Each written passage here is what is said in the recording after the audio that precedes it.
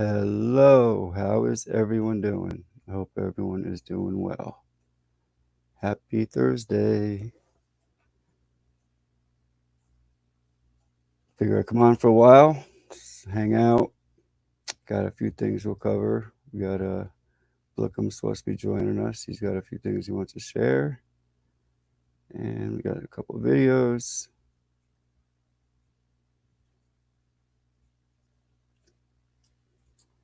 How you doing, Ellie? Ellie78. Make sure I got everything muted here. Hi Dominic, how you doing?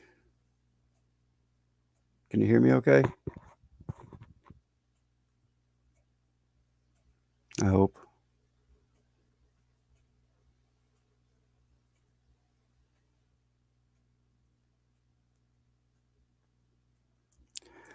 It's going to be open panel. Anyone can join the panel. Open topics as always. I got one here. I figure I'd share with everyone. Good. Thank you. Appreciate it. Got a couple health videos here too if you're interested in that. This one is about I'll show you.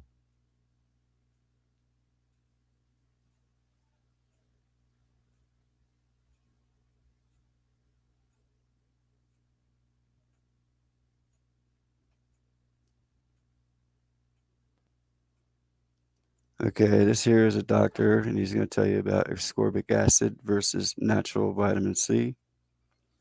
Now, whenever someone gets a cold or we're told to take extra vitamin C, well, it helps if you have real vitamin C versus lab-made vitamin C. Ascorbic acid versus natural? Is there a difference, and what do you need to know to not get hurt? Coming right up. Hey, I'm Dr. Ekberg with Wellness for Life, and if you like to truly master health by understanding how the body really works, make sure that you subscribe and hit that notification bell so that you don't miss anything. Ascorbic acid is not the same thing as vitamin C, and here's how this works. Early research nutrition genius Royal Lee found that in nature, the things that they call vitamins is a working process. It's a complex, it's a machinery that contains a nutrient, enzymes, coenzymes, antioxidants, and that it needs to be activated by trace minerals. So if any of these pieces are missing, then the whole machinery falls apart. So in the case of vitamin C, for example, it contains something called ascorbinogen, bioflavonoids, rutin, tyrosinase. There's a factor J, K, and P. It has mineral cofactors and ascorbic acid in it. So think about this as a clock, if you will. A clock is a mechanical, or used to be a mechanical device. Now it's more of an electronic, but think of it as a mechanical device back when they had lots and lots of pieces. And it's something that tells time. You have the hands and you have the face and you have all the little cog wheels and all the little pieces. And now someone comes up and they ask you, which piece tells time? Is it this one that tells time? Is it that one that tells time? That's a ridiculous question because it's the sum total. It's the pieces working together that results in the ability to tell time. And that's how it is with nutrients, that in nature, nothing ever occurs in an isolated fraction form. But unfortunately, once they started studying nutrients, they were more concerned about synthesizing nutrients. They wanted a cheap way of mass producing something. So they said, okay, which one of these can we mass produce?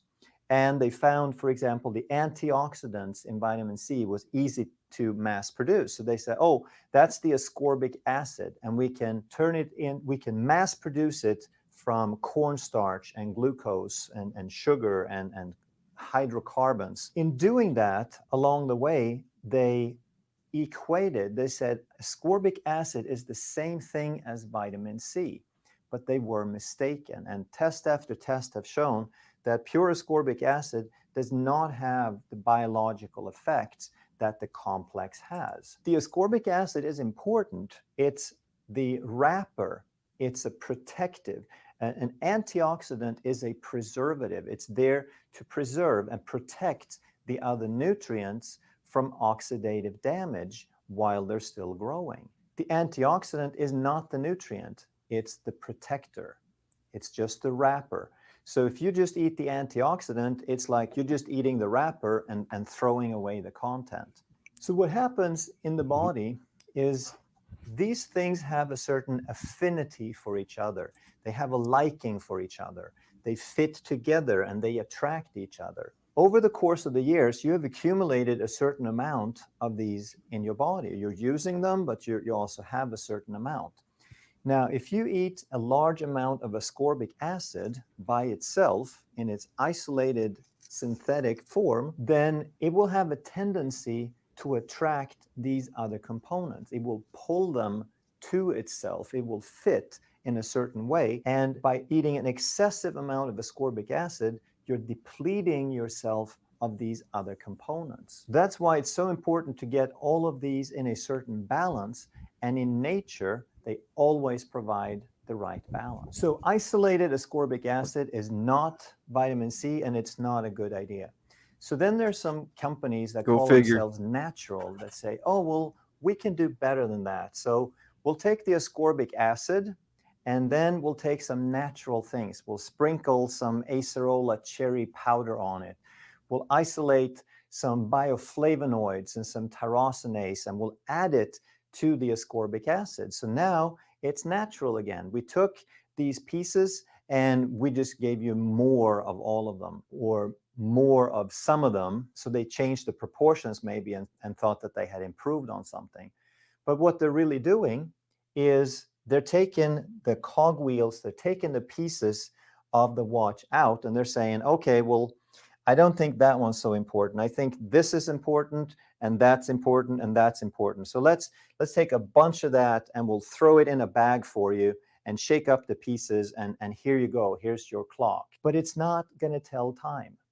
Okay, it's not going to tell time if you have disassembled it and scrambled the pieces. Nature put things together in a certain order, and it's the context that your body recognizes.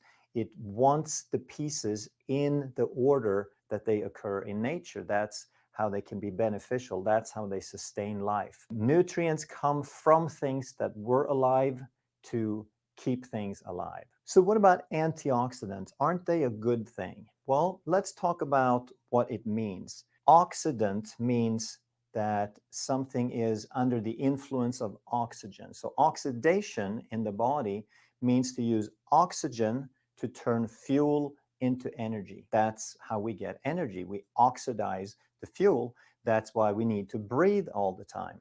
An antioxidant is something that interferes with that process. It makes it harder for the body to utilize the oxygen and turn fuel into energy. So therefore, and as you probably know, oxygen is the most important nutrient that we have. And if you don't agree with that, then I suggest the following experiment. You put a piece of duct tape over your mouth, and then you hold your nose for a couple of minutes, and let's see if you don't change your mind and agree that it's the most important nutrient we have. Because without it, we can't make energy. And if you take large amounts of antioxidants, it is the same as suffocation therapy. You might just sort of take every other breath and try to conserve oxygen to get healthy. It's not going to work. So what about all these healthy foods, the vegetables and the berries that have all those antioxidants? And they tell us that's why those foods are healthy. It's because they have a lot of antioxidants. And that's not true.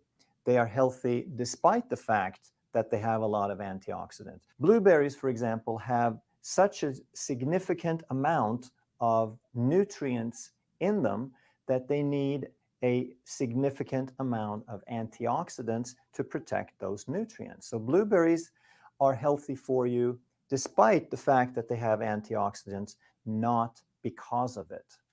So eat whole food, eat things that nature have produced, eat lots of berries and plants and good quality meats, and stay away from anything synthetic, anything man-made, anything fractioned, anything processed, because when you change the perfection of nature, you make it worse. It doesn't get better than what nature made in the first place. Supplements can still be a good idea because even with the best of diet, it can be difficult to get whole food, whole organic food that has all of the nutrients in sufficient quantities.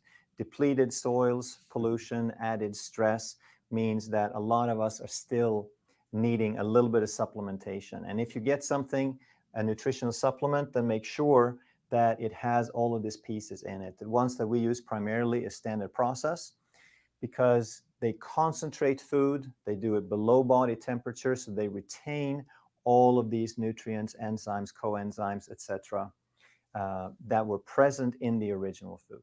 So please share this video with as many people as you can, because these... I'll stop it there. I'm gonna share the link. Well, there you hopefully you learned something about ascorbic acid that they want to give us as vitamin C. Here's the link. It's Dr. Ekberg.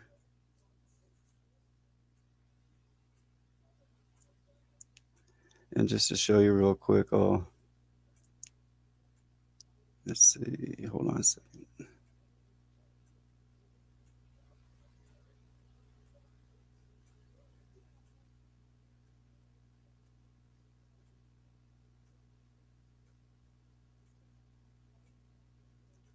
Hold on.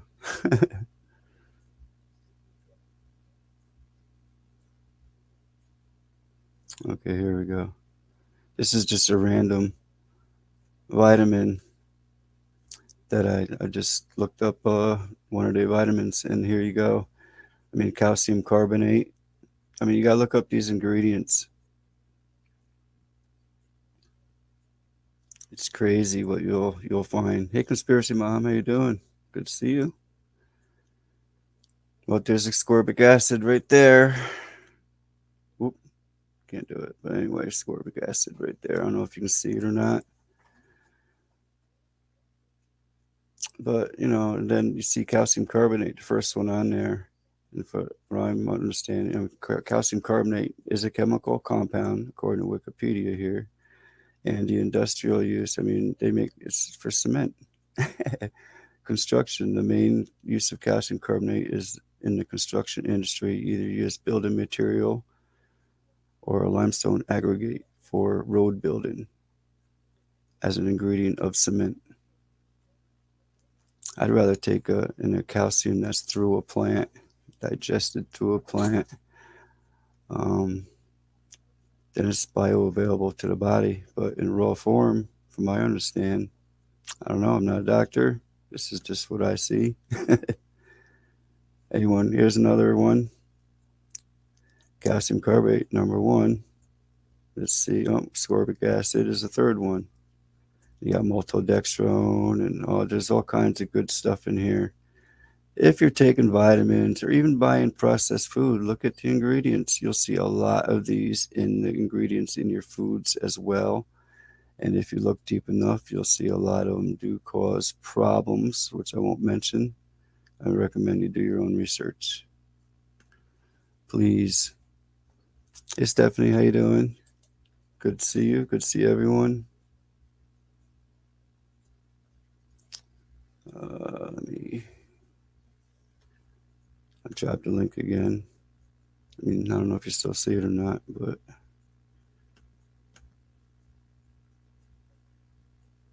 here's the link. You can come on up and join the panel.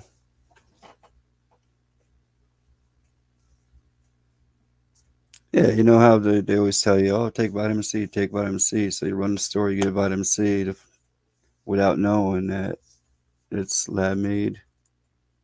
And if you look at what it causes, a lot of things have vitamin C, vegetables and fruits. So how's everybody doing? Haven't seen you in a while. Dearest Dawn, Stephanie, Conspiracy Realist Mom,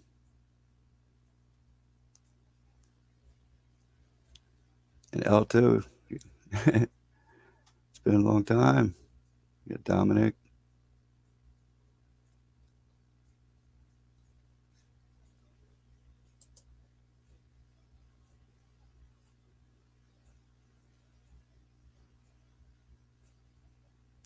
Yeah, these new variants.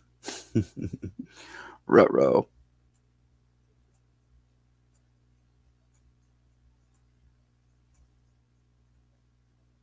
I'm feeling pretty good. I haven't really been taking care of myself as good as I should be. Uh-oh, the flu. Well, here, I'll show you some things I got here. Like this one here is lavender. This one here is lemongrass.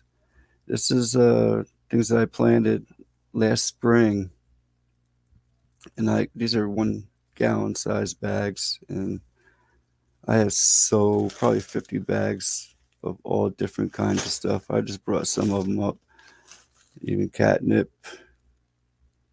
when I harvested and dried it.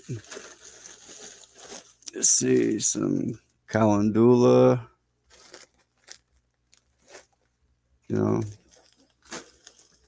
coxcomb, all medicinal plants. And the best thing about it too is they're all perennials.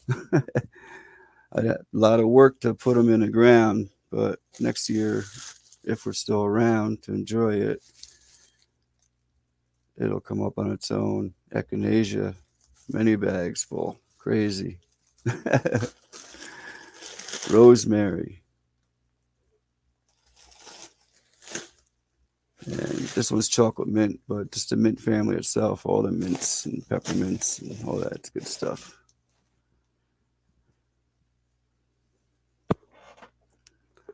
But yeah, I just made some flower boxes and planted them, and boom.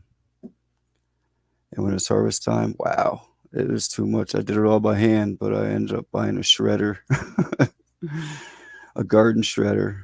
It'll shred up to 100, 100, inch and 3/4 thick. So I just put the red sage, it's like 4 feet tall, blue sage, all the echinaceas and black-eyed Susan. Just put them in there, chops it right up in seconds, and bag them up.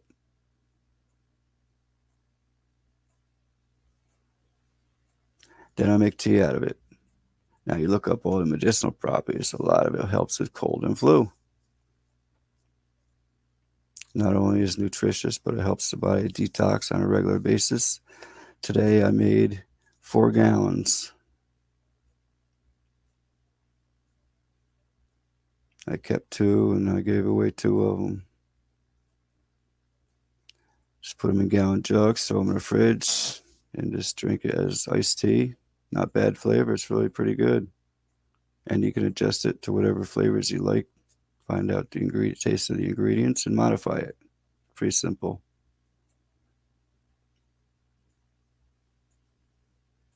I can't tell you when the last time I had a cold or a flu.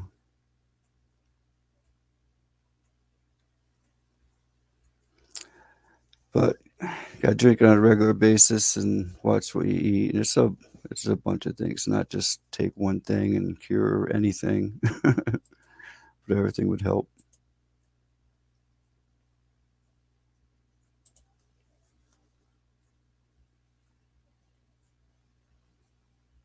Uh, I think all the colds are COVID, aren't they? Every brand. I don't know. But that's in 2019, so you survived. Glad to see you're still around.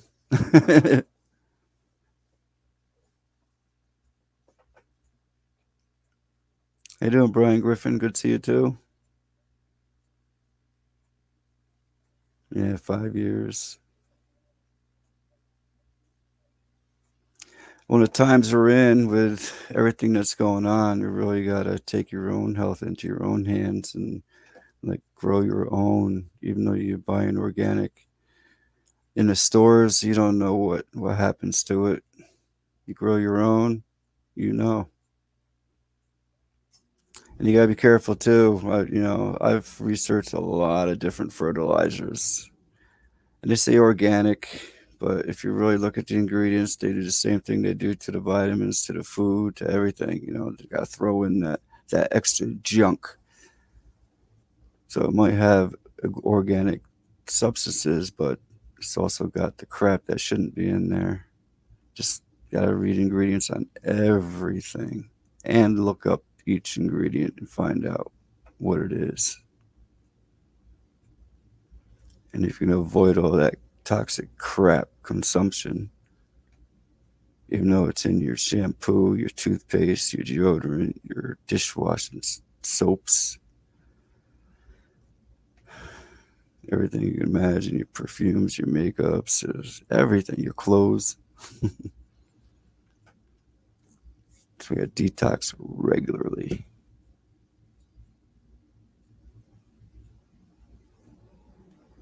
That's what's up, hub.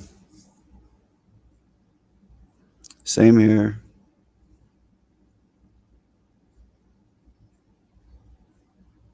Really, mom?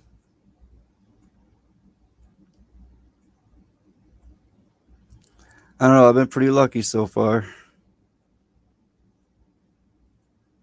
Castle Castile soap is great. Don't know it, but I still use a lot of them chemicals too. That would be awesome if we can get back to using all the all natural everything stuff that was actually good for us and didn't make us sick. And like everything that I've been mentioning, everything toxic and not natural, it affects the liver. The liver has between 5 and 600 functions in the body, and once it's compromised, then you start having problems.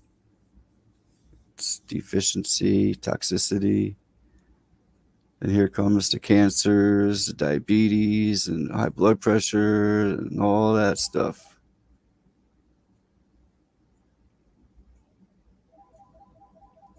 I agree, Dominic.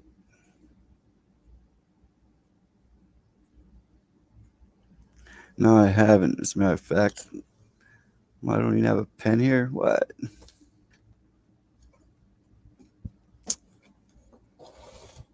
Oh, okay. I'm going to write it down so I can look it up and probably get some.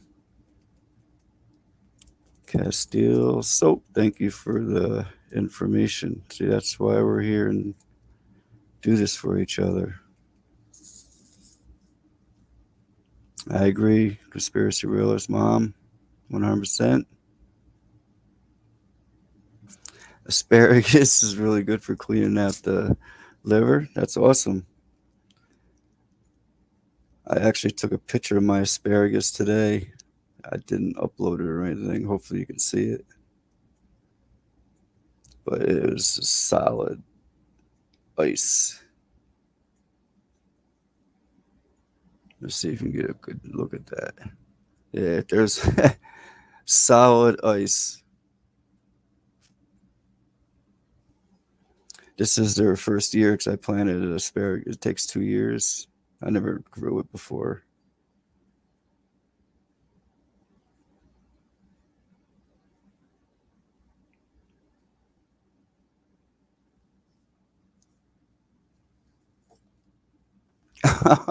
Oh no, no taste, no smell. You got it, Brian. Brian nailed it.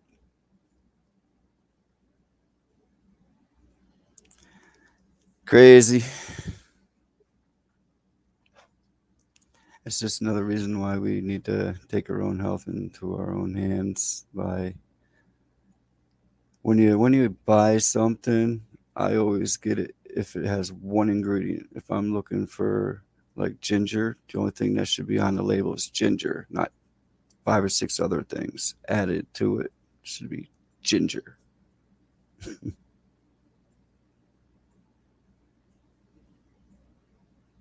Hey Tim, how you doing? Yeah, exactly.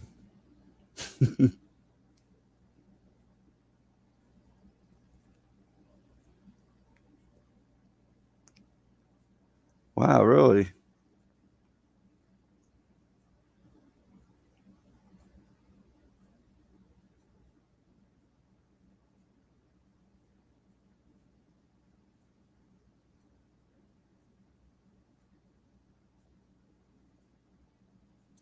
Wow, yeah, that's good.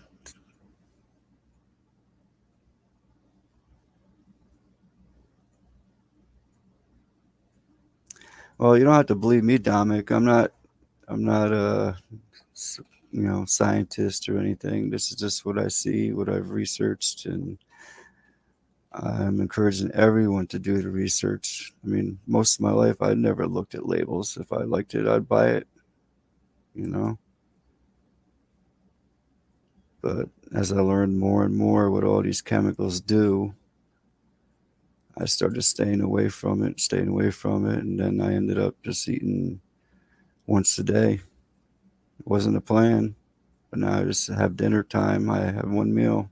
I don't eat breakfast. I don't eat lunch. My only downfall is coffee because I do put sugar and cream in my coffee. But if I don't drink coffee, I'm drinking my own homemade tea.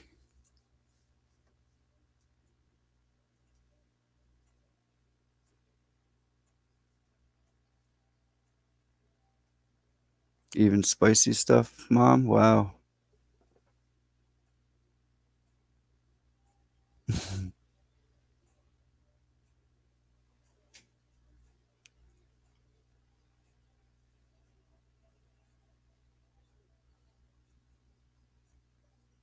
Of course, you can't make a living on YouTube unless you're making trending now videos.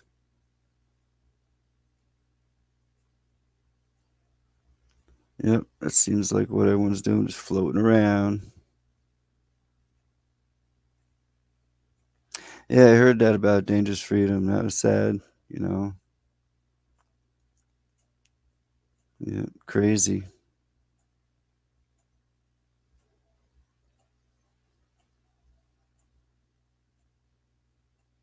Too many people passing away.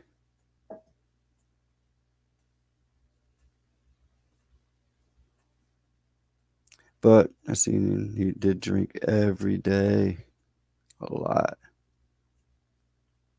Yeah, processed food is so full of chemicals, and what do chemicals do to your liver? Your liver's got to process everything,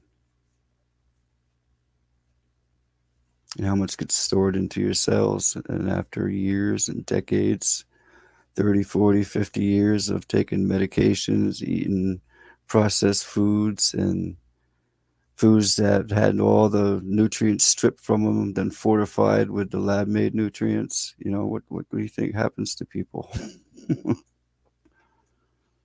I don't know. I'm asking. I don't know anything. I'm just a nobody. I'm not a doctor, not a scientist, but I question everything. And I'm not afraid to research too.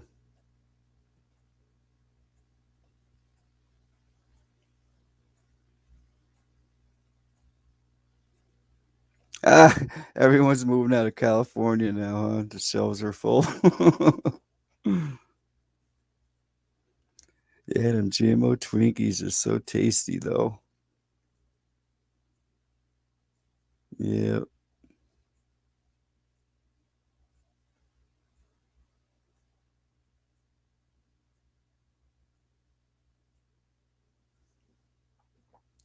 What's that, Dominic?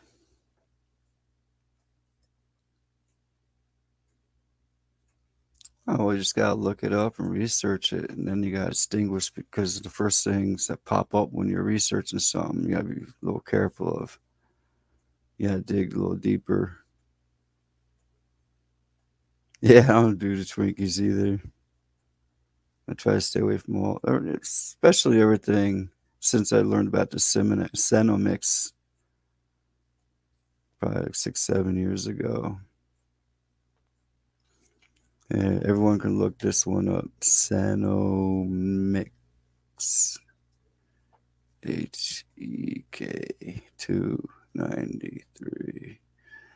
I know they put a lot of videos up. A lot of companies stopped using it. They claim to stop using it, but I don't know. But it's in a lot of name brand. The Cenomix HEK 293 happens to be the aborted baby's kidney cells. Yeah, I don't know.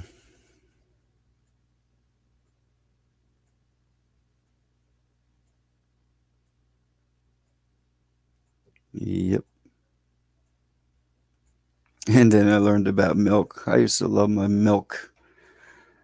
Uh, then I found out it has, I believe it was like 450 to 700,000 pus cells. Pus. PUSS. That is allowed by the FDA to be in there. I remember they wanted to lower the number of pus cells in milk, but it got denied.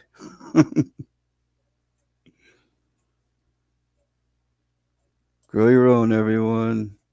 Do everything you can on your own. So back to that fertilizer I was talking about, I couldn't find one that didn't have everything pure organic in it. It always had some kind of crap mixed in it too. So you gotta be careful with the organic fertilizers. So what I did was I went in the woods, grabbed some leaves, and made some compost. I learned one of the best things for making soil is from the leaves of trees. That has all the food for the trees. That's what feeds the forest all the time. Yeah, just type it in. Pus cells in milk. I'm sure it'll pop up. Crazy. But that's how over the years I eliminated milk as soon as I've learned that. Couldn't drink it after that.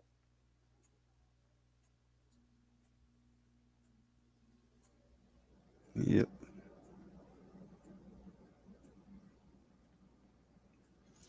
So during this time, I haven't been on. I've been like just playing everything I could possible think of. And I got pear trees, plum trees, elderberry trees, cherry trees, apple trees, peach trees, and then I got blueberry bushes, raspberry bushes, blackberry bushes, goji berry bushes, grapevines, plus all these medicinal plants everywhere. I just looked up the. I got a medicinal plant book, and as I went through it, I got like probably at least 70 or 80% of them that are in the book. A lot of them. Then you learn, a lot of places, or not a lot of places, but the way they got us eating breakfast, lunch, and dinner and snacks in between. You don't even have to eat every day to survive. I mean, you'd be amazed how long the body can go. And a water fasting, I'd highly recommend. Just do some research on water fasting. As a matter of fact, that link I dropped before. Let me see. Oh, I probably don't have it. No, it's StreamYard link. I'll drop it. Anyway, it's a crazy world.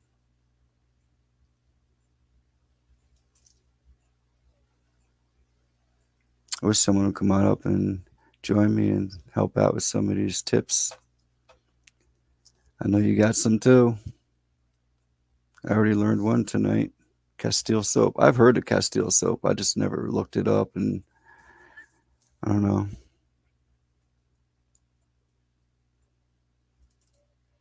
Darlene McGee. How you doing, Darlene? Hope you're having a good night.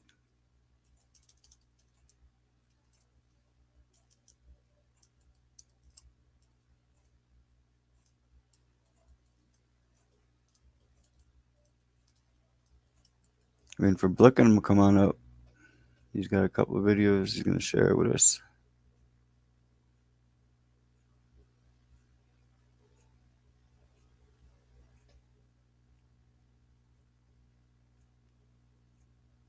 I have another link I'll drop in the chat also. This is another good doctor. You might have him already because I've 40 years I've been putting him out there. It's Dr. Bergman.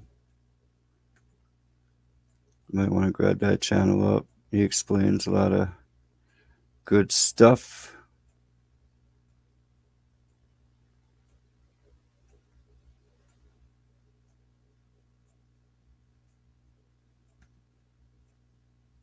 This one here is a Dr.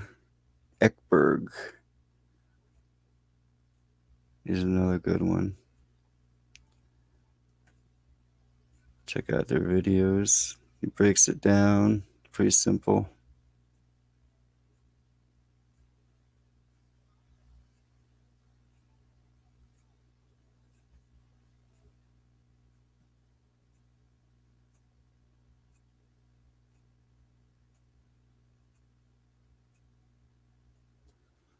Feel free to drop your links to your channels or any other channels that you feel we should be connected with. Always feel free to drop your links in here. But everyone has to be on their own, careful who you're adding and stuff, of course.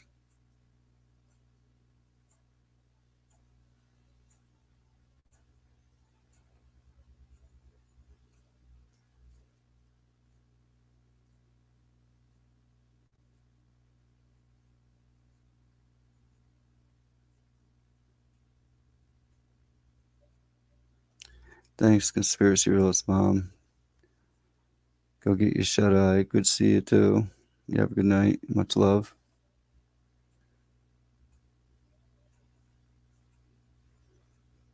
Thanks for coming, of course.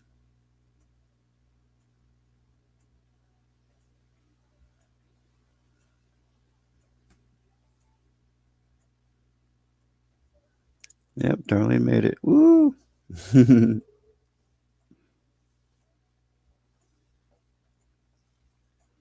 Much love as always. Yep.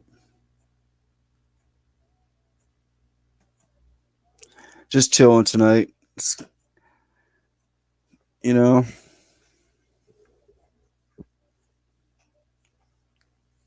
gotta be careful of videos you share.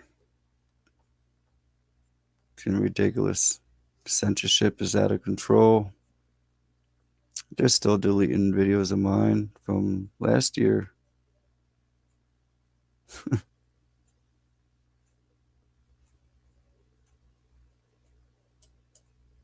All right, Blookham. I'll wait for you then. Come on up.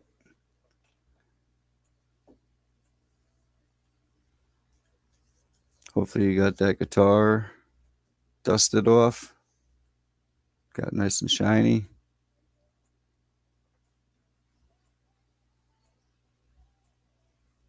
Tell Mom hello. She's there, can hear us. Hello, Mom. Blickham's mom.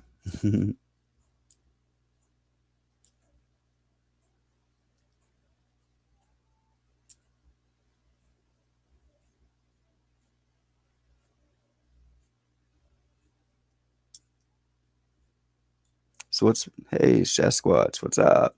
Whoop, whoop. How you doing there? Hope everything's well. Uh,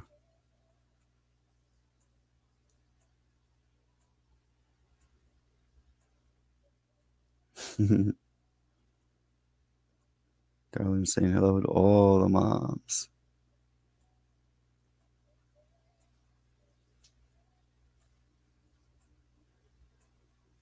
Yeah, everything's out of control. Even even YouTube. I mean,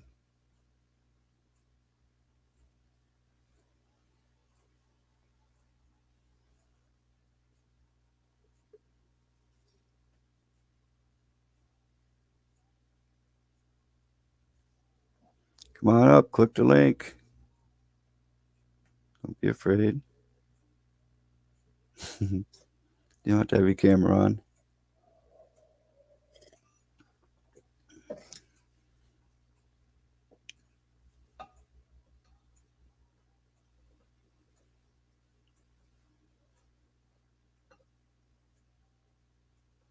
So what's everybody been up to?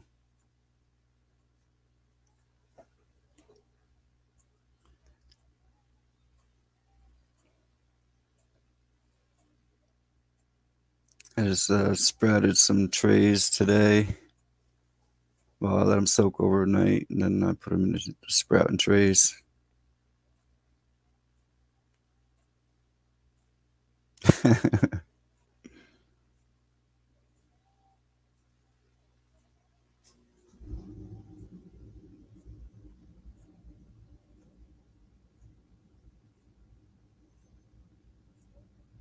No one's gonna get you, Darlene. What's up, X Blade? What if Rampol wins the match against Boutsy and he gets thrown under the bus?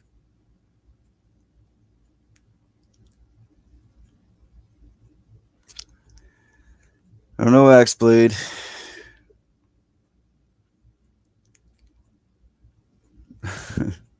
I hope everyone wakes up and does something, whether pulled out of the system, do not support it in any way, shape, or form. If as little as possible. I mean, still using their internet. They're watching us. That's what they do.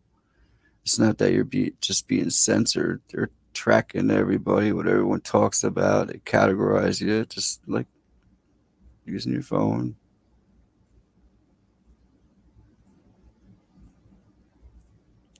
Yep. So I prep. I try to be self-sufficient. Still have electricity. Not off grid, but try and do the best I can.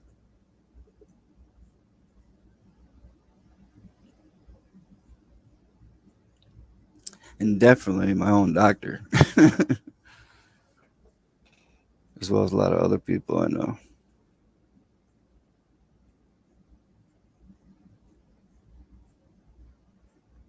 Yeah, I can't imagine that one. Actually, yeah, it wasn't even one. Remember, I think it was 0.003. Brian. Yeah, I don't know. It's amazing.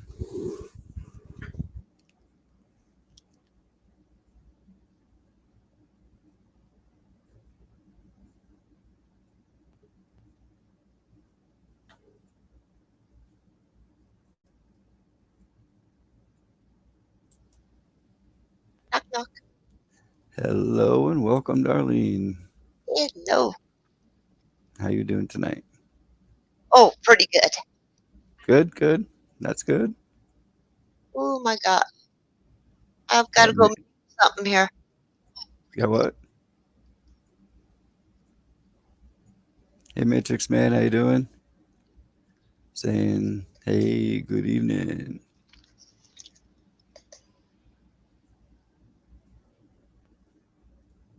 I guess Sasquatch can't come up since his internet is not doing so well. I heard you got a big storm coming in. I do. Yep. And Snowstorm. See, now you do. when is that coming? I Oh, I got rid of my cable. I haven't watched TV well, in so next long. hour or 2 hours or tomorrow, Wow. whenever. All right, I'll have to check it out. I think it goes from South Carolina all the way over. That's what it looked like anyway to me. Wow.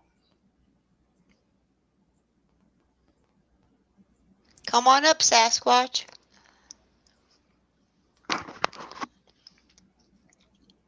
Saturday to Sunday. Well, thank you for that. Hello, Matt. Matt dropped a link for something. I don't know what it is.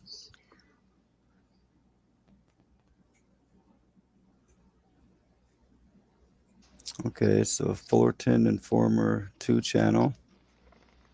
I haven't seen him around in a long time. Wow.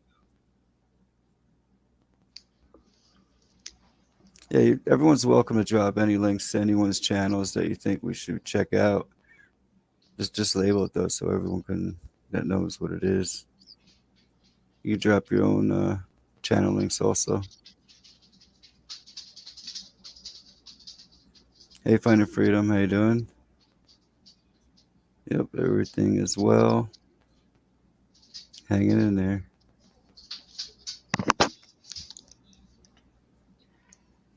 Vamo Genesis.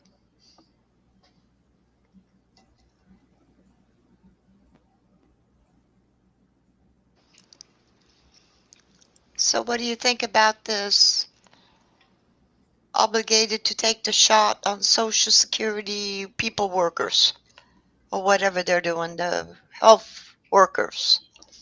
Mm-hmm. What do you think about it? Well, it seems like they're getting there's nothing happening. You know what I mean? Seems like it's just a matter of time. How long?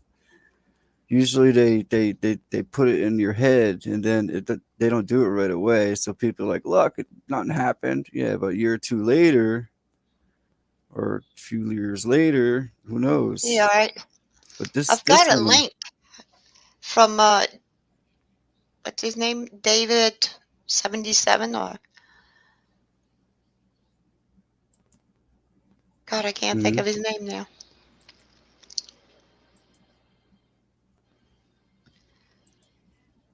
Hey, Finding Hello, Finding Freedom, Freedom. Hey, and what's hello, up? Dawn. Yeah, I haven't been Good to on your see. show in a while, so how's everything going? Going good, good. And you? Yeah, I'm good. I'm good. So I don't know. Did you follow? You heard about the Supreme Court ruling today? Yeah, that's what I'm talking about. Yeah. So like, I don't know. Here's the thing: they're still forcing medical workers, so like EMT responders, nurses, doctors, they still need to take the like they're still obligated to take the vaccine, but yeah, private companies they no longer have to force employees, but it's only halfway. I don't know, forcing still forcing doctors and nurses. I still think it's ridiculous. I think so too. Yeah. So, and the only other thing I'm hearing is about this January 6th investigation, which they're still obsessed over. That's all I hear in the news these days. Just COVID and January 6th. January 6th. Yeah. Yep. Yeah. Yeah, I'm still waiting. I'm just surprised there's been no major gun grab yet under Joe Biden. I mean, that's what I'm expecting. Like at least before the midterms, I guess. Like I'm expecting they might push some sort of major gun grab as they do it, and it's always around. If you guys notice, like it's always around April time. They like to have these kind of like psyops per se, it's like Columbine, April 19th, Oklahoma City, April 19th. So Right? yeah, Yep. that's a time. Yeah, that's a time we should be looking out for any alleged psyops. Is I don't know if I have a vigilant citizen here. One sec. Seems like everywhere there is a disaster, though. Isn't that what they do in that area? Like what do you mean? Like natural disasters or like? Well, yeah, these so-called natural disasters, like when they quarantine it off, and don't they do that grab as well as round everybody up? Yeah, I guess here. Like, let me see if I can. It's like we're being picked off, you know, little city by city, town by town, Yeah, man. state by state, country by country. Yeah. What's the Have a good one, Sasquatch. Yeah, you take care. Thanks for coming, Sasquatch. here? Not this. I wanted to share a different. I want to share a different link. Yeah, here we go. Here we go. A sec. Bookmark.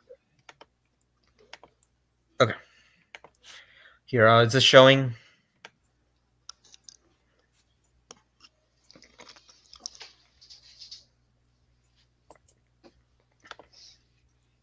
Yes. So, end of April, still a time of fire and human sacrifice. So, end of April is the most violent time of the year.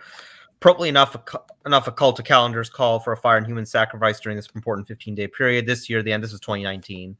End of April is characterized by Notre Dame fire and horrific church bombings in Sri Lanka. So, yeah, like this is what I wanted to show. Look, like it's always April 19th, Waco Massacre, April 19th, Oklahoma City, April 20th, Columbine High School, April 16th, Virginia Tech, Deepwater Horizon, April 20th, Boston Marathon explosions, April 16th, April 18th, 2013 fertilizer plant. So they always do something around this April time. So, and they did it in, if you remember in 2020, do you remember the Nova Scotia shooting?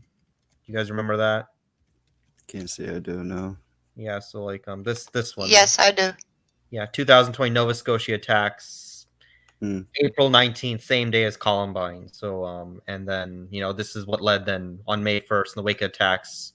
Justin Trudeau announced an immediate ban on some 1,500 makes and models of military grade assault weapons. So yeah, I think I think around April time, that's a time we need to look out for any potential psyops or any gun grabs. So just be aware of this is the time Biden has both bodies of Congress. So if they want to do it, this is their chance to do it. So that's something you have to look out. And yeah, so I just thought that's something I would share. I can drop. Yeah. Let me drop. Yeah, there's a lot of reasons to look for March, April time. Yeah. March. I think what is it? I think March 22nd, which is the 322, the Skull and Bones number. That's another day that they might try to. I think last year actually was somewhere in Colorado it was like a 322, and so yeah, that's interesting too. So we just got to be vigilant. Yeah, I mean, so I put the link in the main chat. So Cool deal. yeah, so yeah. So I know I kind of interrupted. If you guys want to discuss anything. No, Oh no, you're fine. Mm-hmm. Absolutely. That's what we do. It's open topics, open panel. Yeah. Who's the other person on here? The guy he's a engineer, he said, from Florida, I believe. Oh, that was Drop. Mm-hmm. Is he around today or? I haven't seen him yet. No. Mm-hmm. Yeah. So, I think what other psyop? I don't know what else has been going on. Yeah, I guess the only other thing is Supreme Court banned the vaccine mandate, but it's still like it's if you work in the medical industry, it's like it's still there. That was a disappointment. So I was hoping they would just get rid of it, but it's just unfortunate. And the other big stuff is, I guess, you guys been following the Ukraine, the Russia situation. You've been following that, or? Yeah. Mm-hmm. Not into too much depth. I haven't even been online today till I opened the stream. So today I'm like a day behind. Yeah, it's all good. It's all good. You haven't streamed in a while though. Like I know you used to stream a lot in like 2020 and. Yeah, I gave it my all and seen nothing was happening, wasn't getting anywhere, and too much drama. And... it's now that you mentioned it, the truth movement we know today, like on the YouTube, it's so different from what we used to know in like 20, like if you guys, I don't know how long have you guys? I'm just curious, how long have you guys been truthers or like on the YouTube truth movement? YouTube 2019. It took me several years to like say enough is enough and make a channel just for that reason to help wake people up, but it's like impossible. So you started 2019. Yeah, but Well, in person, I can't tell you about maybe about 10 years. I've been telling people and learned a whole lot about the natural health and everything, oh, that's and good. what they're putting in our foods, so when you can make better decisions. You don't have to get sick. You don't have to go to their office and get chemicals. Yeah, that's good. I mean, what they put in, like, it's absolutely sickening. All the hormones they put in on, like, they put in, like, especially their meat, like especially in cows and chickens. They feed them all these like Yeah, artificial hormones, and they feed these animals stuff which is not even part of their diet, and the thing is, and then they put it in. It's right. absolute insanity. But And that what same woke thing me? happened to us. That we're not eating the diet we're supposed to have, so we're sick. So we gotta be, you know, hmm same thing. Yeah, I mean, what woke me up to, like, what got me into this truth movement was September 11th. Not really. Actually, I was doing a report on, like, I was only a high school student. I was doing a report on September 11th, and just looking online, and I saw I saw a lot of videos about Building 7 and the Pentagon, and I realized, yeah, something is not right, and we've been lied Hmm. about this. I mean, is there anyone else like I'm just like, Darlene, what brought you into the truth movement, or is there a particular event, or you just got into it? The sky. I'm a Hmm. sky That's watcher. Your that's what Skywatch. actually Hmm. that that's the same thing that actually woke me up. I just one day I looked up and saw all those lines going all different directions, and I just went on a laptop and typed in contrails because before I knew anything about the other. Hmm. Absolutely. And then it's been down the rabbit hole after rabbit hole after rabbit hole Yeah, ever but since. yeah, for me, it's September 11th. September 11th was learning about 9/11, just realizing that was the one event that, like, I feel like that's what really jump started the YouTube truth community in like 2012. I got into it, and then, yeah, then other stuff I got into, but yeah, it was really, that was what got me into it. And then yeah, I guess the when the Syrian civil war was going on, the nonsense about the chemical attack, you guys remember that, which they were saying Yeah, that the Iraq I government. was I was Right. very upset over that one too. Yeah. Syrian, Yeah, oh that was, well. Syrian civil war is like, I really feel like, in my opinion, like, it's still going on. It's been over 10 years, and I really think that they prolonged the war just to bring flood Europe with refugees. Like, that's what they wanted. And of course, Assad is also, like, I guess, he's Israel's enemy and all that. But yeah, it's like, but yeah, it's still going on. And this is the part which, like, really, I lost faith in Trump, is when he launched that airstrike on Syria twice. He did it twice. For this chemical attack, which was clearly done by the Syrian rebels. Like, I don't see why Assad would do it. He didn't even have any. It's ridiculous, because, like, they said in, like, 2015, it was they did it. The United States, Russia, and the United Nations had an agreement in 2013 that all of Syria's chemical weapons will be destroyed, and they were all destroyed. But, like, then they're saying, oh, they did it again. Like, it's Same thing as the weapons of mass destruction. yeah, that Iraq. Yeah, absolutely. Yeah, and I feel for anyone that lost anyone who Oh lost yeah, I feel for anyone who lost a family in that war. And any I doubt there are any Iraqis here, but any civilians out, it's shameful. it It's is. completely, like, it's I feel bad for our soldiers, and I feel bad for the people that live in those countries that lost their livelihood because of Me too. yep, and, like, yeah, Syria and Iraq, they've really been screwed over these last few. Venezuela. Yeah, Venezuela. Yeah. I haven't followed Venezuela recently. Are they still trying to overthrow him? Like, what's his name? I Nicholas. haven't I haven't checked on it recently either, so I don't know. Yeah. Yeah. What's up, Truth and Doubt? Greater Israel. Yeah. Greater. Yeah. There's a lot of agendas. Yeah. Israel. Greater Israel. I mean, that's what, I you know. just dropped the link, Mr. Bob, if you want to put it in. hmm It's about the go juice. hmm hmm COVID-19. If you want to, you can play Mhm. that video, or you want to. Well, if you have something, go ahead. I'm just Yeah. You not can. getting past the Yeah. video. Yeah. You Mm. can. Mhm. Sky was my first rabbit hole. Hey Truth and Jenny 867-5309. Mm-hmm. The federal government was lying.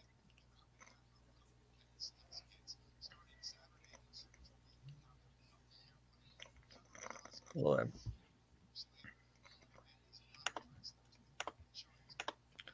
me see if I can. Let's see what we got here. The CV providers working on booster shot aimed at Omicron. We're working on a fourth shot. The CEOs for Moderna and Pfizer say a second booster, this one aimed at Omicron, could be rolled out in the next few months. This vaccine will be ready in March. I don't know if we will need it. I don't know if and how it will be used, but we'll be ready. With our nation already averaging nearly 700,000 new infections every day, most of those hospitalized are unvaccinated. And with COVID deaths rising in places where Omicron first hit, doctors fear a rise in fatalities similar to last year may soon be coming. Now, officials in Sonoma County, California, are advising residents to stay home for the next 30 days, moving quickly to ban large gatherings here in wine country that would impact weddings and conferences with limited exceptions. Meanwhile, child hospitalizations are up 133%. Cassandra Castillo's 6-month-old son Francisco is one of almost 4.5 million kids who've tested positive for the virus. He's been taken to the hospital 3 times. My biggest concern is him being able to breathe. He sounds like he's struggling to breathe, and it's terrible to hear that. Amid a push to get kids back into the classroom, students in Chicago will return to campus Wednesday after teachers reached a new agreement with the district over safety concerns. In Los Angeles, after a rush to get more than 500,000 students tested, the nation's second largest district is back today, just as COVID cases here surge to record levels. I have mixed emotions about it, really. This just the latest reopening as the nation tries to ride out a tidal wave of infections. With cases at record levels, 1.3 million new infections yesterday alone, people may be getting some relief when it comes to testing. The White House says Americans with private health care insurance won't need to pay for those rapid at-home COVID test kits. Starting Saturday, consumers will be able to have their health care plan cover costs up front or be reimbursed later, but the plan does not address those without insurance who perhaps are most in need of free testing. Savannah? All right, Miguel, thank you very much. Wow. Fourth vaccine. No, it's never going to end. You know, when are people going to realize it's never going to keep on rolling out a new vaccine? And Yeah. Nope, it's never going to end. Yeah, this is never ending. I mean, you know, here's the thing, like, you know, people always say, oh, this is a new normal. Like, you know, really, it's whole new normal is nonsense. You know, here's the thing, like, you know, I don't know what you guys think about COVID. Like, I don't know what your thoughts on COVID-19. Like, I don't think it's a total. Like, I think something is going around. But most people I know have caught this. They say it's just another flu bug. It's nothing like. It's nothing. Well, I think it's a double pneumonia thing, except maybe a little bit stronger. Mm-hmm. You think like double pneumonia? I don't know. Yeah. Yeah, I don't even think it's that. I think it's more like just a common cold, but everyone's so immune systems are so damn shot from the air, food, the water, the medications. I mean, everywhere you turn around, you're getting bombarded by chemicals and everything, which attacks your immune system. It brings you down. So the more down you are, the more susceptible you are to boom, you're getting a good, you know, nice where you can't taste or smell, or you don't get anything. That actually makes sense why it might be spreading because of, you know, all the, you know, fluoridating the water and everything. Plus what they're spraying up there in the sky with their coal and aluminum and whatever they have in there. Yeah, everything. It's unbelievable. Yeah, it's also, I don't know, it's the water though. I mean, I think one thing that's underlooked is what they put in our water supply. I mean, they fluoride our water, and who knows what else they're putting in there. Like they say it's to like prevent the water from being contaminated from like bacterial contamination, but Right. Oh, bull. yeah, Hey, I'm Sarah, on how you well doing? water that has nothing in it, and I'm still alive. yeah, that's probably the Well, best water. I bought a 10-gallon still so I can make my own water. Mm-hmm. And I made a fire pit so I can put this 10-gallon pot on top of it and just Yeah. throw a couple logs in there and let it just keep making water, making water. It's not only good for us, it's good for the plants that you're growing as well. It's not all loaded down with all those chemicals. Mm-hmm. Yeah, I don't know if anybody It's noticed, but still, have you noticed all those white spots in the summertime on plants? no, I haven't. You didn't? From the water itself. Oh, no. I'm not sure. And then after a while, the leaves just dry out, crumble, like they were paper, old paper. When you touch it, it just crumbles. Mm-hmm. So like dried out leaves, right? Yeah. I don't know. I haven't noticed anything. I guess I haven't been paying attention to that. So Pay attention to it. yeah, like, what do you like? Do you have like a garden in your backyard, or do you grow them like inside your home? No, I've got a big yard. I've got a big garden. Oh, okay, that's good. Yeah, that's one thing that's important. Like, being able to sustain yourself, like, off the system. Like, in case if everything goes, if Right. everything falls apart, at least you have a food supply to sustain. And that's something like that's. I got I gotta going. give it. No, it's not weed. this is Yeah, I've this got is rabbits and chickens. yeah. Mm-hmm. Ziploc 2021. Well, that was echinacea, calendula, just all medicinal plants. I make teas. Mm-hmm. Never grew them before. I always bought stuff by the pounds. And this last year, I got the organic non-GMO seeds, and I planted all the stuff, and had quite a harvest. And they're perennials. They come back. Yeah. Where do you get your seeds from? Do you buy them online, or I get them online. Yeah. which web? I'm just curious. Do you have is there a particular website you use for organic, or? Well, I find a lot on eBay. They're stamped. Don't mean anything, but best I can do is just non-GMO, organic seeds, heirloom. Mm-hmm. You know, I got to give it to one thing that's better about our European brothers is like I think Europe has much stricter laws against GMOs. Like I think Poland, Russia, and Austria ban them outright, and then I think Switzerland there's also regulations on it. Like so. I think a lot of those places banned them in the beginning, but then they were like forced somehow. Yep, they're forced. Like Upon everything else. yeah, And nobody wants to stand up and fight. That's what the whole problem is. yeah. They didn't want our GMO crap. Now it's everywhere. Yeah, it's like it's like I'm trying to see which countries have banned GMOs. Let's see.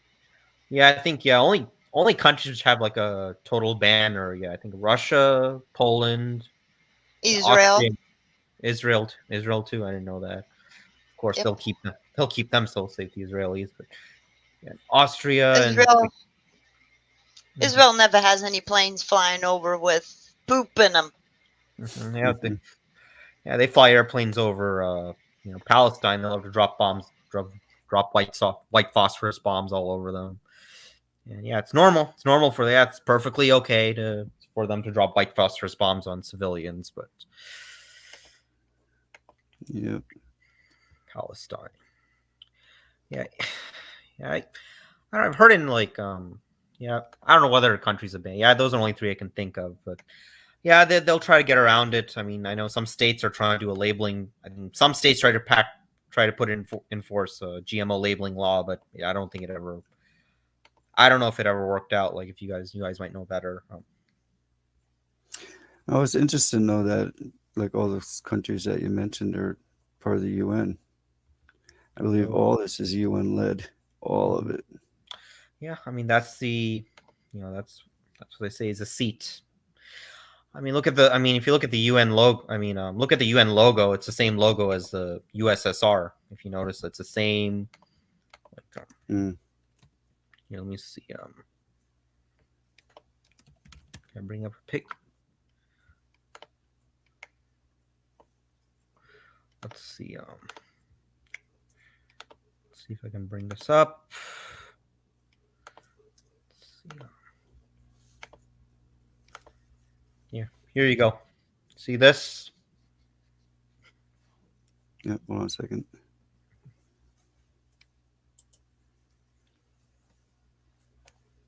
Oh, yeah.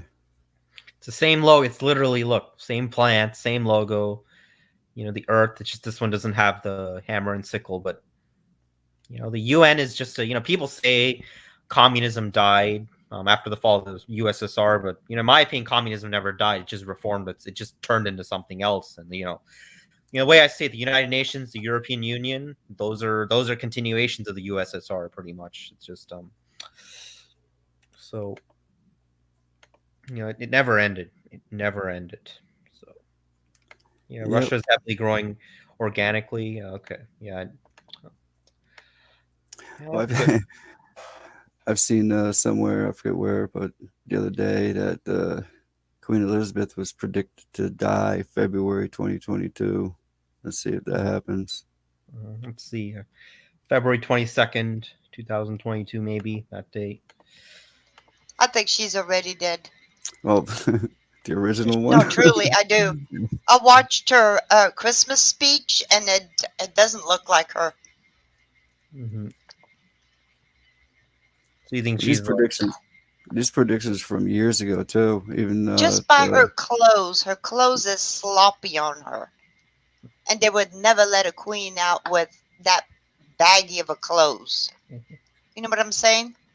Yeah, it's interesting.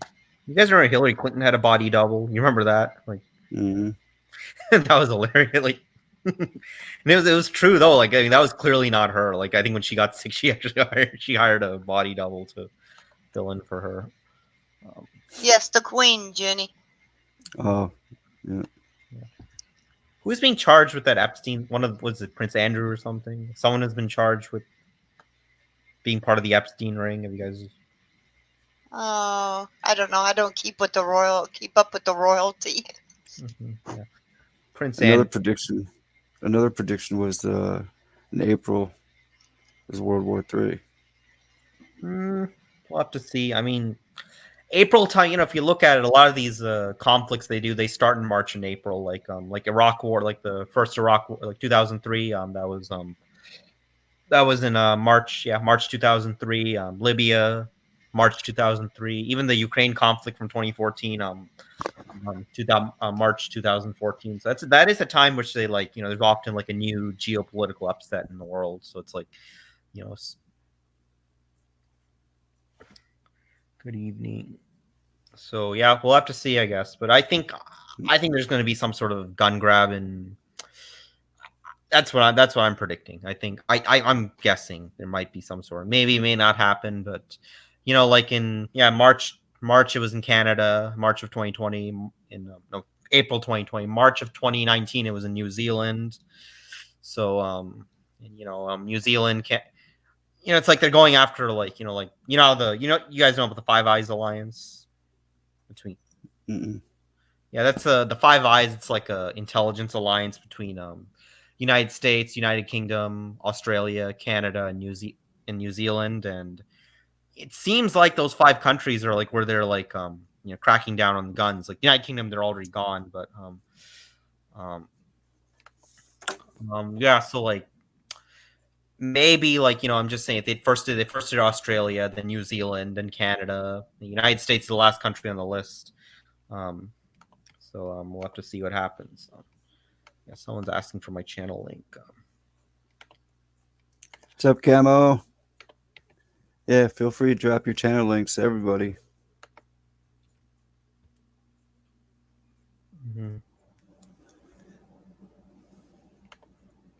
Salutations, Camo.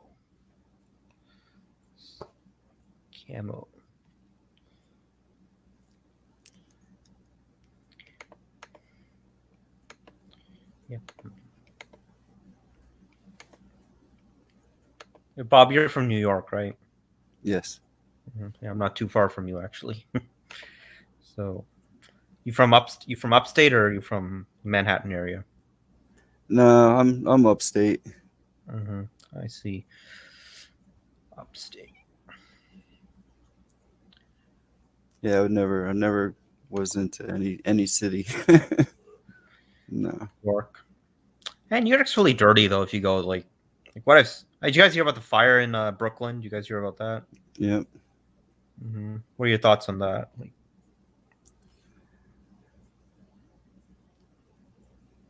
Good question. I didn't really get into researching it, but so I really can't. yeah, I mean they were saying like I think it was like I think 19 people died in Right. yeah, it's like yeah, horrific, bro. Okay, let me Hey, Radical Me. Bam.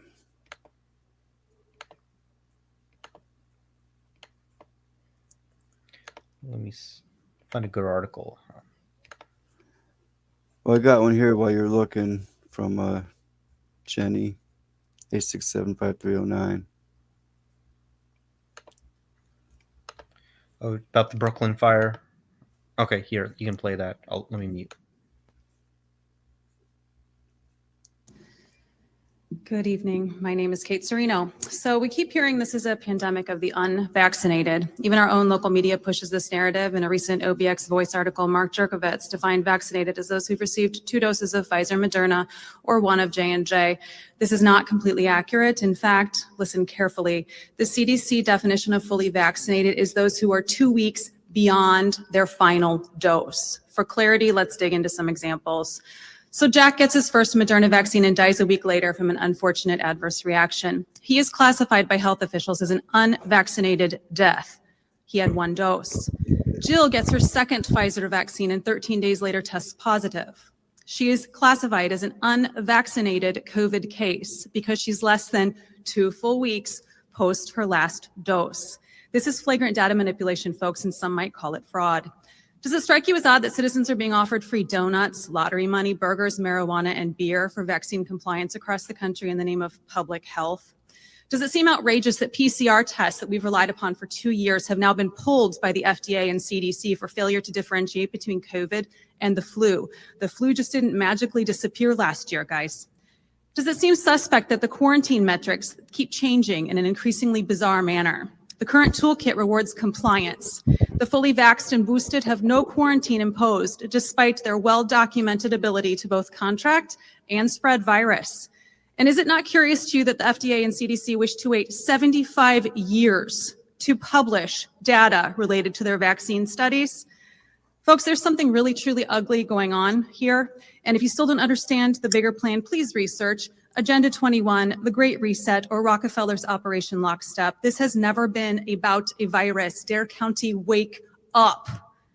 Yet this board continues to actively participate in the fraud and violate established law. Martin Luther King Jr. once said, to ignore evil is to become accomplice to it. And folks, you are indeed accomplices at this time. Under 21 Code of Federal Regulations, Section 50, 23, and 24, it is illegal to coerce a citizen to participate in an experiment. And I will remind you that masks and current vaccines are all EUA experimental devices. This is how the Nuremberg Code was folded into federal law. Furthermore, under 18 U.S. Code Section 2331, it is illegal to coerce a population. This is a felony, carries a 99-year prison term. Forced masking to obtain a public education is coercion. The longer this lawlessness continues, the more votes that are recorded on the permanent record, the more emails that are collected, the more affidavits that are compiled, the stronger a class action lawsuit becomes. This board is lawless. It is beyond time that you find courage to stand, courage to lead, courage to follow established law, because ultimately you will be held to account. Thank you for your time this evening. For legal updates, please visit daretoshareobx.org or follow us on Facebook. Thank you, Kate. Crazy. Yeah, man. Here, let's see if I can get the.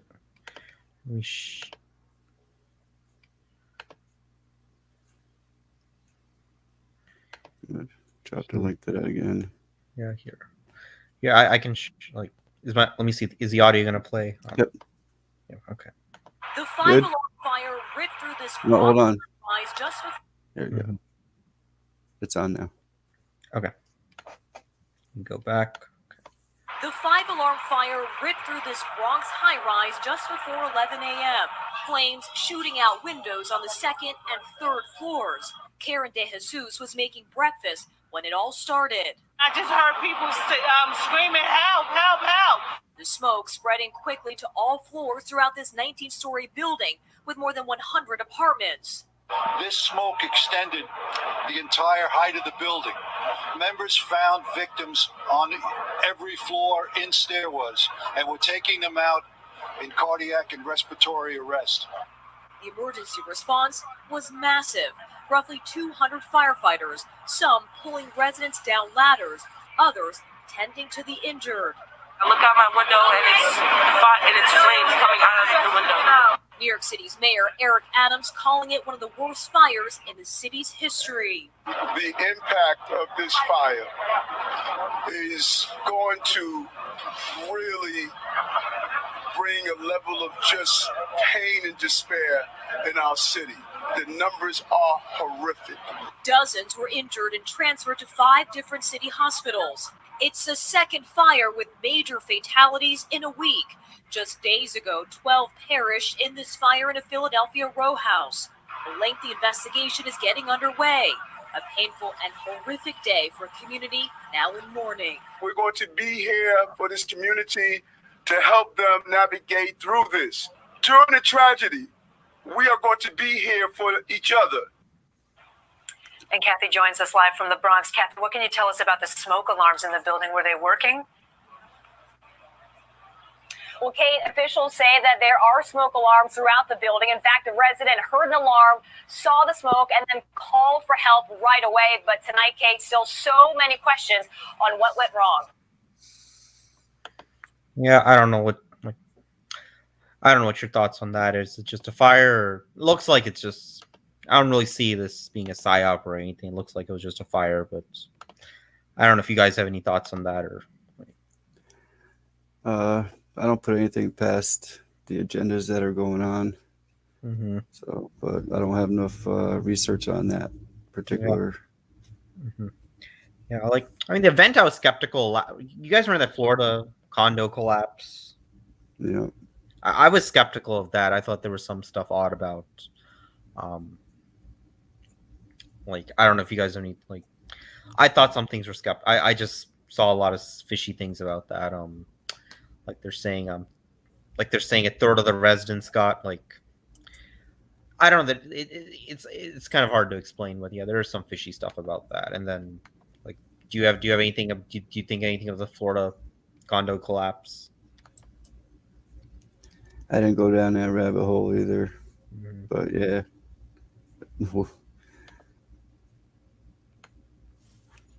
Nothing surprises me.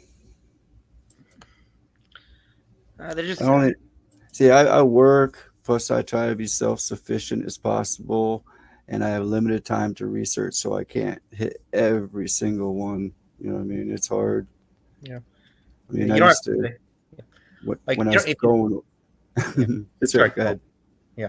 I'm just curious, you don't have to say, but what do you do for a living? You don't have to say if you don't want to, but what do you do for a living? I'd rather not give that information okay, out, but I can pretty much do anything. Been there, done that. I've got a lot of skills. Mm-hmm. Yeah, I see. And I see you have a Camaro though, don't you? Like I saw in one. Yeah. Yeah. Which model is? Which year is it? It's actually a Trans Am. It's a 30-year anniversary. Mm-hmm. The one I had before that was a 30-year anniversary Camaro. Mm-hmm. What engine does it have? Is it V8 or? Yeah, it's 5.7 liter. Oh, nice, man. Nice. 6-speed transmission. Yeah. Manual. Mm-hmm. Oh, nice, man. Yeah, I feel like V engines are dying.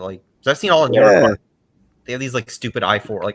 I don't like i4 engines, honestly. I feel like they're much weaker than the old V6 and it's just so hard to find a V6 car these days. Especially all the newer sedans are selling. There's no more. It's all i4, and like I don't know if you there is I know people say there's no difference. There's a difference when driving an i4. Like i4s don't accelerate as much, and they always hesitate. Like I have an i4 car, it always hesitates to accelerate compared to my old V6, which is no more. But Yep. Well, I had a quarter-mile rear end put in it, plus it's chipped, and I put a dual friction racing clutch in it, plus dual 3-inch pipes, Flowmaster.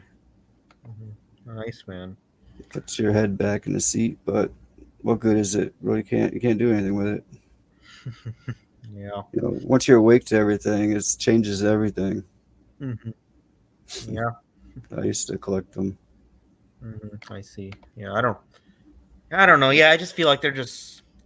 I don't even like newer cars. Like I feel like all the newer cars they have, like they're just trying to make them compute. They're just putting too much computerized gadgets into them, which I'm not a fan of. Is like exactly. Yeah. They can Well, shut you down, track everywhere you go. Yeah, that's what they want. That's what they want. Like, yeah, I don't know when the cars. I feel like cars have started to suck now. Like, what's the other car you have? You have a. Well, it's actually a 2021 Kicks. It's a little like a suburban type. Oh, okay. Like a Chevy Suburban. Is that a what is it? No, it's a Nissan Kicks 2021, and it's got all that crap in it. Oh, that sucks. Yeah, it wasn't. I don't use it really, but but it does. As soon as you start it tells you that the transmission is even being tracked, so it can tell how fast you're going and everything at what times. You know what I mean? That's ridiculous. Like, it is. That's ridiculous. And if you have the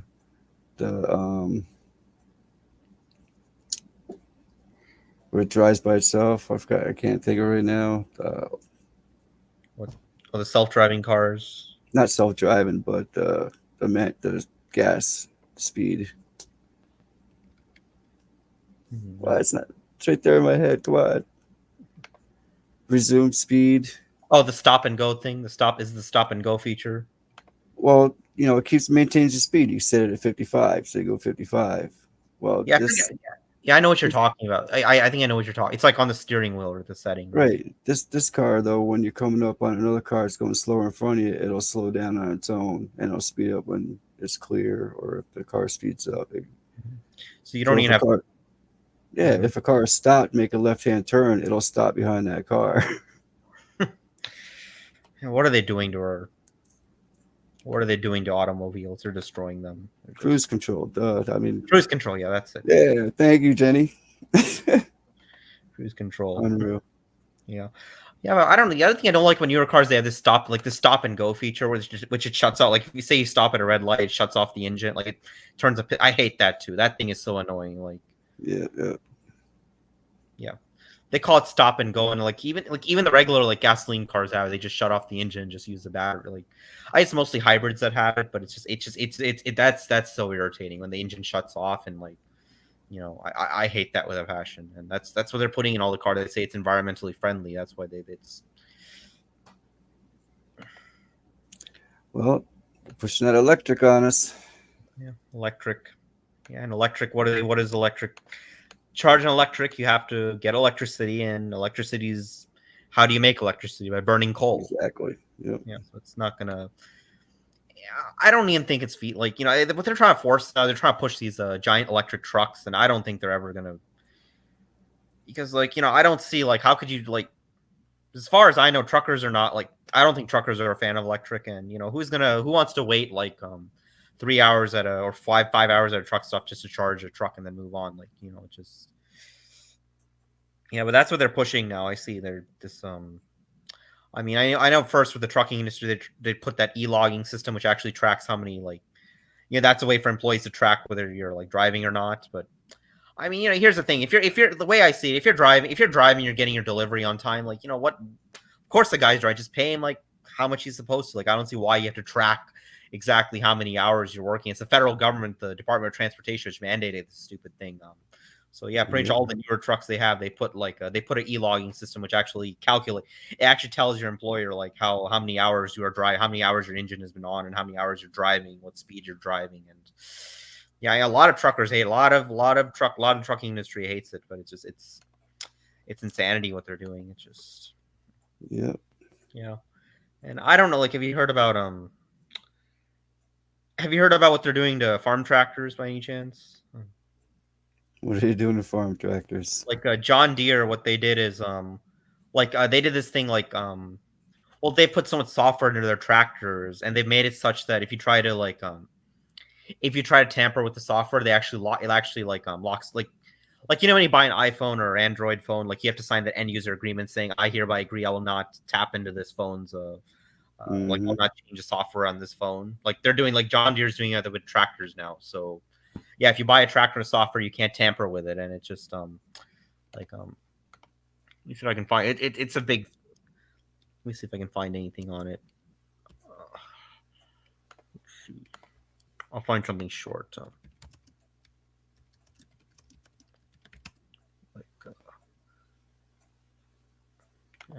This is 10 minutes. I'm just trying to find Captain Stinka. What's up?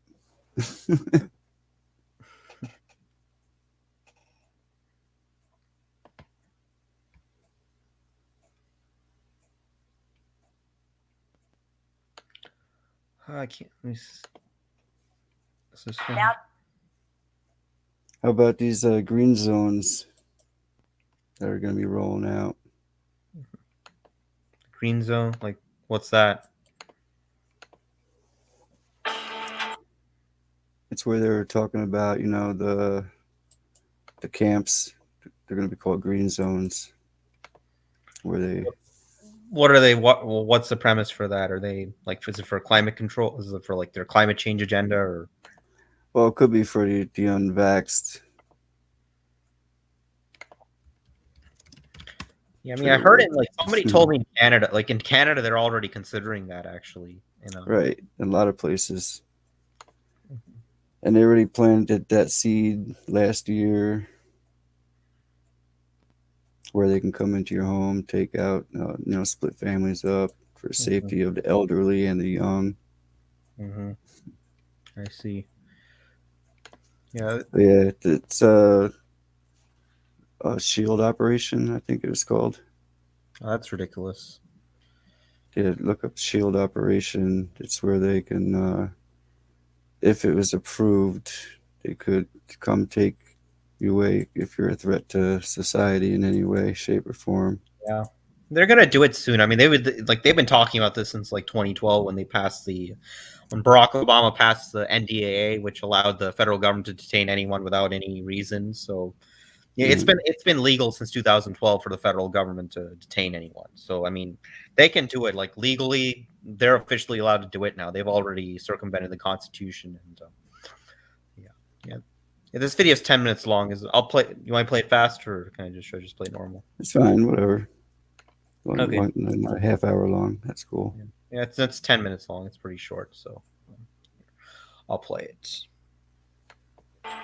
Is the audio good? I heard it till you stopped it. Yeah, okay. Yeah, I'm gonna mute.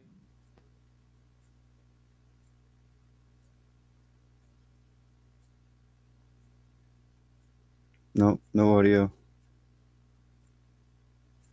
Yeah, I'll just use it through my mic. Okay, here. This should work.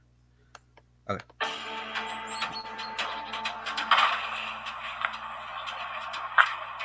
We're gonna hook my laptop up to this combine and try to get codes out of it, I guess. I would say what I'm doing is hacking. Farms today use a tremendous amount of technology. DeerMates claims that you only really have the license to use their software. And for someone to say they own the software pretty much takes away the whole viability of the entire tractor or piece of equipment. The only person that can repair those tractors to a great extent is the dealership. I mean, look at the size of this machine. If I had to haul this thing 100 miles every time something went wrong with it, it'd cost a fortune. I mean, just to get it on a truck is $1,000, and by the time you get it hauled somewhere and get it hauled back, you're $2,000 into fixing something maybe relatively minor. What we've had developed is essentially a monopoly on repair.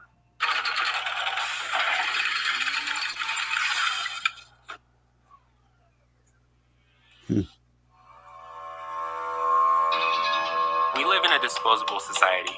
When our technology breaks, we replace it. But the art of repair is still practiced by a select few in our tech-obsessed culture. Tractors are the workhorses of agriculture. But unlike the past, the tractor of today is a complex computerized system that relies on embedded software to function. While technology has made tractors more efficient, it has made repair nearly impossible for farmers who need access to the software to repair their equipment. We went to Nebraska to meet the people at the forefront of Right to Repair, a movement fighting large tech companies for access to the diagnostic software needed to fix our things.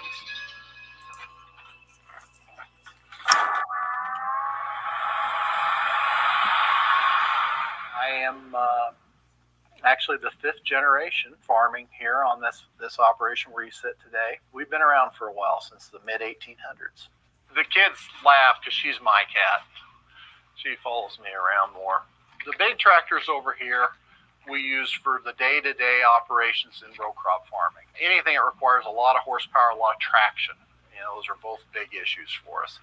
Smaller tractors like this little guy here, we use for maintenance of the yard. We use them a lot. These little tractors we use a lot in the vegetable operation. This is the tractor that I learned to drive tractor on. One of the things growing up on a farm that happens is you learn to do everything very young. As soon as I could sit on the very front edge of that seat and push that clutch in, I learned how to drive. And the beauty of that tractor in terms of repair is I can go anywhere and get parts for it. We could tear this thing down and overhaul it in probably a week's time. It's a different era for sure. The earliest developments were in the engines. And probably from the mid-80s, we started to see computerized components in engines to the point where in the mid-90s, essentially the entire engine is run by the computer.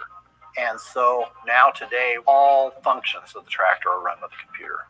The seat in that tractor over there is more complicated than this entire tractor. As tractors have become more high-tech, the repairs have become more challenging. We do not have the ability to hook up a computer to a tractor to diagnose it, to repair it, or even to activate components that we may buy to put on that tractor, particularly with older tractors. We would buy used parts and put on them to save money. And today, I can go out, and there are used parts for these tractors, these newer tractors that are available. But if I put them on, the tractor won't run. This receiver is, for the most part, a perfectly functioning receiver. Okay, what this does is it receives satellite signals from GPS satellites. TCM in this is broken. Okay, it's not functioning. What we were told by Deere is, well, we don't support this anymore. So essentially what they did was they forced us to buy a new unit because they won't support this anymore, and we can't get the repairs for it. This is actually my house, really. I work from home, I guess you call it, but I got buildings I put up around here just so I could work from home. This is my latest project I worked on. It's we call it the Luda Crusher, but it's a monster truck I built. My business is Ludic Diesel. Basically, I have a repair shop, and what I do is mostly is just to repair John Deere equipment. Just because I used to work in the John Deere dealership for 23 years, and all the customers know me, so they come in, and that's been great. If, say, it was actually a computer fault where the computer itself was damaged or whatnot, or stopped communicating and I had to replace it, I could physically replace the computer, but the computers come basically brain dead, so you have to have software from John Deere for this serial number tractor. My biggest situation that I can't fix everything, every situation now is, because I don't have, John Deere's service advisor laptop, I can't connect to the equipment. Pretty restricted on what I can do as far as the newer equipment.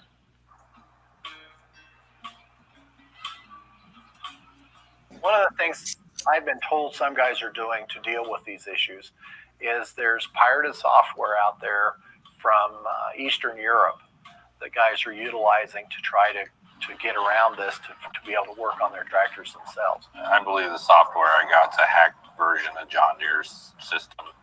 When it comes to tractors, I farm, so out of necessity, they break down, and I have to repair them in one way or another, and it's a a lot cheaper to do it myself than it is to haul it into a repair shop or a dealer to have it fixed. We got lots of, I mean, everywhere on a combine there's a sensor here and a sensor there, and every single little part of it has a electrical sensor in it. A couple of years ago we were doing custom anhydrous fertilizer on cornfields, and you have a real small window to be able to get this done in the year, and the tractor broke down.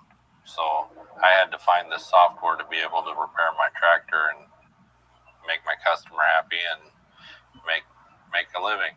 There's a whole selection of the machines based on serial numbers and what they are, and you got to pick the one out that's the right serial number for this machine, and then you'll be able to come over here. Once you get able to get into this, you know, I can go in and I can do a diagnostic on it, and it'll start checking all the codes and looking for what I have wrong. And then I can go up here and I can look at them and see what the problem is and why it's popping up. In 2015, the Library of Congress granted an exemption to the Digital Millennium Copyright Act that makes it legal for farmers to hack their tractors for the purposes of repair. But software modification is still against John Deere's terms of service, which were updated soon after the ruling. Despite this, Right to Repair is a growing movement that's turning ordinary farmers like Guy Mills into activists. I wrote an op-ed in the paper after I researched the Digital Millennium Copyright Act. I talked to some other people and other farmers after I wrote this op-ed. They said, hey, we really like what you said. I said, you know, maybe we should do something about this. So I made a resolution for our local Nebraska corn growers, and I said, let's put something in our bylaws there that we support a right to repair. And who could argue with that?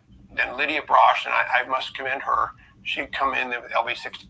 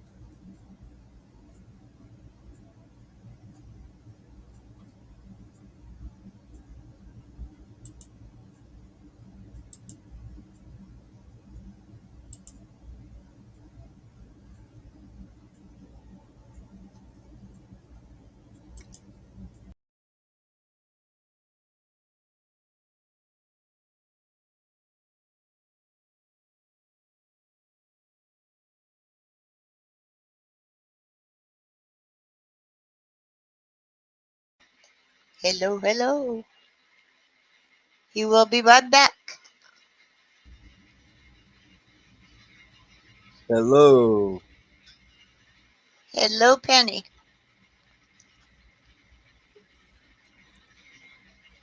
Wow, that was crazy.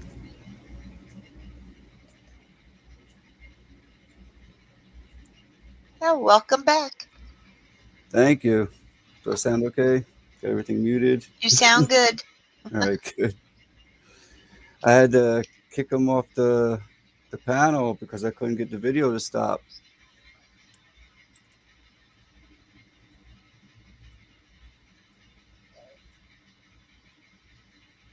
Yeah.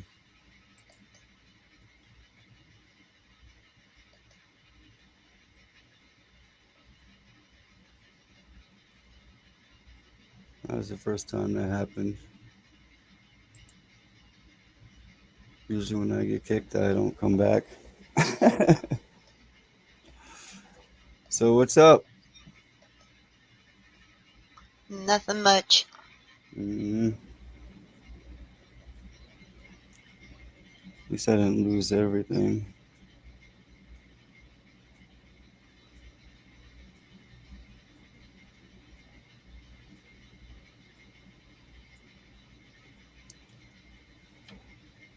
I don't know if he's still here or not. Well, I'm here. There he is. He's back. Well, I'm here. Yeah, I'm back. What happened? Did it cut off? Yeah, they banned it. Oh, come on. Yeah, Yeah. I'm sure. Yeah, Yep. but like, yeah, the reason I wanted to share that because, like, like I just want to share that because that's what's coming to all your, this is just, it's not just tractors, it's going to be all your home appliances. You won't be able to fix them because of this end user software agreement you make with the businesses. So, like, that's why I wanted to share. So, like, it's like the computers you have, the phones you have, they're not your property, they're still property of the company. So, um, yeah, I apologize. I didn't expect that to get a strike. I thought it was just. Yeah. It's all right. That's ridiculous. That's ridiculous. Come on, like they don't see. They don't. Why they probably just don't want to show. They just don't want us to see that. No, they don't want us to see nothing. Yeah, exactly. That's what I'm saying. Like like if you guys I'd tell anyone all the new home appliances or anything that's coming out, avoid all these electronic digital lamps or digital microwaves, ovens, dishwashers, just washing machines. Just buy the older stuff because the newer stuff it's not going to be yours. It's going to be property of the person of the company that made it, and you can't repair it. They'll lock you out of it. That's what they want. They want to control everything, and this is all getting all these electronic devices with it's these artificial intelligence, which perform updates. That's just a way. That's just another way for them to get into your house and maybe monitor what you're doing, what food you're cooking, or what time you're it's everything, every move you make, every breath you take. Hey, you said right. Yeah. So, that's what I'm saying. Good song. Yeah. Yeah, it's just avoid it's coming to your car, we're talking about, it's coming to your car too, all these self-driving cars, all these autonomous systems. Mm-hmm. It's really just a way that you don't actually own the car anymore. The car is a property. When you buy something, you should be the owner of it. You can do whatever the heck you want with it. If you want to fix it, you want to modify it, it's your choice. But they want you to stop doing that. They just want you to. They want the system to own everything you have, and this is the easiest way to put digital technology into it. So yeah, if you buy a microwave or a oven, they'll monitor everything. They'll see what you're cooking in there, what temperature you're cooking something, and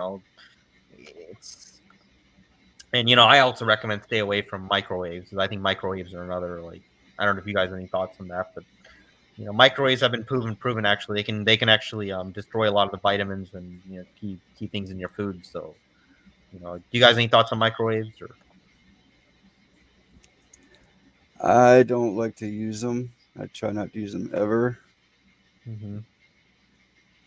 Because they do destroy your food. I mean, if you're eating processed food, then it don't matter. But if you have organic, natural, good stuff, you don't want to throw it in a microwave. Yeah. So what's the point of using if it's using the thing is we have I would tell anyone if you want to heat up something, just use your gas stove or use a toaster oven. That's much better than a microwave. Exactly. Yeah, microwave. Yeah, it saves you time, but if you still want to keep all the freshness in the food, don't use a microwave. Just right. If it's more of a pain in the ass to put something in a pot and warm it up that way, but health wise, it's because you microwave it just kills everything. Yeah, it's ridiculous. I would never want to. Yeah, I think somebody actually did an experiment. Actually, what they were doing was they were heating water in a microwave, and then after letting it cool off, they gave it to first they gave normal water to a plant, and then another plant they gave it a microwave heated water, which they obviously wasn't heated. They let it cool off, but they showed the plant that was taking the microwave water actually died because it was a because microwave radiation it takes a lot of the stuff out of the water too, so it poisons the water essentially. So if you're heating you're heating your tea or coffee in a microwave, that's also it's nothing wrong with using a stove or using a traditional gas stove is perfectly fine. I mean that's it's natural gas, and that's probably the best thing you can use. Yep. And toaster ovens are good. I recommend toaster ovens too. Coffee totally. Somebody said Blinkum. Yep. 16 watching. Yep, but it was like a year or so ago. I had to replace my washer dryer, and I had to research and find the ones that didn't have the Wi-Fi connection and all that extra crap. It still has digital everything, but it's not Wi-Fi capable at least. You know what I mean? Yeah, that's all they're trying to do. Like, because see, like what they try to tout it as, like they try to say, oh, it's more environmentally friendly because it'll actually monitor the amount of energy. That's how they always tout it's environmentally friendly, but it's just a way for them to spy on what you're doing. Like, oh, when is this person washing their clothes? What are they doing at this time? And who knows if there are cameras in those things or not? But I had my coffee maker go. I had to go buy another coffee maker. I did find one, and it was a Mr. Coffee with an on off. It's a switch. It's not a digital anything. It's just a switch on off. I was like, yeah. Yeah, it's ridiculous how it's so hard to find. Like, I hate that. And even finding the wired headphones, it's hard to find. They're becoming very rare.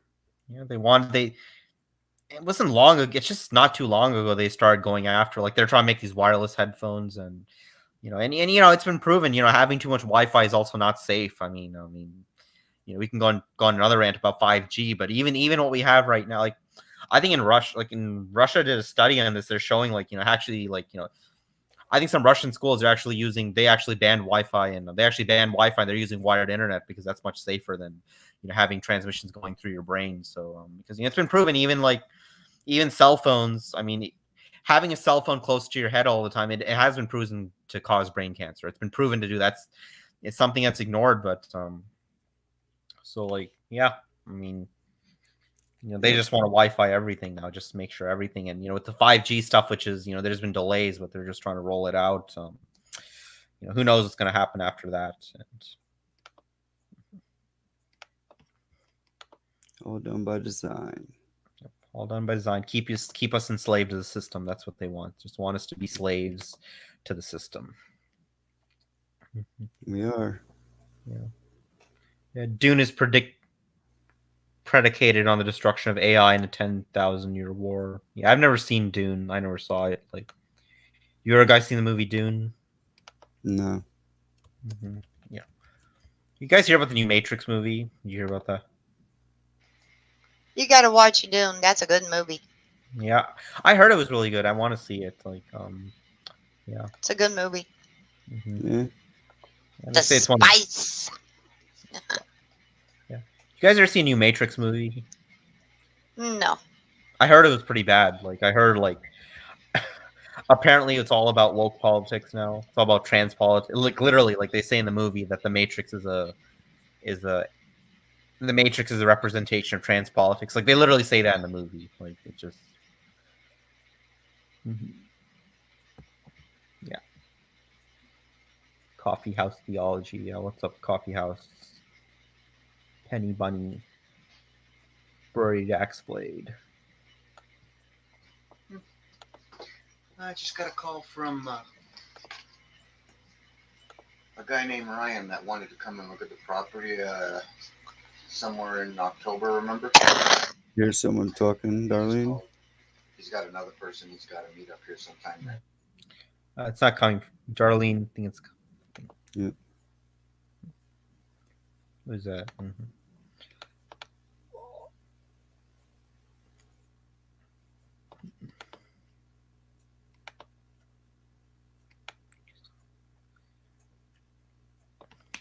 You guys remember Jeff C? Yep.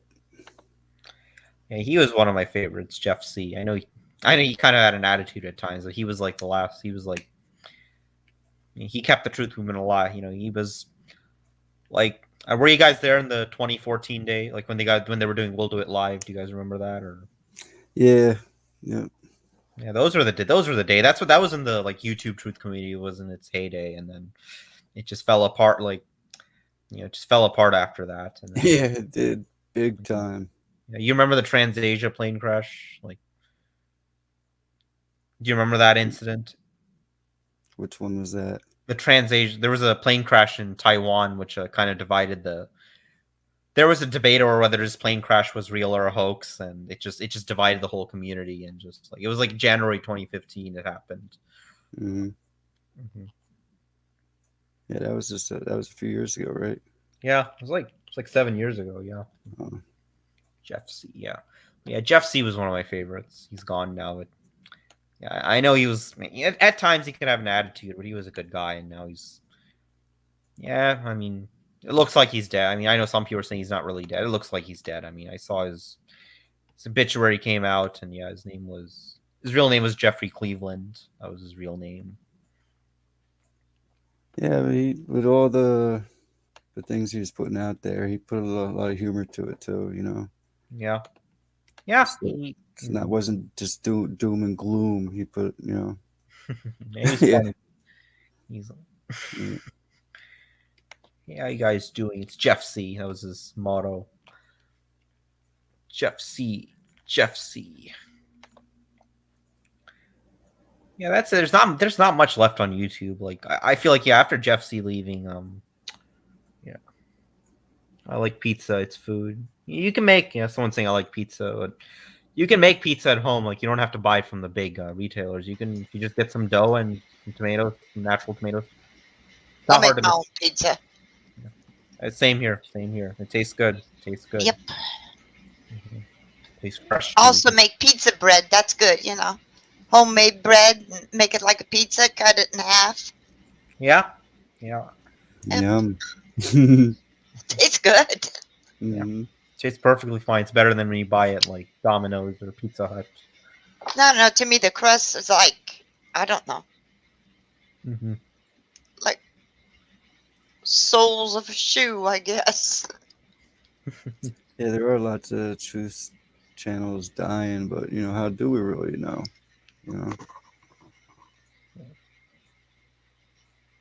How do we know they really die? I mean, or how? Yeah. I think Jeff C was under a lot of stress. I mean, like they say he died of a brain aneurysm, and I don't know. I guess he was just under a lot of, he was putting a lot of effort into what he was doing, and I guess his brain aneurysm probably popped and just. Jeff. No, we lost another truth. I can't think what his name is right now. I was sub to his channel. Well, about last week, I think it was. And I can't think of his channel now. Mm-hmm.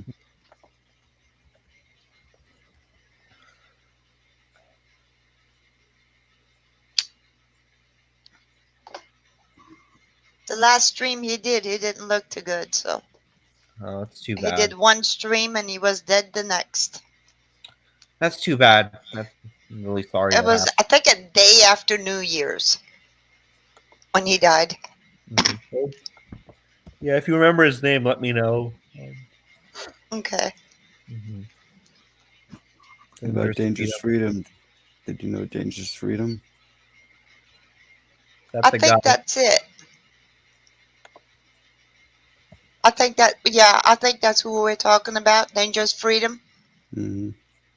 Yeah, I think I see him Saturday. Mm-hmm. I see him. Yeah, last time he streamed was December 18, 2021. Oh yeah, people are saying rip Dangerous Freedom. Wow. Yeah, I think it was him. Yeah. Yeah, I'm looking at his comment section. It's looking like, this looks like the guy. Yeah, rip. Yeah. He's really pale. He's sitting in the chair, and he's got a bar in the back, like with a green, what do you call it? Green screen. Right. Mm-hmm. And the back of him looks like a bar, and I think it's an ocean or something. Mm-hmm. He's sitting there with a real thick sweatshirt on. Doesn't look very good. Very pale. Yeah, that's life, I guess. I mean, it's too bad, but he carried on till the end. At least. Yep. Tinfoil Hat Orchestra. And he had so many plans, to do this and to do that for his channel, and almost made me cry. Yeah, I mean, it's sad when someone goes, especially someone who's like, who cared about the, the people of this country, and he went down. He went down till the end. He carried on. And, I didn't know this guy until now, but rip. What was his real name? Do you know his real name or? I don't know it. Yeah, Dangerous Freedom. I mean, yeah, that was his channel name. I was sub to him for about a year. I watched them off and on. I didn't watch them all the time. Yeah, they didn't get into topics too much. There's where everyone could get together. That was awesome. Dangerous freedom. Yeah, Ron Carter. Okay, Ron Carter. Yeah, rest in peace, Right. Ron.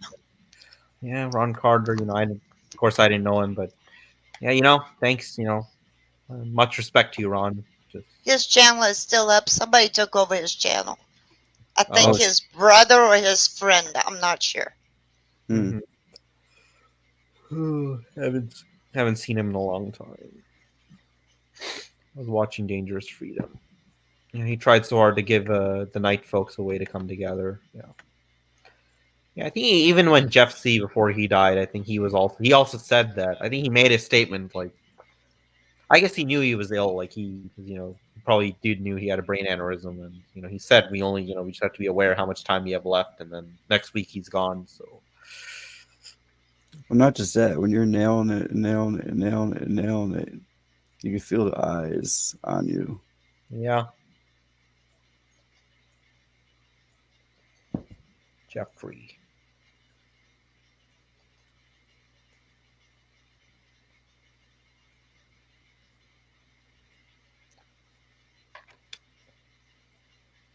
Yeah. I haven't really followed the YouTube Truth ever since Jeff C left. I haven't really followed much in the YouTube Truth community. Yeah, that upset me too when that happened and I heard about it and everything. I was upset and. Yeah, I mean, there was not much. I just felt like after that, there's not much really on here. There's not much left. There's not much left on YouTube. Like it's just, I guess because all the. Except the people at each other's throat for what? Nothing. They just want to fight. There's a lot of people here are just here for the drama. They just want the infighting. They don't actually care about. I've seen a lot of people here. They just want to stir something up. They just want to create strife and they just want to divide the whole community rather than, Yeah, but we got to stick together. Yeah. Can you imagine if we all stuck together? What? Oh my God, it would be a better place. Yeah. Well, it's like, because like what I've seen, a lot of people are at each other's throats just because of a disagreement. It just creates instead of having an open debate, people just go into big fights about it. And then there's people here, they just want to disrupt. They don't care about the truth. Like they just want to come in, I won't say his names. I don't want to give him attention, but there's one guy all he does is go around and spamming other people's chats. I'm not going to say his name because I don't want to bring his attention here, but yeah, it's just, some people are just like that. They just waste everyone's time. They just want to create drama. They just want to ruin. They just want to come and crash people's show, and it's shameful. And anyone who does it, shame on you if you think it's fun to go around crashing other people's show. I hope right. I hope it doesn't ever happen. Like some of the I've seen happen to other people's show. I don't know if it's ever happened to your show ever, but. No, I haven't gone live yet, not because I'm afraid to tell you the truth. Mm-hmm. Yeah, I don't blame you. Well, has anyone crashed your show, Bob? Has it ever happened or? Yeah, I had problems Oh yeah. a year ago when when this whole thing came out and the mask wearing and everything, and I was an outcast because I was thinking differently. Mm-hmm. I wasn't scared that I could go out the door without a mask on. So I was the bad guy. Oh, I go out the door without a mask That was on. from the very Never beginning. wore one. Boom. Yeah, Oh, do you want to hear a funny? I got a package from a church. It had English toffee and about 30 masks.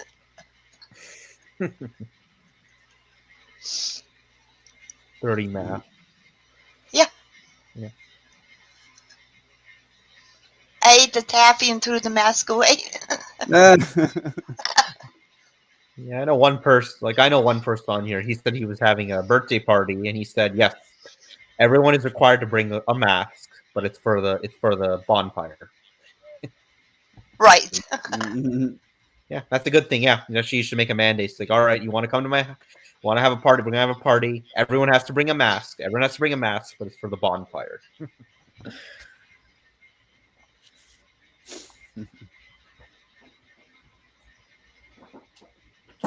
Yeah, well, I won't take a test or wear a mask. They can stick it where the sun don't shine. Yeah. I've never taken a test in my life. I've never taken a test. Never want to. I think they're making you sick. I think they have something on the tip. That's what I'm worried about. Yeah, I mean, is it Maybe even on some and maybe on some they don't. Yeah. Well, especially when they had to recall several 100,000 of them that were contaminated with what they're supposed to be testing for. Right? How can that be? Yeah. I wonder why. Yeah, And I've then never the person who made the test coming out and telling us that it doesn't work efficiently, or if you keep doing it and doing it and doing it and looking and looking and looking, eventually you're going to see it in everyone. I don't know. Yeah, as evil as it sounds, all pro maskers. Guys! I'm sorry.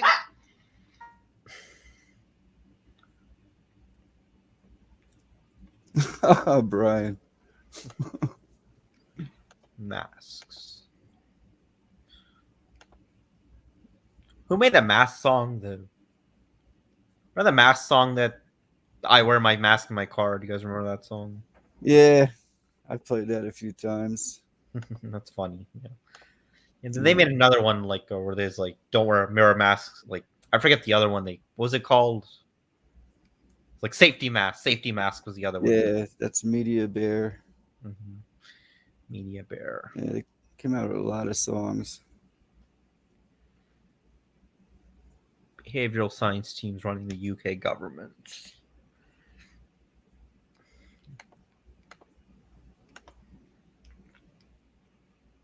Wear a mask if you want to.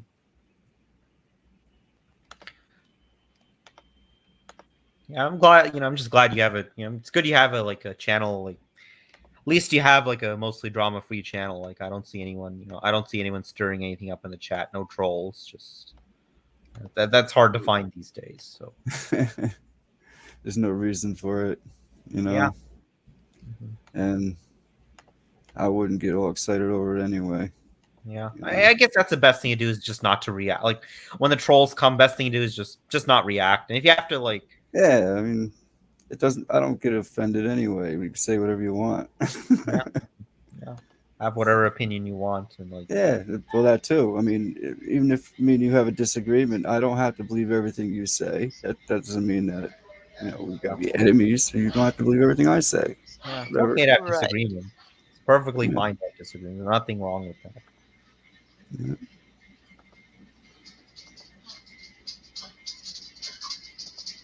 No, I'll just turn my bear loose. Hey guys, will you stop? Hey, Darlene, are you from the South, or are you from? Pardon? Are you from the South? Are you from the South Plains? I'm in Idaho. Idaho, okay. Idaho. Sounds like from the South, though, right? Yeah. Well, maybe it's an inheritance from Daddy. Daddy was born down in Mississippi. There you go. Down in Tippinoak, Mississippi. Plus, I lived in Alabama for 2 years. 1 year. Take that back. Alabama. Yeah, Mobile, Alabama, Petunia Blossom.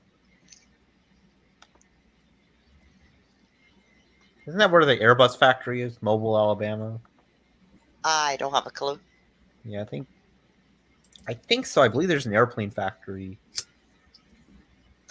There might be now, but when we were down there, I don't know. I was still a teenager, so I didn't pay attention to airplane factories. It's all right. Yeah, I don't know. Yeah, I spot airplanes every now and then. I think Airbus. Yeah, the Airbus has I think in Mobile, Alabama, Airbus has one of their factories is there where they assemble airplanes, commercial airplanes. Yeah. No, I'm kind of from all over the world. I'm a Air Force brat. Oh, your family's Air Force? Yeah. Were they pilots or were they just like airplane mechanics? Dad was oh my God, I'm just went blank.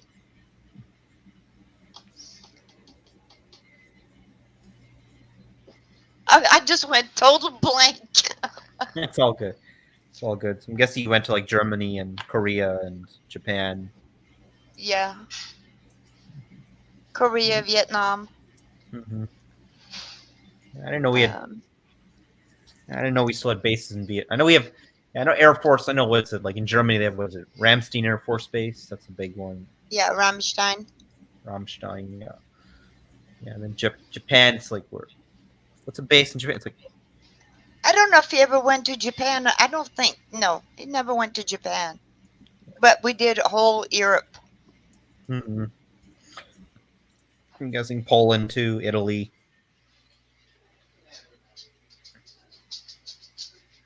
I've never been to Europe, so. Well, he was a fly boy, and then they took him off because of his heart.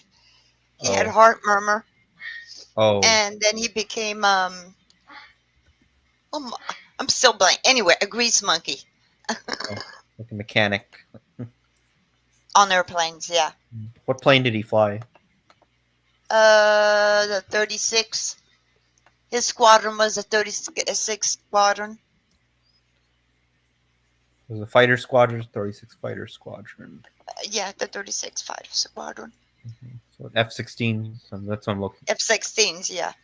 Mm-hmm. Well, that's pretty cool. Yeah, I had a coworker years ago. He used to. I think he said he was an airplane mechanic for. I think I forget what squadron he worked for, but he worked on the F-15, F-16. And, yeah, the F-16.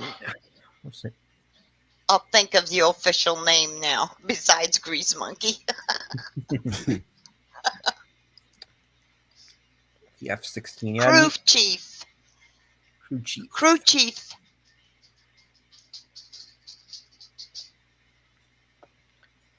Yeah. He was crew chief out on the flatline.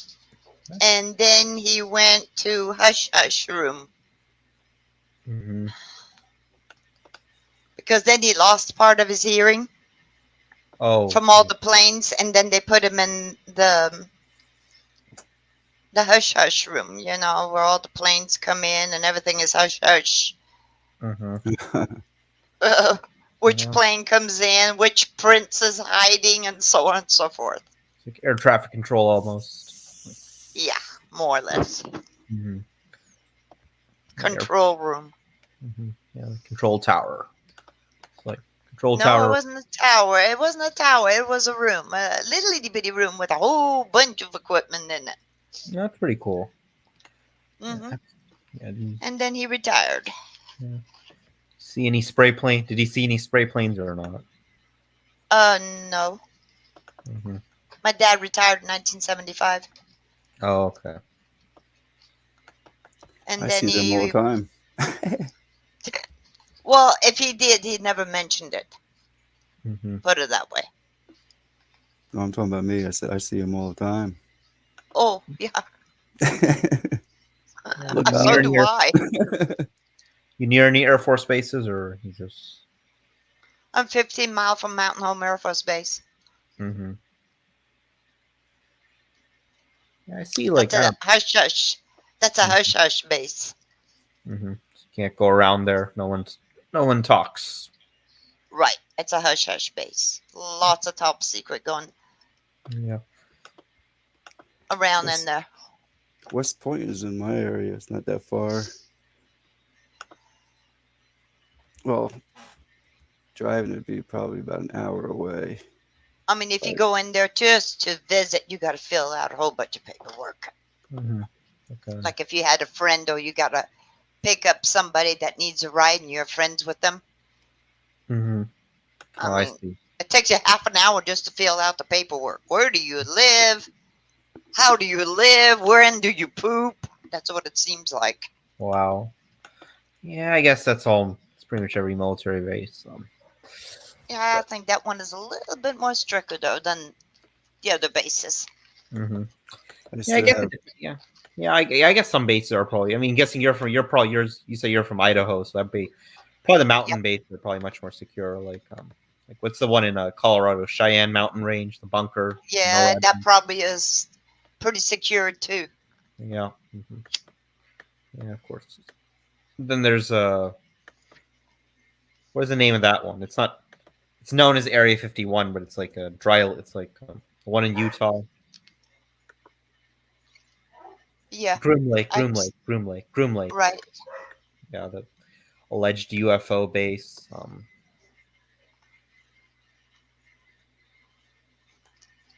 You guys know anything about the Aurora aircraft? I've heard of it, but I don't know of it. Yeah, that's what they say. They say the Aurora was like like when the Air Force retired the SR-71. They say they built this spacecraft called the Aurora. It was like it could fly like above the stratosphere, probably sort of into space. Like it was some sort of they never revealed it to the public, but they say it was like a plane. Well, there's one right now that just got through building that can stay in space for almost 2 months. Yeah, I've heard of that one. They say it's classified. I think they launched. I forget what it's like. The X. What is it called? Like X-37, I think. Yeah, I think so. I'm not sure. Yeah, it's like, and they don't even tell. We don't even know what it is. Like the reason the function of the airplane is still classified. But yeah, they can. I think it's jet black. That's the only thing I know. It's jet black. It's a jet black plane. I was going to say train. Oh God. Yeah, it's not a B-2. Is a B-2 is the bomb, the stealth bomber. It's a weird looking plane. It's almost got a round nose to it, short wings.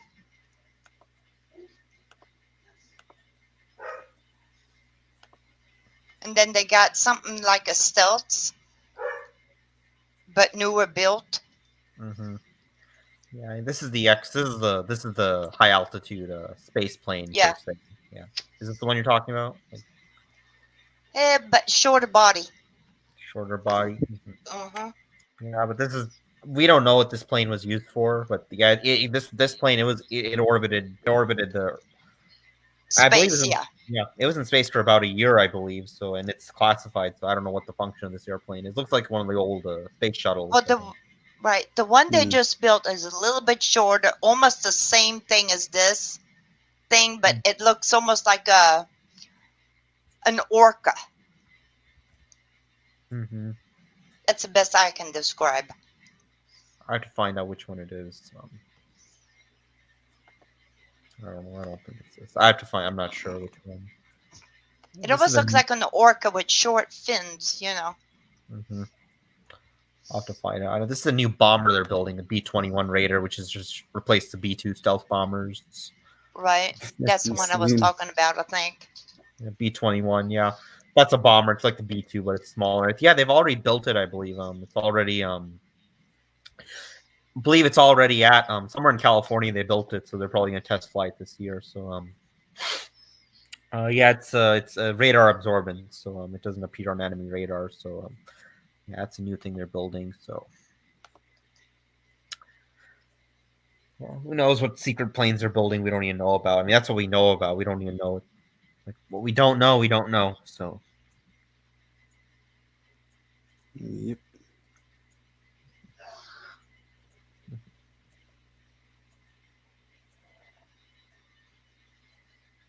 Been in Cheyenne NORAD. Oh, stupendous. Yeah, someone's saying he's been in the Cheyenne NORAD facility.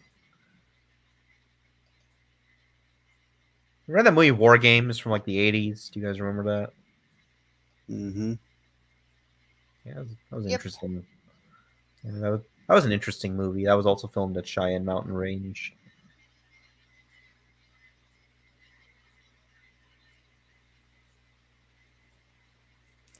Like Axelblade said, if they say it's being built, it's already in service. Yeah, probably. Yeah. I think they also built a new 6th generation fighter. I mean, that's also been like, we don't know what it looks like, but there were already reports that they're already flying it. So,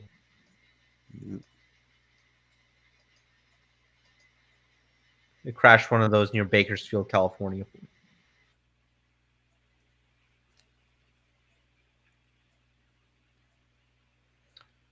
Yeah, and Brian is saying my dad retired from commercial flying after it's pretty 35,000 hours. Doesn't have any interest in flying anymore. He has nightmares about free flight checks and problems. I haven't flown in like it's been about 4 years now since I flew. Wow. Yeah. He's saying doesn't look like anything. Yes, so Shine doesn't look like anything more. Yeah, it was like I was watching like this is like in 2012. I was watching it was coming on TV, and they were saying like the War Games. They were saying that this room was actually specifically built. They just filmed it outside, and the rest of the rooms were just like built for the film and like.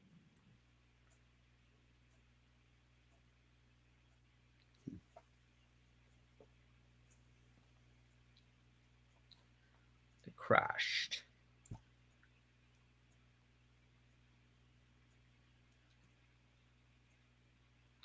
Buju Bot Benton, hello.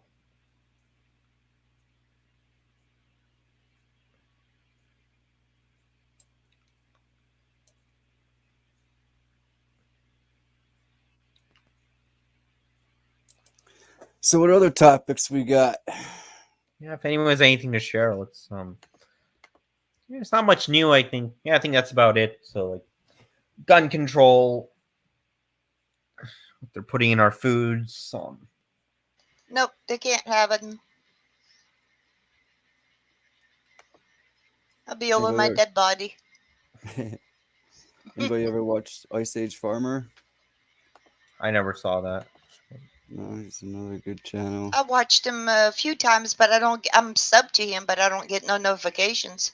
No, Is he still doing his thing, or that YouTube kind of? not so much on YouTube, but he still has put some on. No, Remo Williams. I just sent him a message today that you're coming on off and on.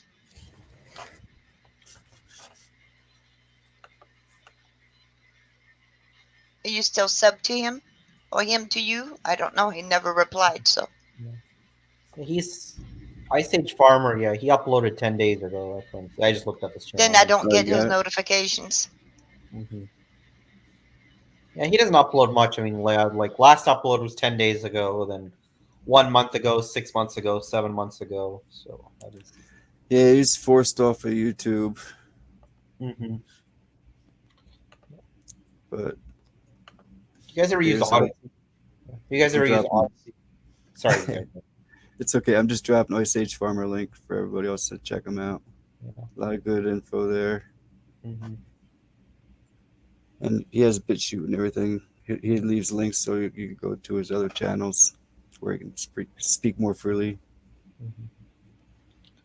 Corbett Report. Yeah, Corbett Report's cool. I like Corbett Report. You guys watch Corbett Report? I've watched a lot of them. I haven't got any notifications in a long time. No.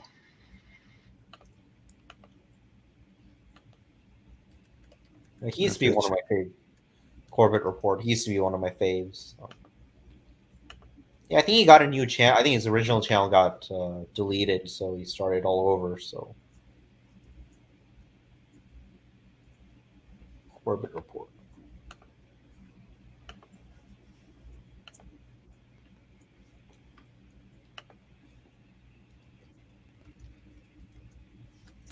Jenny watches Mark Dice. Mark Dice. I can't stand Mark. Yeah. It's okay, but I don't know. He shills for a lot of like. Yeah, exactly. Yeah. I've seen some of his stuff years ago. He puts out some funny stuff, but yeah, big time chill. He's one of like when like I don't want to get straight when which SH happened and Sandy H happened in 2012. He was shilling for that big time. He was like saying no, he's calling. He's like making fun of like everyone who's like calling that out. So yeah, I don't know. Mark Dice said Mark Dice is one of the big shills. Mark Dice and the other big one, Alex Jones, David Icke. I can't stand those people. Mm-hmm. David Icke is awful. His reptilian shapeshifters just ruins it.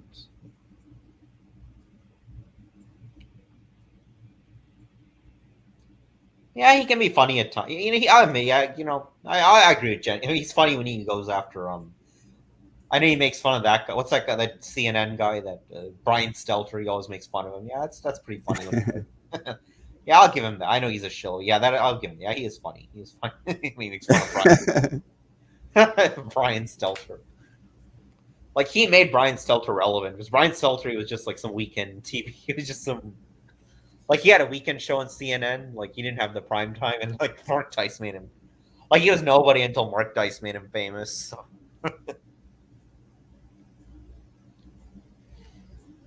Brian Stelter. Like, if you type in Brian Stelter, first thing will probably come up is Mark Dice.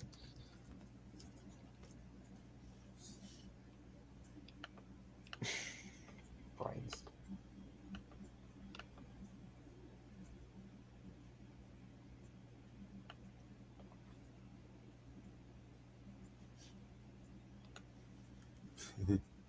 We Are Change. That's not.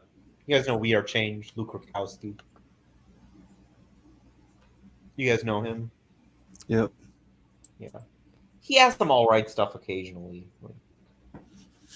Well, you can absorb, and just use your critical thinking of everything. Yeah. We Are Change, but he always gets close. I don't know how he, like, that's why I think he might be a shield, because he gets close up to like people like the what's that? The British Rothschild guy. Forget his first name. Jacob Rothschild or whatever. Jacob. Yeah, who do you guys think is at the top of the pyramid? You think it's like the Jesuits, Freemasons, Globe? Like, who do you think is at the top?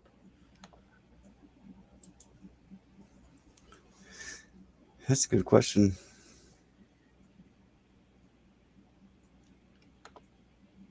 Yeah, it's like what I see, like, it's like if someone asks me, like, the three groups I always see come up at the top, it's the, I don't want to get you a strike, the Jays, let's call them the Jays, the Jesuit order, and the Freemasons. I always see those three groups are always at the, like, whenever these events happen, it's always those three. I mean, like look at the Supreme Court. Like, what is it made of? It's mostly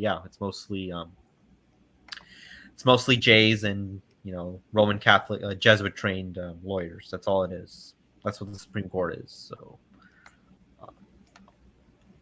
and yeah, there are other groups too. I mean, there's Well, someone is telling the United Nations what to do. Yeah. Or the UN. Well, like, this whole COVID thing, like, it started with what was it? I think it was the World Economic Forum, which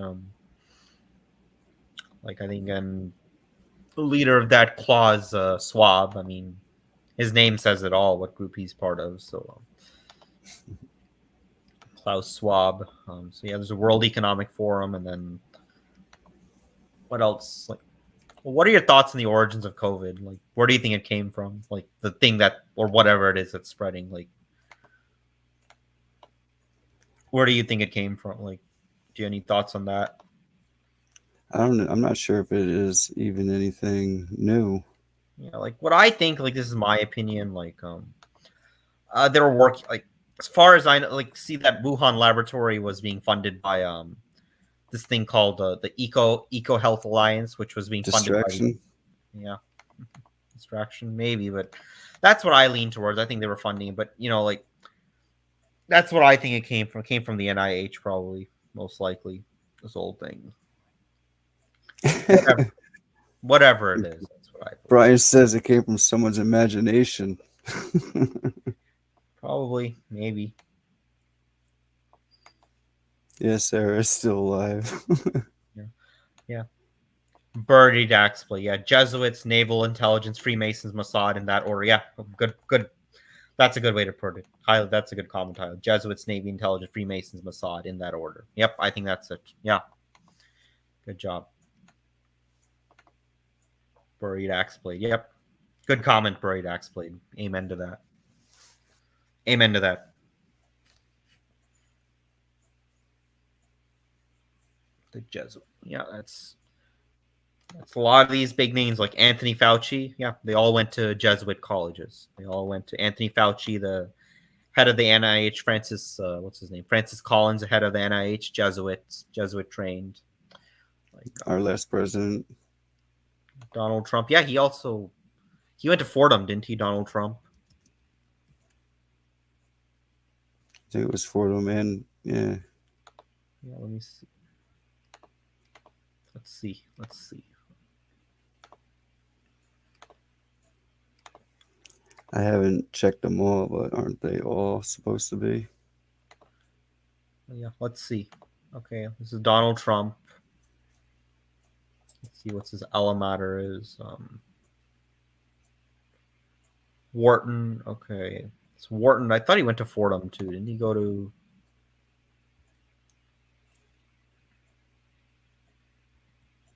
Where does it say education? Family. I could have sworn, yeah, he enrolled in Fordham University. Fordham University, private Jesuit research university in New York City. So, yep, this is where Donald Trump got his education. Look, IHS, the Jesuit order. That's where Donald Trump, yep, that's where he went. He's not the only one. You can look up Anthony Fauci. Anthony Fauci, where did he go? He went to College of the Holy Cross. Yep, private Jesuit again. Jesuits. Obama too, right? I think Obama, where'd he go? He went to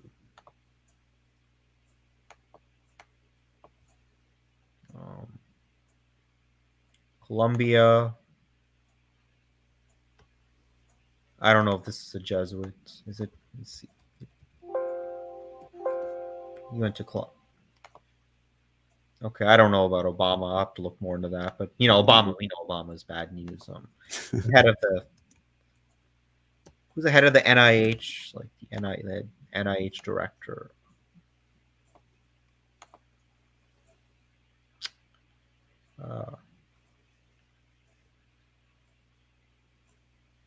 Not this guy, the previous guy, Francis Collins. Okay, he was the previous guy. Yep. He went to Yale, University of North Carolina. This one, it doesn't look like it, but he went to Yale. Yale is where Skull of Bones. He went to Yale University, so that's Skull and Bones.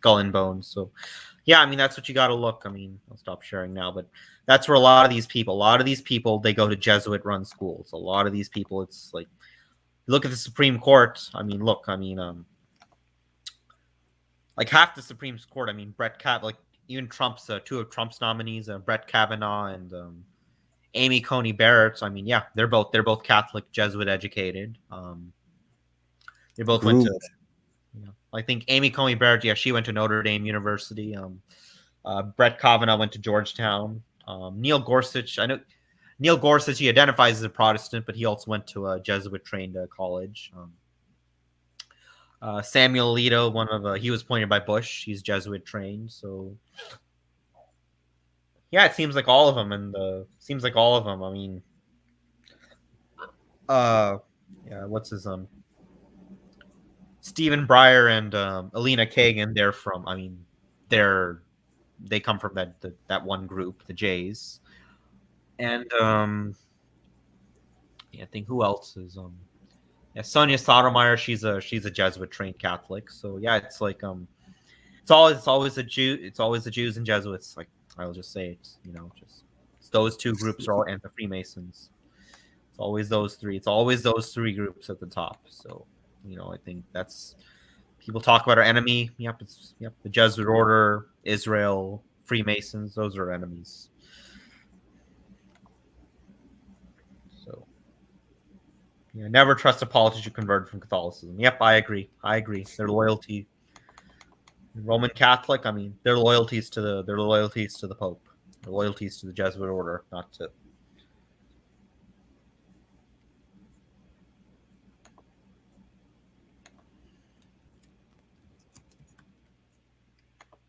Never trust a Jesuit. Never trust anyone who went to a Catholic school.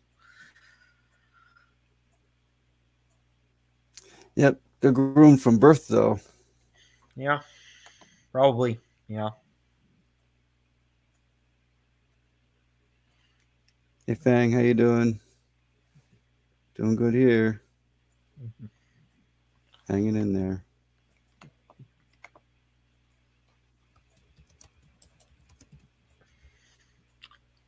And the other thing I don't like is like there's always fights about like who controls the top. Like, it's like I don't think you should really fight about that because it's like I think it's about like people fight about whether it's the Jays, it's the Jesuits, it's the Freemasons. Like it's all three of them. It's all of the above. That's all I say. Why are we fighting? We should all be working together to expose all three groups.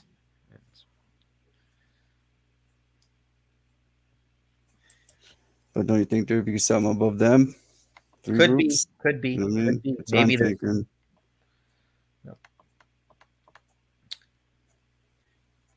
Like the founder of the CIA, Alan Dulles, he was a Jesuit.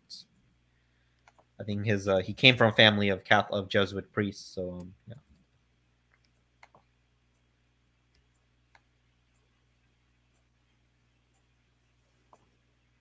Yeah, here. Let me share this. Greenhouse doing good, Sarah. Thank you.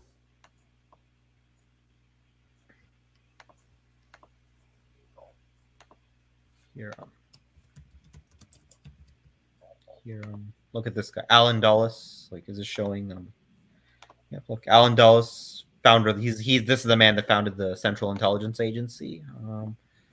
Yep, Dulles was uncle to Avery Dulles, a Jesuit priest and cardinal of the Catholic Church who taught theology at Fordham University. So yeah, he's connected. This is the guy he was connected to. So yeah, that's your CIA. That's who founded the. Yep, Alan Welsh Dulles. So. Yep, founder of the CIA. He's also a Jesuit trained. Totally like. This agency we know. This is a. It should be called the Catholic Intelligence Agency. That's what it should be called. Literally, that's what it is. That's all it is. That's all it is. This organization. Yeah. So.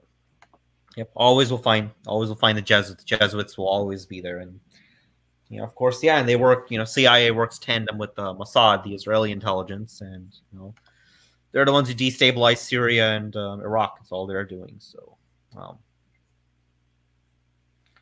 yeah, Lucifer and artificial intelligence is at the top now. Yeah, it's interesting. Yeah.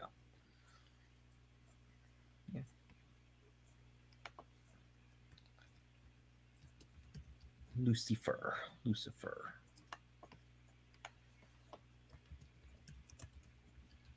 Yeah.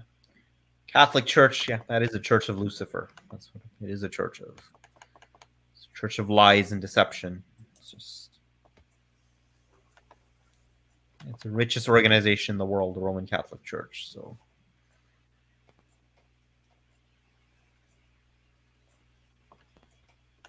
you still there? Sorry, Darlene, you still there?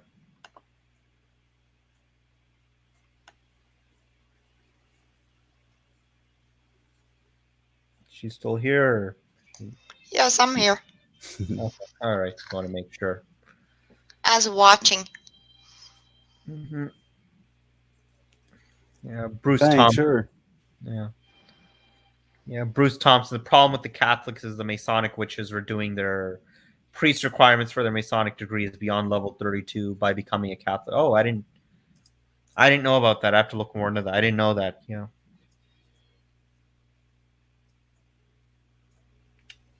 That's a connection between Catholicism and Freemasonry. Yeah, I mean that's who's behind. I mean, if you look at everyone, Anthony Fauci, Francis, yeah, they're all Jesuit trained. Like Anthony Fauci, the man behind all these lockdowns and all this. Yeah, he's a Jesuit trained. Just got to realize who's there, and of course, the director of the CDC. What's her name again? The CDC director. What's the name? Yeah, she's a J. She's a J. She's Rochelle Walensky. Yep. She's born to. Yeah. So yeah, it's both of them at the top. Them and the.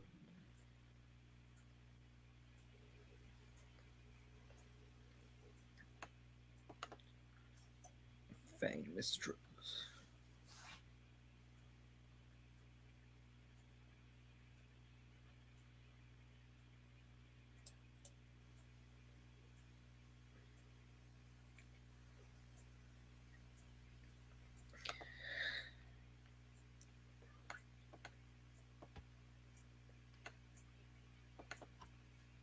Brian Griffin says, I programmed a bit of AI. It was much like a magic 8-ball. Ask a question, get a reply. I asked God if it worked, and the answer was no. I asked God was sure. The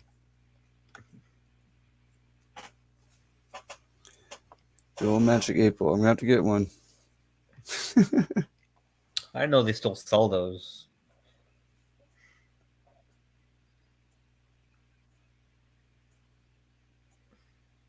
Magic 8-balls.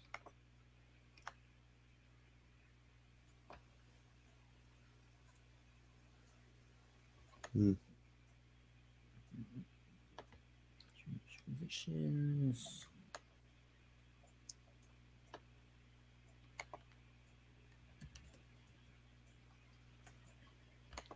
Yeah, Joe Biden, he's also Jesuit educated, isn't he? Yeah, I think he goes to a Jesuit church, actually, I believe. If I'm right. Am I right? Or I'm not sure. let me see, what church does he go to?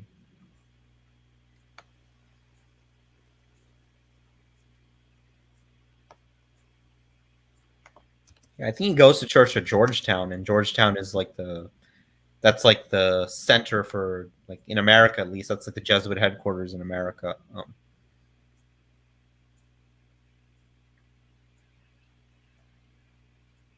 Yeah, the Holy Trinity Catholic Church in Washington's Georgetown, in Georgetown University. So yeah, I mean, that's our president. That's where our president's from. You can realize that. Who knows? Maybe during Obama, Biden may have been the secret president, giving out all the orders, and now, yeah, he's the one. He has Jesuit connections. So did Kennedy. You know, most of our presidents do. Either that, or they go to Yale. Like George W. Bush went to Yale. Bill Clinton was also Georgetown. So yeah, that's where it seems like that's where our presidents go. Georgetown University. That's where a lot of our presidents are going. So yeah, to play the roles. Mm-hmm. Buried axe blade. Biden's prayer beads mistaken for a serpent in his sleeve. I don't remember that. I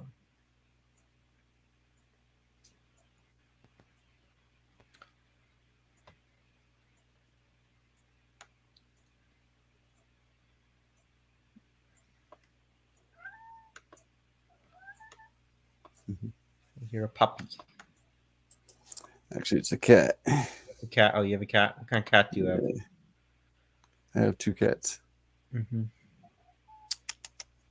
What kind of breeds are they? I'm not sure. They're orange. Mm-hmm. Orange color. One's a skinny one. The other one's a fluffy one. Mm-hmm. Tabbies. Brothers. I think so. I'm not sure. Well, my friend, he has a tuxedo cat. It's really nice. I just knew someone else had 2 kittens to give away, and I was just gonna go get one, but I couldn't choose, so I took both of them. That's nice. That's nice. How old are they now? 3. You're 3 years old. Okay, that's nice. Yeah. Cats live longer than dogs. Like cats live, I think, 20 years at least, or Yeah, 18, 20 years. Mm-hmm. Yeah, it's like sometimes a little longer, but I guess it depends how you feed them too. Yeah, because their food's destroyed as well. Yeah, that's true. Like all the main cat. I've heard like all these like big like cat and dog food, like the mainstream cat and dog foods, like Meow Mix and all that. Like they're terrible for cats actually. Yep. The ones they advertise on television, they're pretty bad. So if you actually read the ingredients and look up what's in it, wow. Mm-hmm.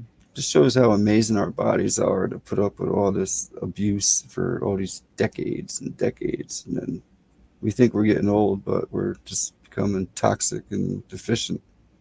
Yeah. I wonder if we'll ever be able to, like, it's like, the Bible says that would happen. Some people work backwards to help. Yeah. Yeah, my dad still believes in the corporate church. Yeah. Yeah, you really can't trust like the churches that all the 501c3 churches. You can't really. They're in with the agenda. Sadly, they're not fighting for God. They're on the side. They're on the side of the enemies. So.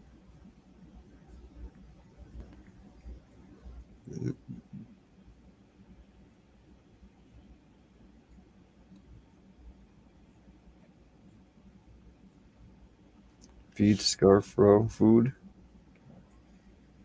Feed, scarf, raw food. Raw food. Oh, raw food. Got it.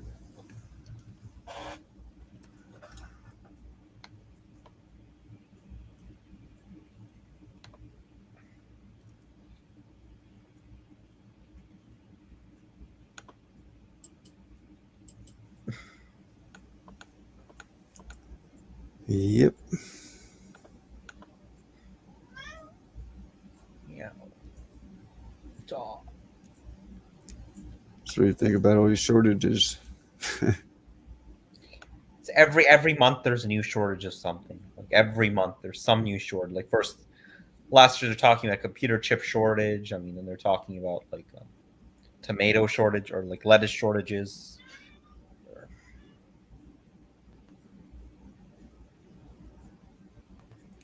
Yep. Yeah, if there's even a shortage, I don't think there's actually shortages. They're probably just hoarding it up all for themselves. Agreed. Ration it out. Yeah, yeah. There's no shortage. Never has been. It's just they just want Nope, to. there is no shortage. Yeah, never has been. They just hoard everything, and then they just distribute. Yep, they hoard it all. They just distribute, ration it.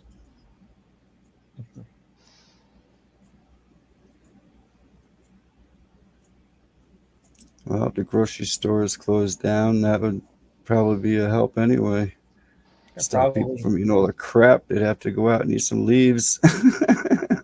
Well, it encouraged people to be self-sustaining. Then they realize, okay, Exactly. I'll be right back. Okay. Yeah, sure, no problem, no problem. Yeah, because anyone can grow their own food. Like even if you want to grow, like I mean, you can grow food in your home too. You can just buy one of those natural light heaters. I mean, it's probably not the best, but you can grow non-GMO food in your home or in your basement if you need to. Like even All you need is a window for like Yeah. just the leafies, Yeah. Yeah, that's true. That's true. Yeah, but it's like for people who don't have garden, like people who live in apartments, it's still possible to grow food. You can still grow your own food. It's perfectly possible. Don't rely on the system. Don't rely on the system. Just be independent. That's what we have to do. To be truly free, we need to be away from the system. That's what we need. So we all need to do is pull out.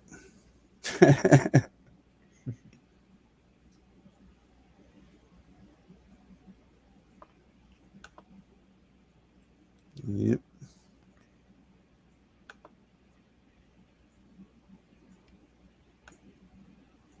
Vertical growing, exactly. That's what I showed on my last live stream, Fang. You can have a whole wall full of vegetables. That's perfect, dude. That's perfect. Having a wall full of it's perfect. Yeah. What's up, Sasquatch?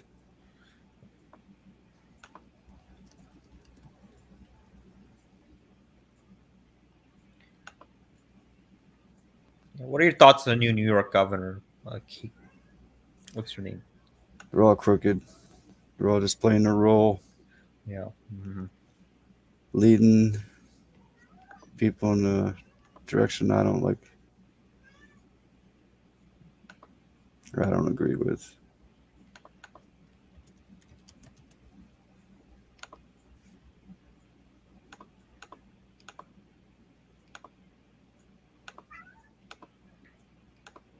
But they're just puppets too. Yeah, I mean, look, Look, I'll show you. This is the New York governor, current one. Look where she went. Yep.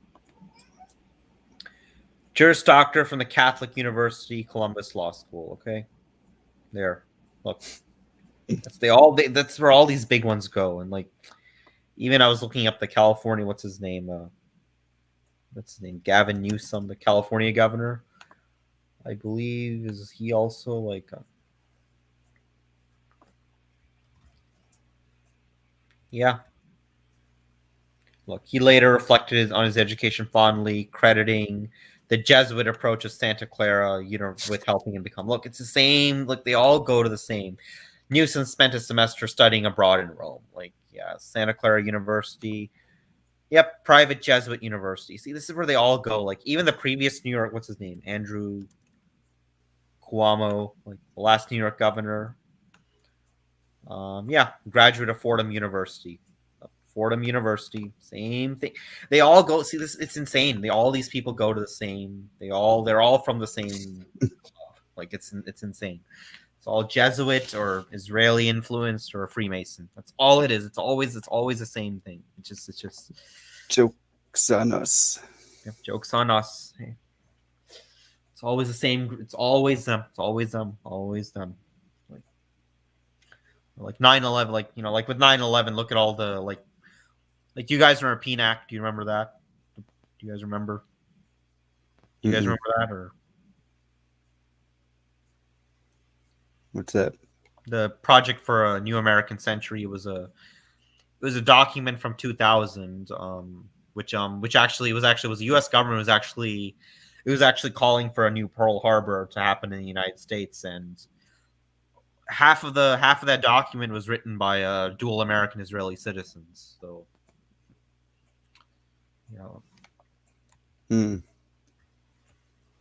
What was that called again? PNAC. I have to check it out. Let me see if I can find a video on it. 9/11. Yeah, I think I can.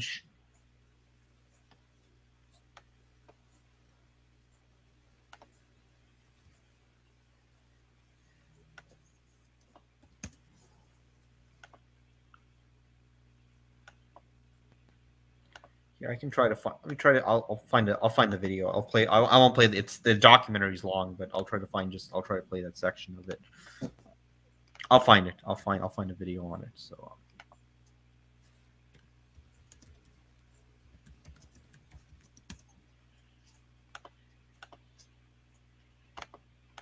Yeah. Google ruined the search algorithms. So.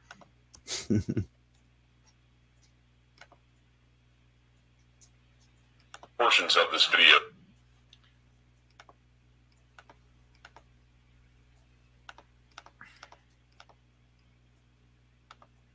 The future of humanity depends upon it. Here, I found it. Okay, I found it here. I'll share it.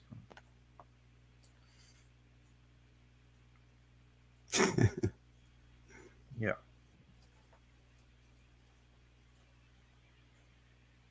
You have to be asleep to believe the American dream. Yeah.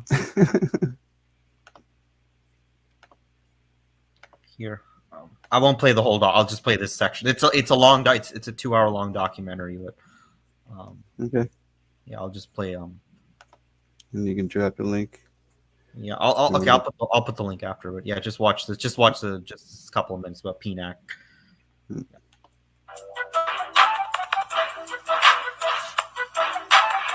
There are two documents which are central to understanding the intricate planning for the events of September 11th. The first is titled A Clean Break, a new strategy for securing the realm, and shortened to the ACB doc.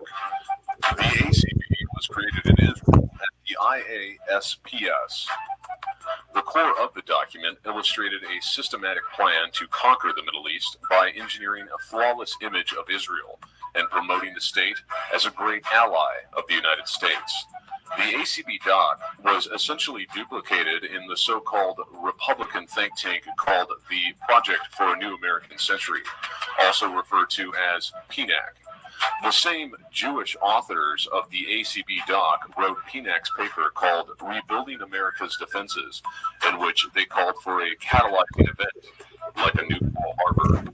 PNAC is at first called a Republican think tank, but finds itself later termed a neocon or neoconservative group. The reality is that neocon is just another layer of the onion that covers up the existence of the Jewish criminal network. So long as they keep calling the network anything other than specifically a Jewish criminal network, then their greatest strength, which is their racial cohesion, goes undetected. PNAC, the Project for a New American Century, was not a neocon or even a Zionist think tank, but a Jewish criminal think tank. This crime network existed long before Zionism was ever codified. Therefore, it is absolutely appropriate and necessary for us to refer to it as the Jewish criminal network, as opposed to merely using the term Zionism, although that term is sometimes employed.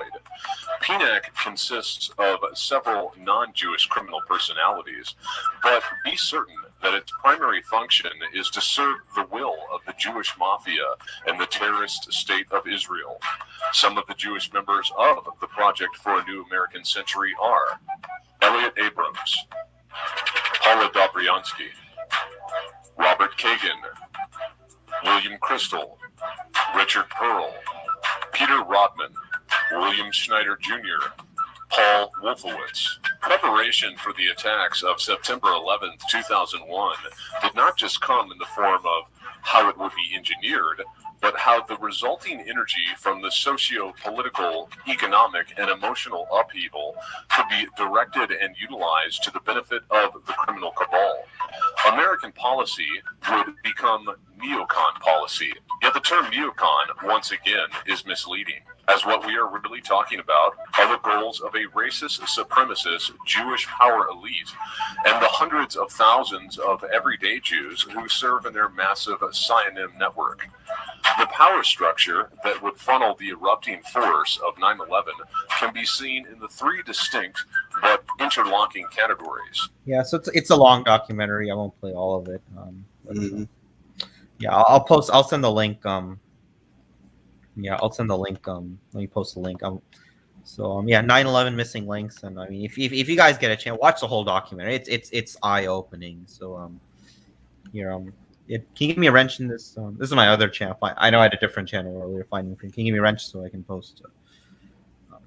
Can you put a message in chat? Yeah, sure. Yeah, there. Yeah.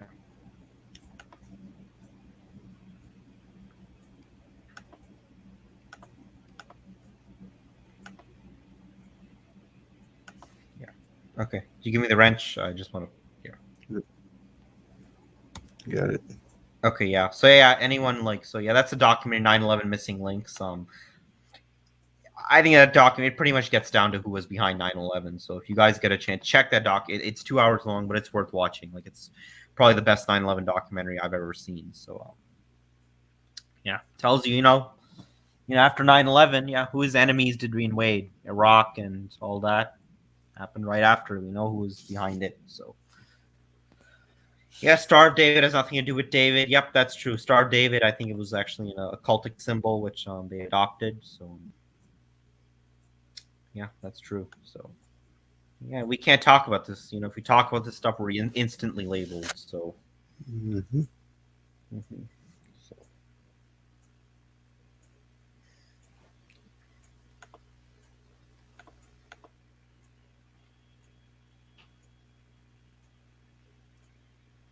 I don't see your link.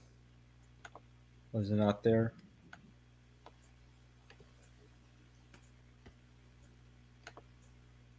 Yeah, I refreshed and everything. I don't see it. Let me post it again. Let me see. I don't see it. At least post the last part of it. Now do you see it? Oh. Nope. Yeah, it's probably getting blocked. Oh, there it is. Yeah, there. And yeah.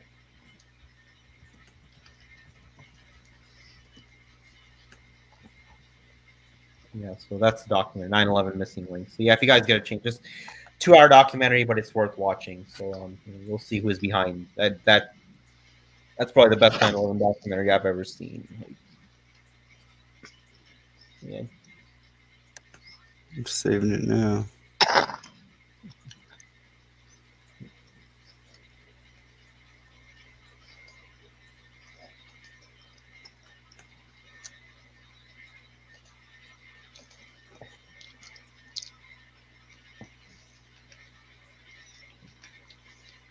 Education will be compliance from now on. Yep.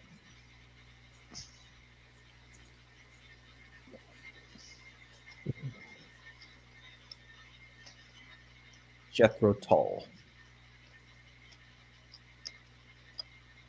You guys remember when Jethro Tull won the Grammy Award and people were upset about it? Do you remember that? No. Yeah, I think it was like in it was like in 1989. It was like a huge upset. Like apparently like Jethro Tull won like a Grammy Award for best hard rock album, and he doesn't really Jethro Tull's not really a hard rock artist. He's more like just regular rock, and like I think a lot of like the metalheads, they were upset that Metallica did not win. So there was a huge controversy over that. Like yeah.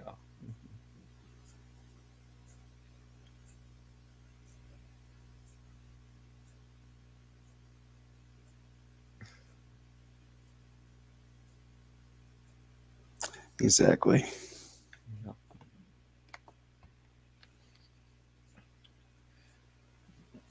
Show me Sasquatch. You ever seen Sasquatch, or so you never seen Bigfoot, or?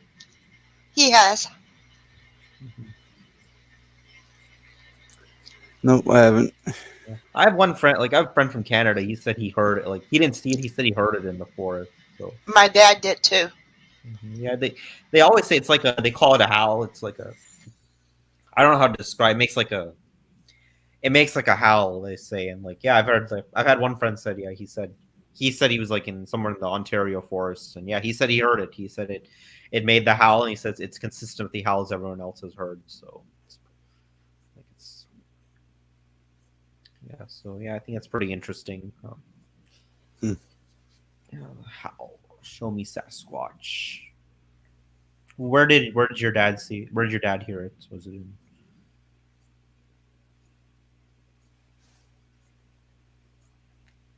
What part of America did he hear it? Was it in the West Coast or?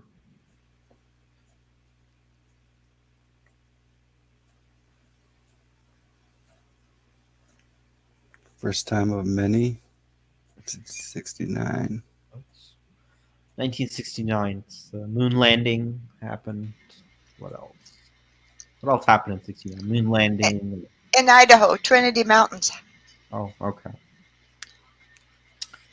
Yeah, I think that's where Bigfoot sightings are most common in like Washington, Oregon, Idaho, Montana, like that whole region. The thick forests, thick redwood forests, and all that.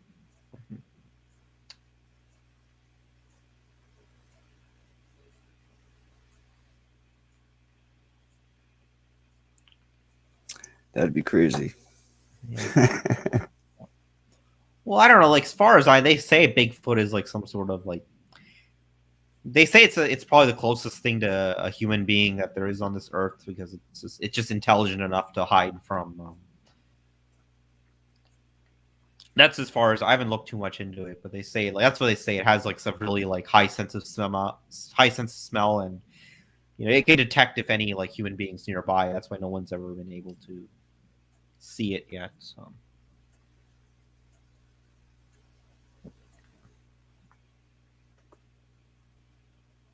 Momo.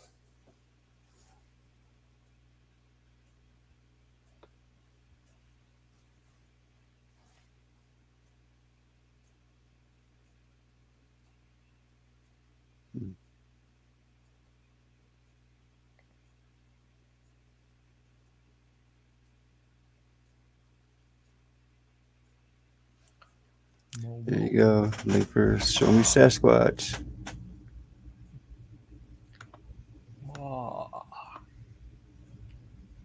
Thanks, Darlene. Dropping everyone's links. Yeah. You're welcome. Mm-hmm. I'm eating the peanut butter and jelly sandwich. That's why I'm not talking. Okay. Enjoy. Thank you. Mm-hmm.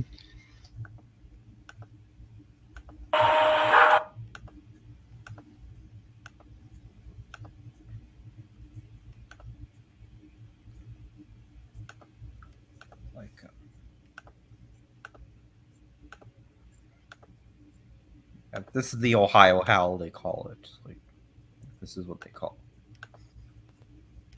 it. Is it showing? Yep.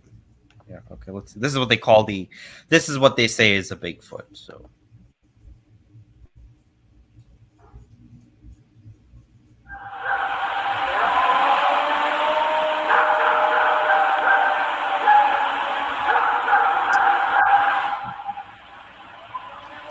That's the sound my dad described.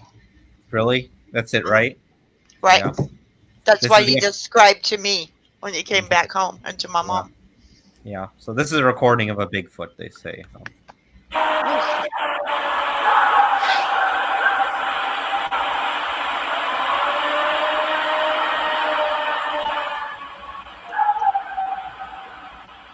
Huh. It's making a dog bark. Alaska howl. This Around one, the my audio. area.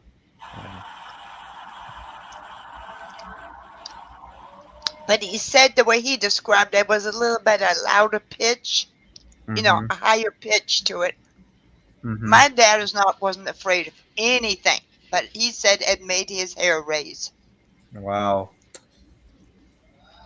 Plus the location they were in, it's like if you look at Sasquatch's videos with those bent trees, and Mhm. when they don't have no leaves on it, and there was a lake kind of almost frozen over, because the Trinities are really high up.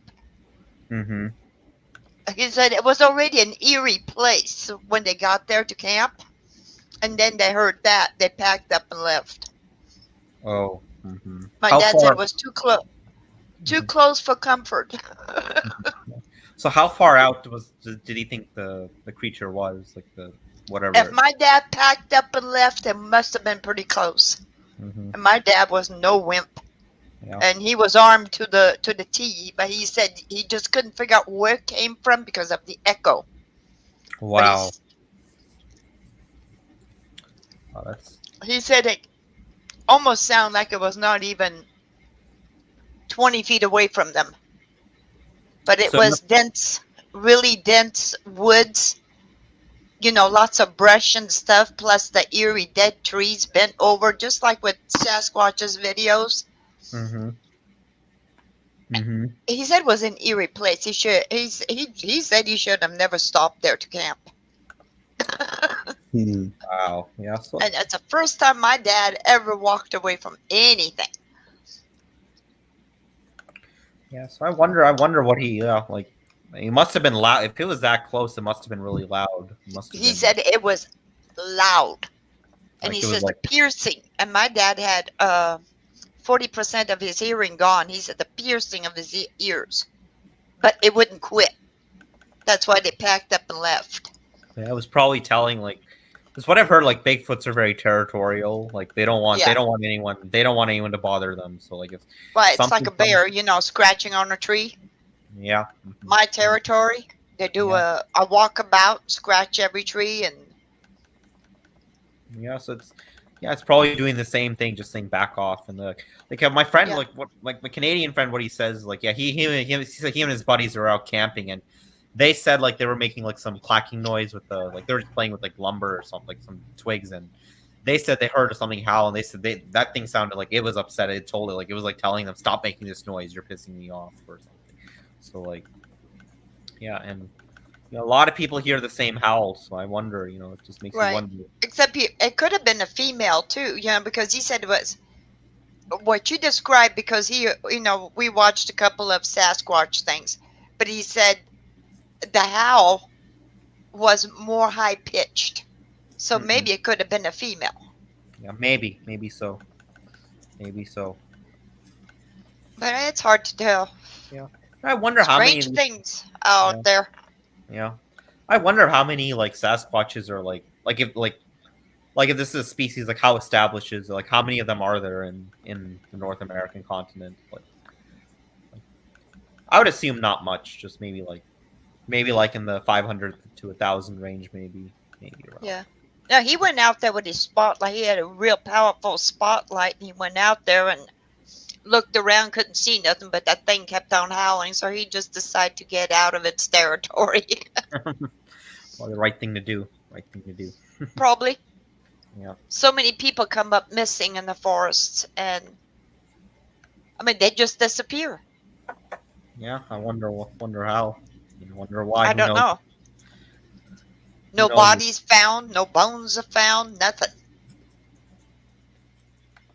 Yeah. Who knows what's out there? Who knows what's out there? It's like, and you know how well, if if the Sasquatch is out there, like I wonder how long their lifespan is, because I mean, no one's ever found a Sasquatch body as far as I know. So I'm assuming these things they probably have a long lifespan. Like they probably Probably live like the elephant lifespan, maybe 80, 90 years, maybe 100 years, maybe so. more. Yeah, probably maybe in more than that. It's like,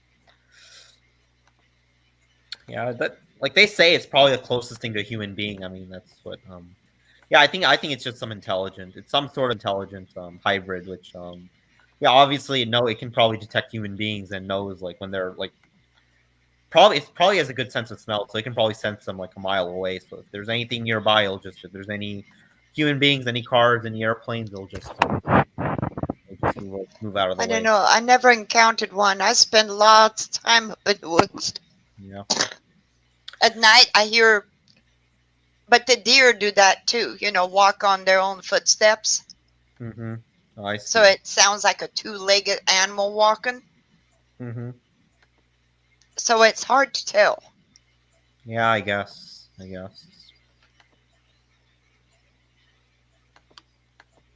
Especially if they're pretty far away, or to hear this crunch, crunch, crunch. But no, I never seen anything. Mm-hmm. Yeah, I've got my friend. He's big besides mountain lion and deer and elk and moose. Mm-hmm. Little weasel that chased me down the hill with an attitude. Oh. Weasels. Oh, they can get mean. I've never thought of weasel being like aggressive like that, but Oh, they are, especially when they have babies. The skunk can be too when she has babies.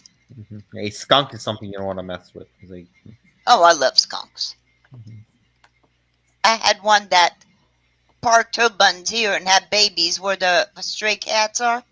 Mm-hmm. She had 3 babies. Well, that's cute. And she never sprayed. She never did anything. She didn't do nothing to the dogs or nothing. So Well, that's good.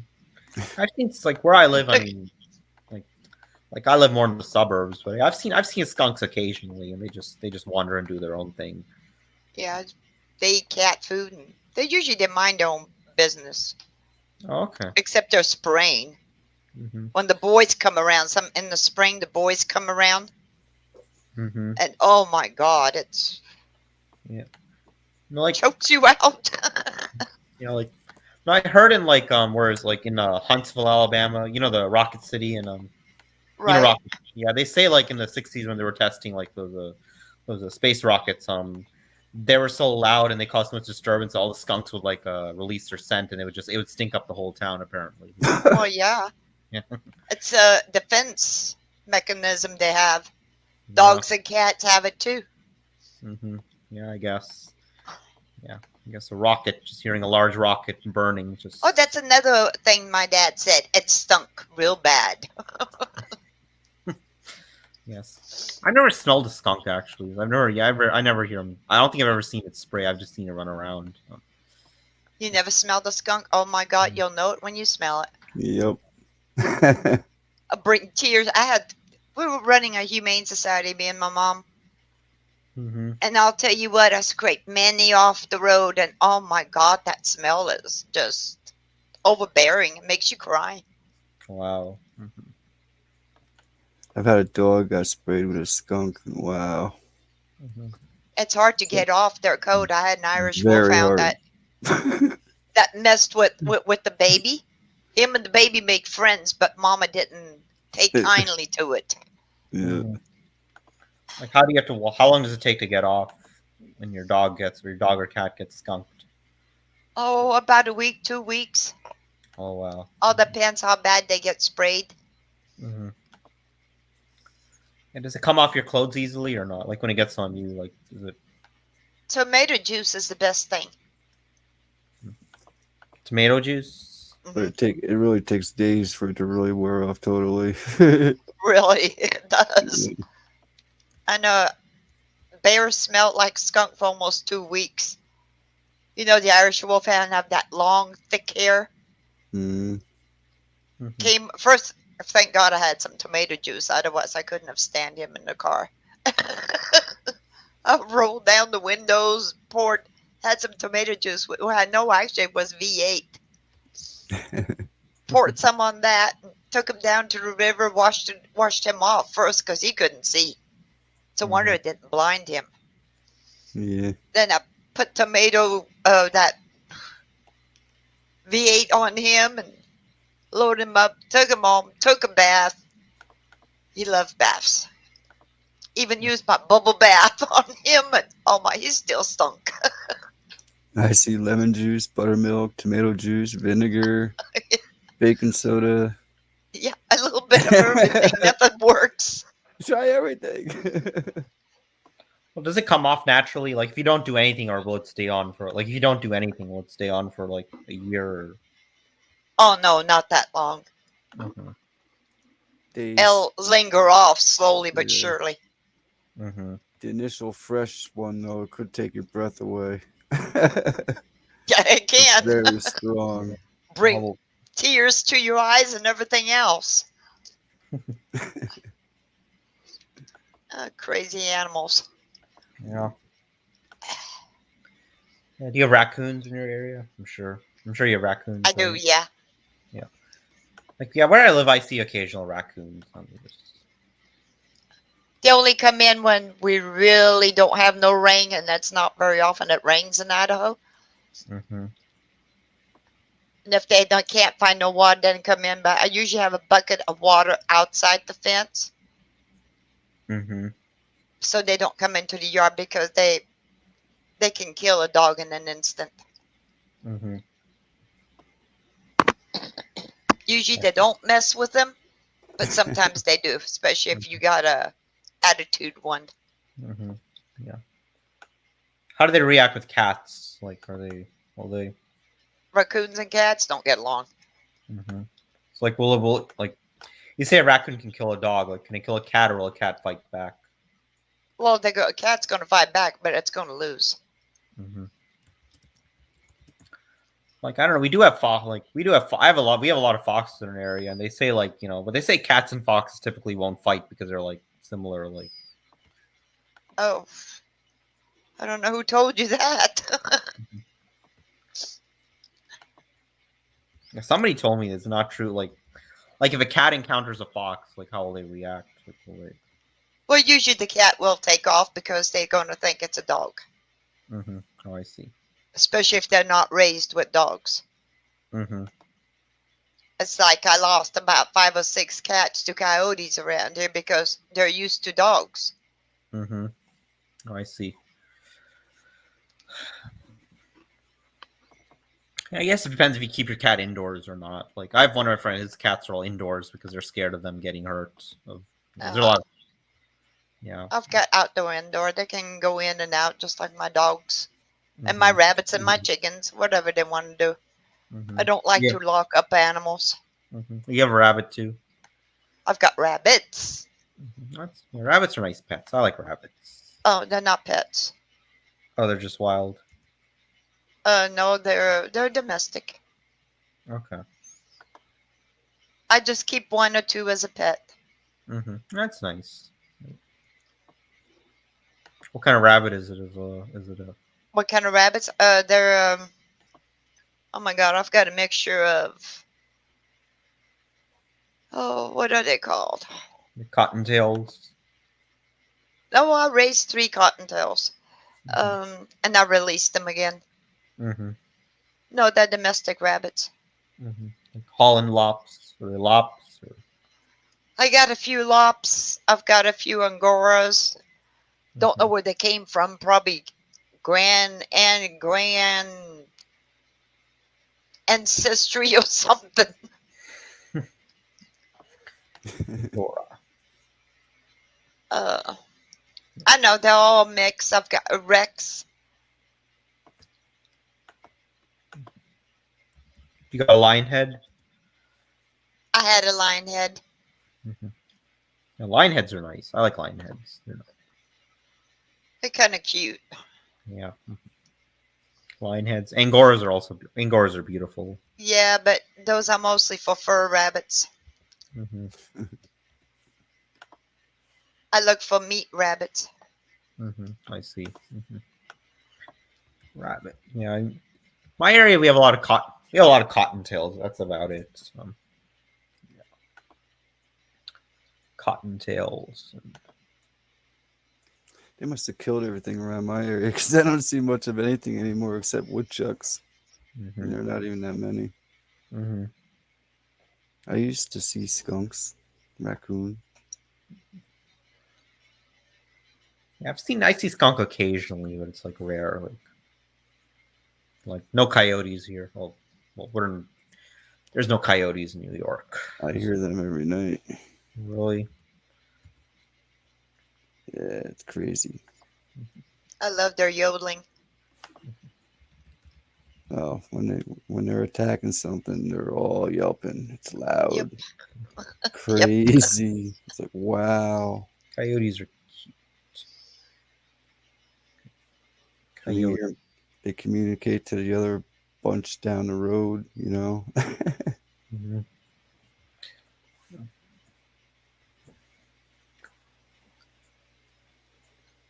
Howling. Yep.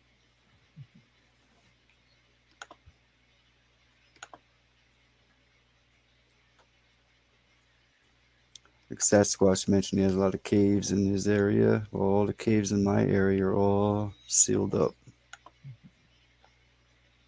Sasquatch. They put concrete blocks and closed them all off. Mm-hmm. I know someone that used to work down there in the caves, underground city called Imar.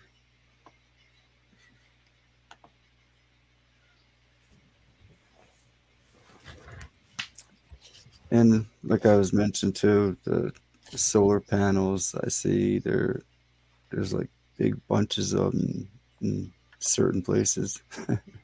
Mm-hmm. Solar panels. Yeah, they claim that the electric company owns them. Yeah, you don't like that's the thing about solar panels. When you buy them, you don't actually like they're property of the company. That's what they are. Like, right? It's true. Like usually, like what I've seen, most people people I know of solar panels, like they just rent them. They actually they rent them from the like Solar City or whatever, and so it's not actually theirs. It belongs to the company, and they're just paying a rent for it. So anytime the company, they can take it back if they want. So.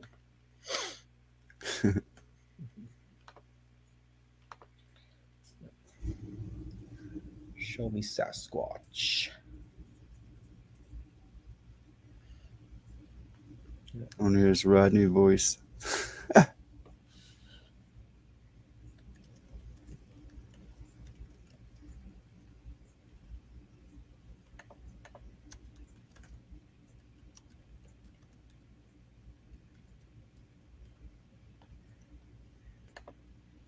Wow, 400. 400. 400. You heard right. Wow. An exotic. Yes. It's about 270 cattle, sheep, goats. I had them across the street. I had them over here. I had bunnies coming out of my ears.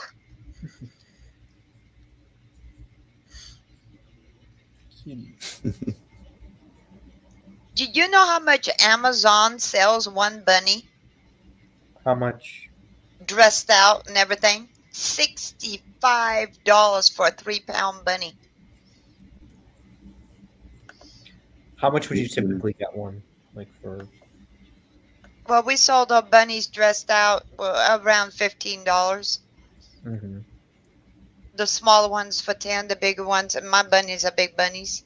Mm-hmm. They weigh anywhere from 8-9 pounds. Mm-hmm. Implica Master, did you name them all? Can you ship I animals? tried and then I quit to name them all. I didn't know you can ship animals through Amazon. Is that like how do you do it? Like how do they do it? Pardon? How do they ship animals through Amazon? Like, do they have a special like service, courier service for it, or? Well, if it's frozen meat, they're going to have to. Oh, okay. Oh, I was thinking it was I said alive. dressed out. I Yeah. didn't say fur bunnies. Oh, okay. Mm-hmm. You know, meat bunnies. Yeah, I see. I see. Okay, let me word it better. Meat rabbits. Meat rabbits. Okay. Okay. Yeah, I didn't. $65. Yeah. No, we sold them for the 4-H and as pets and for meat. Mm-hmm. So much work. Even if they're not caged up, it's still a lot of work. Mm-hmm.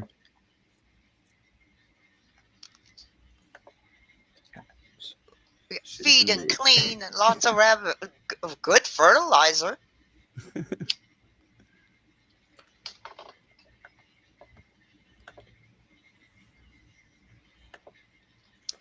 Like I always told Mr. Bob, I've got a lot of bunny poop to eliminate people.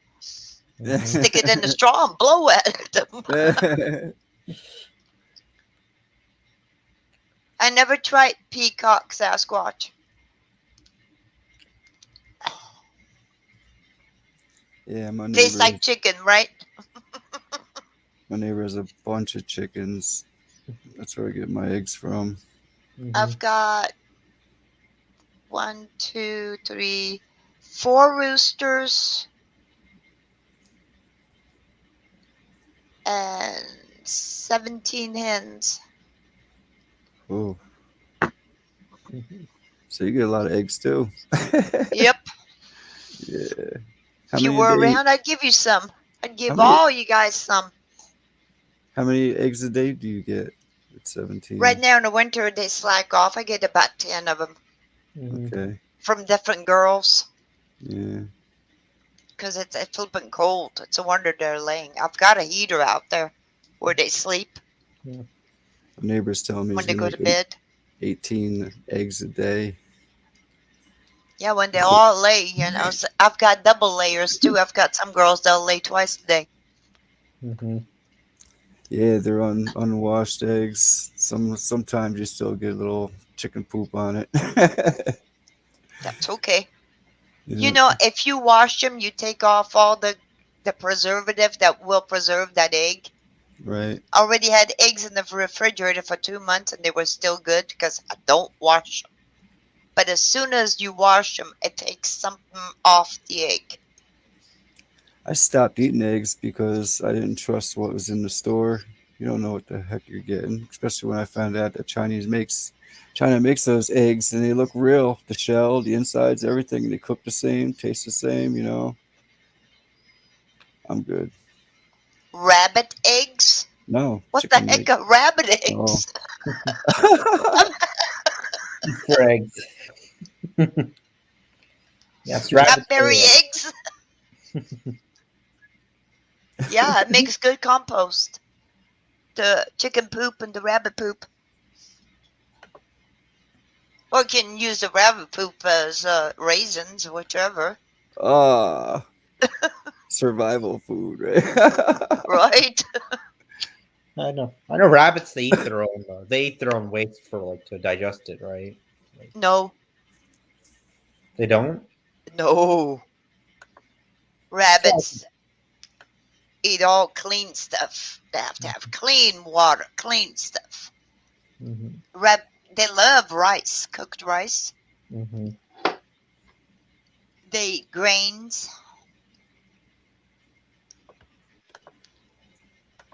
Yeah, what's bad Nuts. for, like, I heard lettuce is not that good for rabbits, right? Because No, I've never had any problems. Alfalfa, if you got baby rabbits, if you give them fresh alfalfa, you got to be careful because alfalfa is mighty hot. Oh.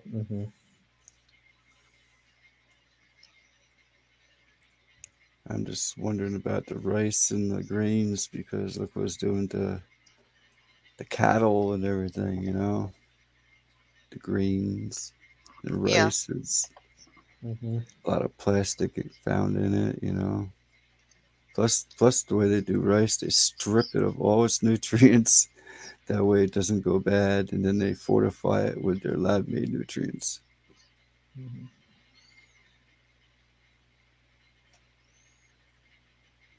Yeah, I don't eat rice anymore. Oh, the bouncy rice? Any rice. I've bought when I first found out about the plastic rice. Actually had like 10 different brands, and I tried every one of them, and every one of them seemed to be about 10% plastic. You I just take don't know what they are, but I've never seen. You put them in, it's like a Super Bowl. I swear to God. Yeah, I actually made one into a bowl and it bounced it off the floor. The Yeah, video's tell me still up. about it. But yeah, I mean, you take a cast iron frying pan or just a frying pan with no oil, turn on the heat, make it hot, throw some rice in there, a handful of rice, and you'll see the plastic ones will be squirming around. And if you pick it up, you can actually stretch them out and everything and squeeze it flat. You're not going to do that with a real grain of rice. Yeah. Yeah. No, Might want to try it. Try heating some up, see if you see any moving around while you heat it up. right. It bounces and does all kinds of things. Yeah. It's like, when was it? 2 years ago when I burnt the snow? Yeah. Yeah, 2 years ago. Uh huh. It's probably 2 years ago I did that rice Yeah. video. You burnt rice and I burnt the snow.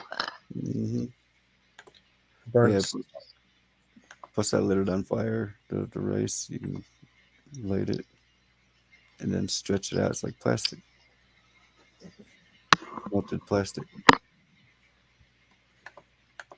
It's like I'm very careful when I buy the iceberg lettuce. Yep. That too. Yep. I've always wondered how they got those like plastic layers in between, but you know, like how cabbage, the leaves roll around the head and it just keeps forming a ball until it gets bigger and bigger. It's like maybe they spray it before It those could leaves be a thin close. layer, yeah, Yeah. to make it bigger. Yeah.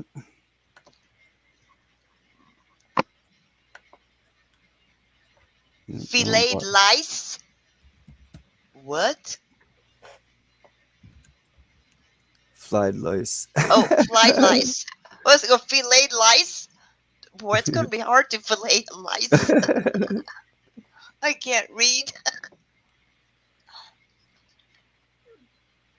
So there goes all my preps, pouring out my 500 stored rice. Yeah. Oh my goodness. Don't take my word for it. Try it out. Yeah, You know, fly lice. Maybe that's what they are, is lice. Maybe that's why they squirm around.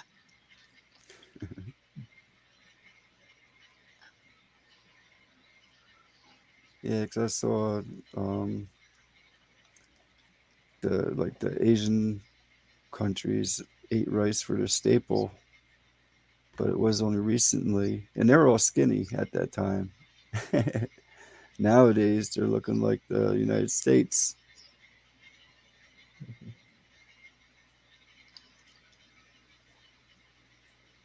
It's because they changed how they because when they started selling and trading, they had to make it last longer. Yeah, wait, Bob, how's your wife doing after she took the vaccine? She doing okay or? She's doing okay, but she's feeling something like in her chest area. So Yep, you're it gonna, says it goes to the heart. yeah, that's what I've been telling her too. I So heard particularly like for females, it can cause like bleeding for them. Like it's awful. Like I've heard like someone was telling me it's like it's happened to so many of his colleagues that are female. It's absolutely awful. It's absolutely Fake cabbage. yeah. There you go. You can show a fake cabbage video. yeah. Well, which vaccine did she have to take? She have to take like Pfizer, J&J, or This is Moderna. Moderna. Yeah. Yep, the bad one. That's the one I showed from their own website. I just read off there. I'll get the link for it for everybody. You can check it out themselves. The second paragraph. It's crazy. Let me see.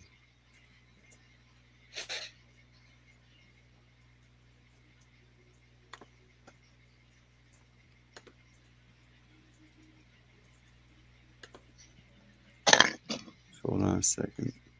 No, I found some pretty cheap rice that's not bouncing. Very good. And I usually cook it up for the kids.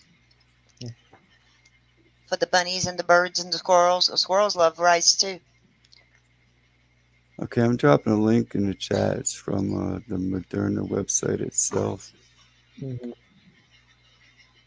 Let me get back to chat. Hold on a second. I lost my live here. Okay. I mean, all I did was I showed this page and I read off of this page, and they took it down, and I got a strike for it. Mm-hmm. Check it out, Moderna website. Second paragraph alone. Just scroll down a little bit and read that second paragraph, and but the whole thing. Recognizing the second paragraph like is our operate. It operates very much the same as. So if it works very much the same as, then it pretty much is what it's working as, correct? Recognizing the broad potential of mRNA science, we set out to create an mRNA technology platform that functions very much like an operating system on a computer. It is a science that can be plugged and played interchangeably in different programs. In our case, our app is our mRNA drug. Wow. Right. So it's a operating system that could be updated down or remote control possibly. What you do computer. Yeah, or maybe through some like a high frequency signal, they can activate something inside of your body. Like, right, 5G. Oh, oh well. I think 4G. I mean, like 4G itself is really bad. Like, yeah, they're all bad, but this one, it's a totally different ball game. They're putting up these 5G towers everywhere around the cities now. It's insanity. It's insanity. Well, actually, Yeah.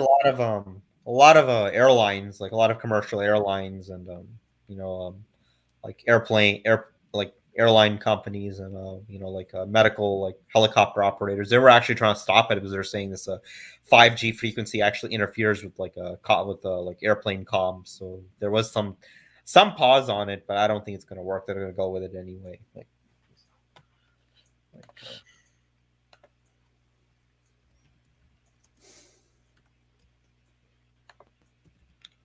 I don't know who did it. Yeah, I showed a video like 2 years ago too. There's this telephone pole that everyone drives by. It has like a pine tree on top of it, and all the tower components are even painted green.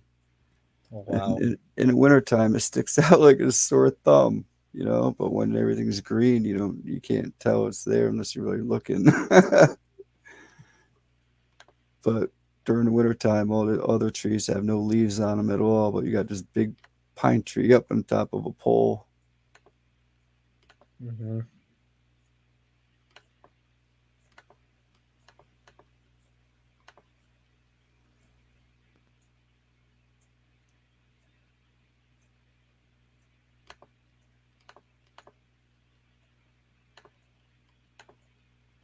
How Chinese make artificial cabbage from Blickum.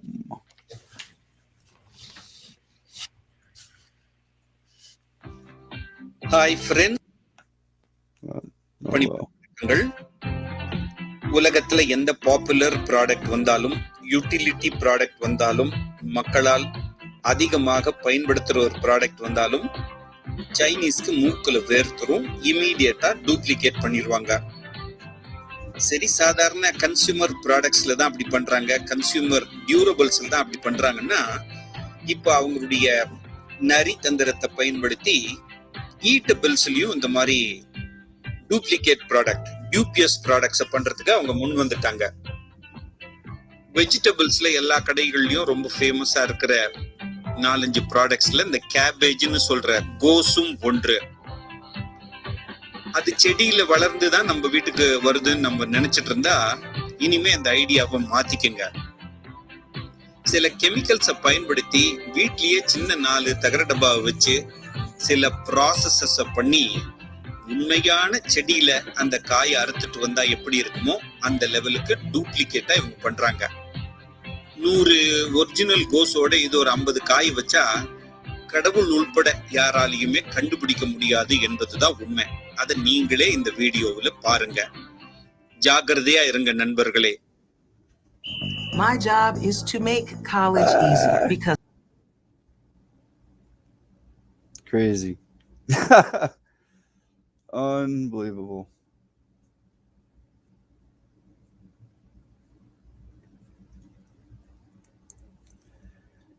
Exactly why I stopped eating out.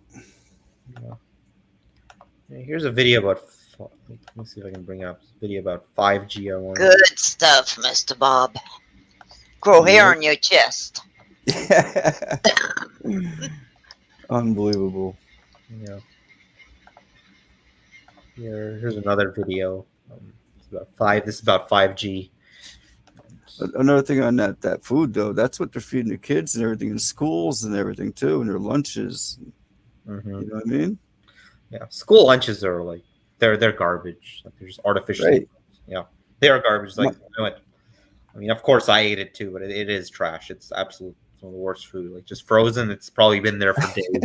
Just my sister has a kid, and they brought home a sandwich from school, and I looked at it. I was like, "Wow, really?" Because you look at the lettuce, you can tell it's not real.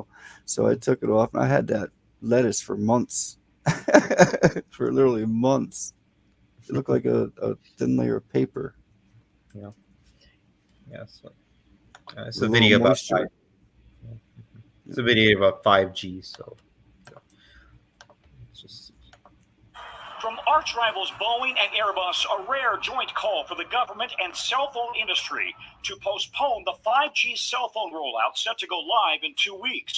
The world's biggest playmakers warn 5G interference could adversely affect the ability of aircraft to safely operate.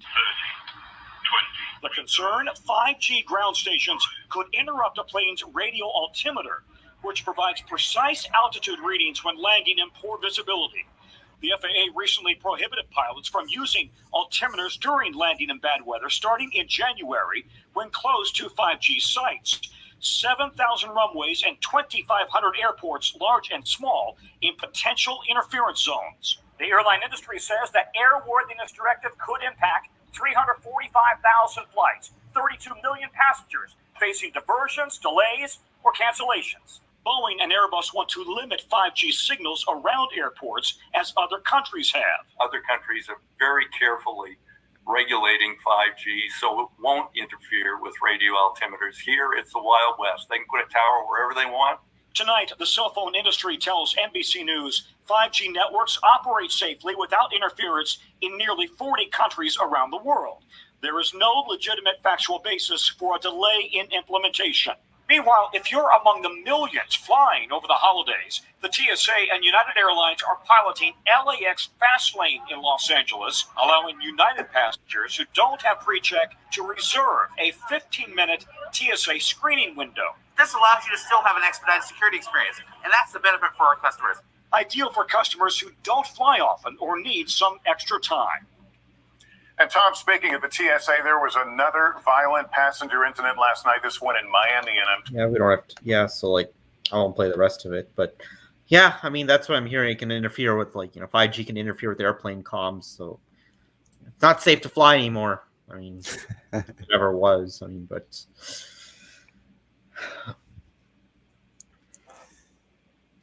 Yep.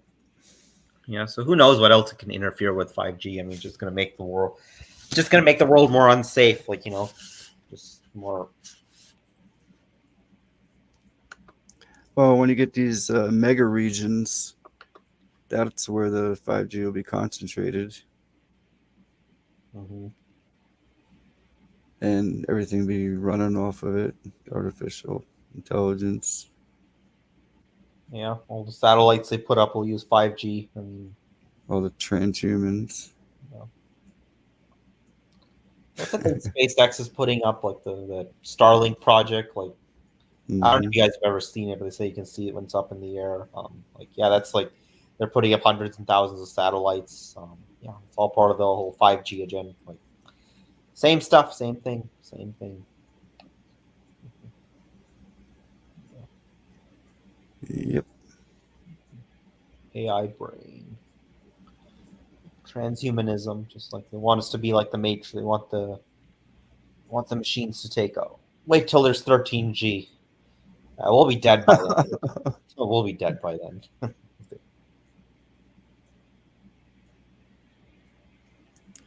But that's, I mean, like every form of life is in jeopardy, or going through the same. So I don't know. It's like wearing 3 masks. Yeah, pretty much. That's what it is. 3 masks. 5G is here in Illinois. I'm sure the Chicago area has it everywhere.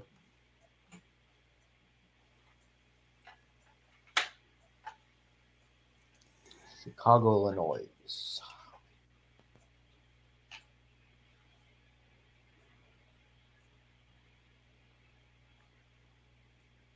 Yeah, when them wavelengths affect you, you get like cold-like symptoms, don't you? I've seen. That's what I've heard. Like, someone else was saying, like, a lot of these like COVID like symptom, like a lot of these like COVID things are actually like result of 5G. I've heard. Somebody was saying that. So.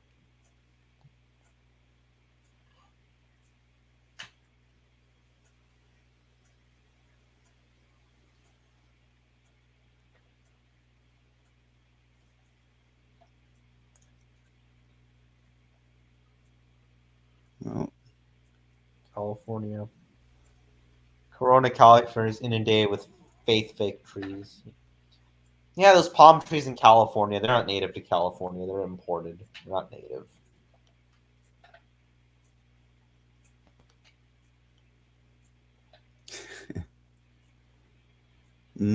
Fake meat in China.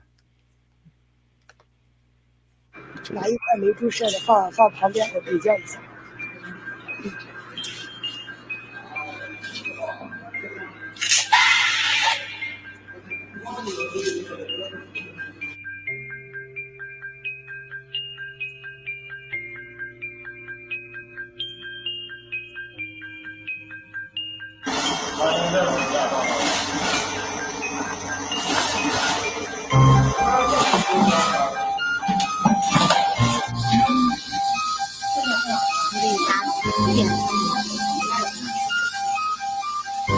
What?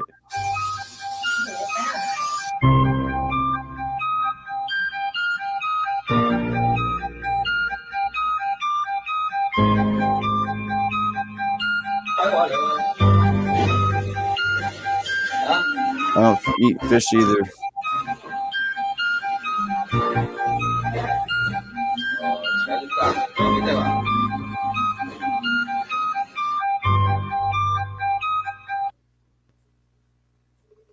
Crazy, huh?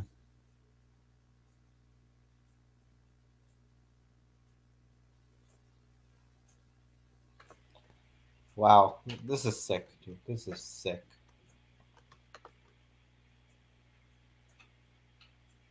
And everybody wonders why they're sick. Yeah. Disgusting.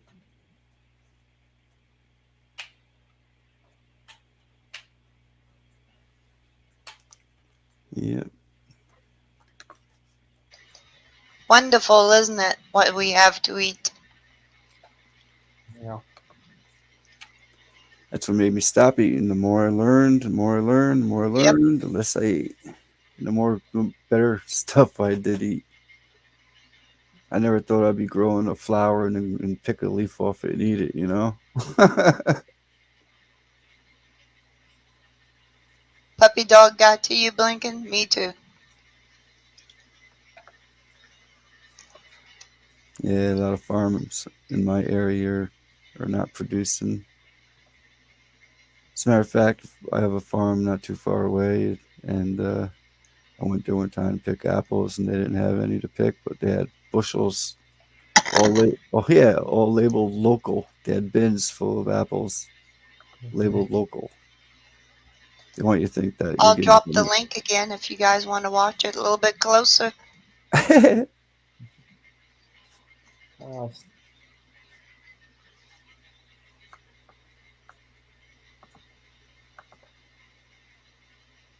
Anyway, this farm, they didn't have apples to pick, but they did have beer and pizza. They actually were selling beer and pizza.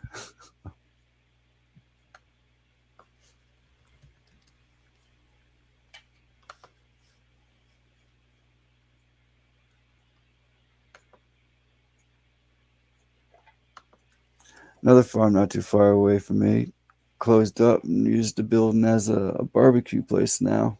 Barbecue foods.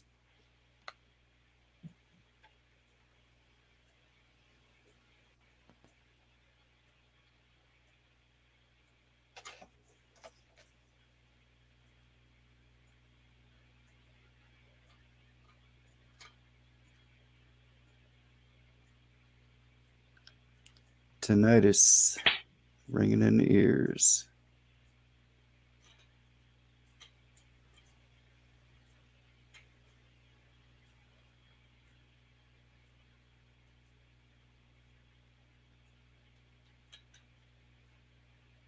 All the frequencies.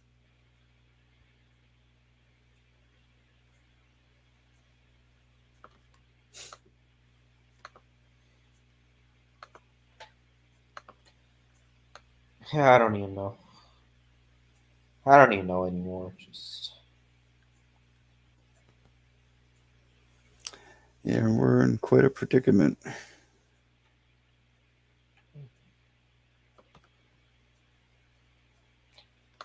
yeah, it's like I don't eat. Go on. Go ahead. On. That's I like said I don't eat no potato chips. I don't eat nothing that's made from Nestle Yep. and other brands because they're using baby stem cells to flavor with. Cenomix. Yep.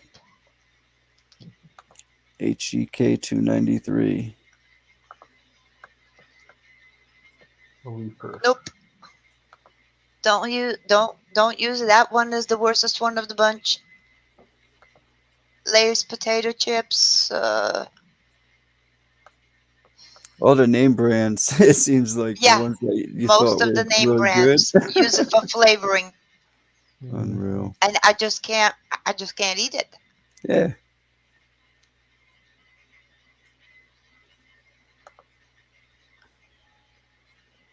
It's like milk. I used to love milk. Once I found out that all those pus cells and everything that's in the milk, nah, I'm good. Yeah, I don't even think drinking milk is like natural for the human. Right. You're right. It's like we're the only species in the world which drinks Milk from another species. Exactly. Yeah. I don't think anyone.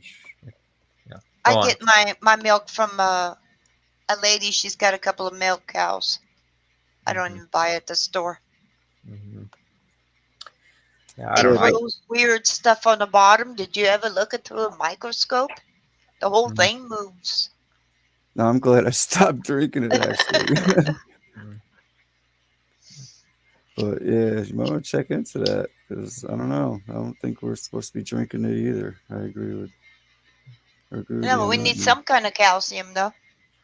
No, we Yeah. can get it natural. There are other ways to get calcium. You know True, what? bananas have it. Look up of the food list of the foods that contain calcium. Everything has calcium in it. Everything has True. calcium. So if you're taking calcium supplements, you gotta be careful because I everything you're don't take eating them. already has. Yeah, there's no need. Besides, it's calcium carbonate anyway. I like goat milk. I used to like my vitamin D milk, but like I said, I did some research on milk once I found out about the pus, and then you find out more and more and more. Yeah, I don't think we're supposed to drink it either. Yeah, I I mean, think our bodies are not supposed to have. Well, milk's good for you in one sense, but what they add to the milk, that's the whole thing. No, I'm even talking about the pure milk for itself. Even I'm also at the point where I believe we're not even supposed to eat meat. Why are we eating meat for protein? Well, where does protein come from? It comes from plants. Yeah. You know what I mean? So True. we're eating the meat to get the protein because of what the animal ate that we're supposed to eat to begin with. Are you, And, Bob? Are you vegetarian or? no, I mean I was always a meat eater, but I tell you what, I cut down so much. I couldn't eat a plate with just veggies on it. It don't have to have meat, but every once in a while, I'll still have a little bit of. Yeah, like this is Oh, my opinion. Like, this is like, I mean, I come from like, I mean, that's where I've been vegetarian for a long time. That's my dad's like pretty like he's a pretty big animal rights activist. But yeah, like the thing about meat is like if you think about it, like like a tiger, like a tiger or a lion or like a bobcat, like look at the teeth they have. They have like these sharp like pointy teeth which are designed to like rip open a flesh open. And thing is they eat meat raw. Like we can't, like human beings, like we can't even eat meat raw. We have to cook it first before we eat it. So it's like if we have to cook something before we eat it, like you got to question, it's like, okay, why do we have to like like God didn't give us like claws or fangs or sharp teeth to hunt, like so our teeth are like our teeth aren't sharp like other animals' teeth. So exactly. yeah, so it's like, and the thing is, like when you eat something like chicken or beef, like when it goes in your when it goes inside your system, it stays in your stomach for days. Like it doesn't digest quickly. Like that's why you always feel like heavy when you eat like something you eat like when you eat That's like exactly right. It, yeah. it takes too long to digest before it leaves your body. It's just starting to actually rot and decay. Yeah, And that's when it puts off the gases and make you fart. yeah, pretty much. I mean, look at how much, and I mean, if anyone's ever seen raw, I mean, if you don't like raw meat, it rots, and then you see all these maggots and bugs on it in a couple of days, and I wouldn't Mhm. want to eat that. So, like, yeah, it's like been in the freezer, but still, like it's probably still some remnants are probably still there. So, And they say the average American has 8 to 10 pounds of shit in them. yeah, like That's how backed up everyone is. yeah, like there are these places in the world that called they call them blue zones. Like, have you heard of that term? Like have you heard of that term, blue zone? No. No. Yeah, it's like a term like blue zone. Like they're areas which primarily feed off of a vegetarian vegan diet, and apparently these areas of the world they live much longer than the average population. Like actually, it's been proven that vegetarians live longer than the average. So I mean, I'm not saying if you eat meat, it's okay. Like I don't mean to judge anyone if it's So I don't want to I don't want to come off as one of those liberal hippie vegans like that want to force it on everyone. But yeah, I think like yeah, I mean. Look, and it's been proven also that like if you have a vegan diet, like it actually lowers like symptoms of the flu, or like like if you catch the flu, it won't be as bad. So I think And I, yeah, I do think like a vegetarian vegan diet is probably the ideal. Like for us human beings, it probably is. Like if not vegan, like I understand like like total vegan diet, I know that can cause like a B12 deficiencies. But if you're just vegetarian and maybe add a couple eggs, I think you can be perfectly healthy. Just some natural eggs and that's it. I agree with that.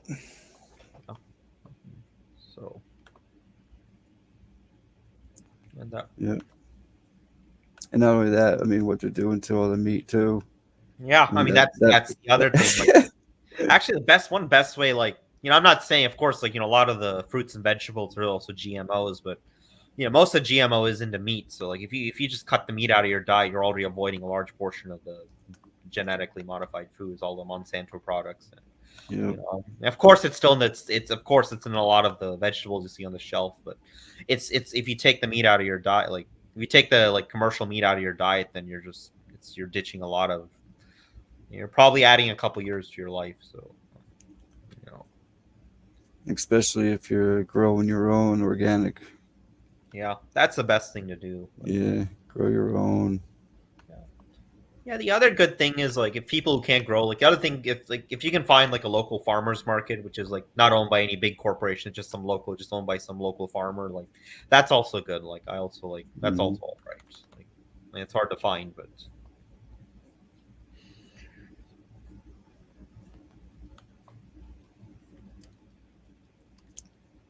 Yeah.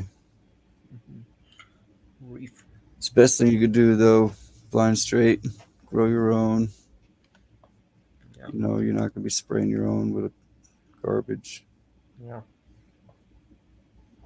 It tastes so fresh too. When you grow your own tomatoes, they taste so fresh. You can tell the difference. Yeah. It tastes so good. I love growing tomatoes. They just especially cherry tomatoes, when you take them out, you just eat. They're so fresh. You can.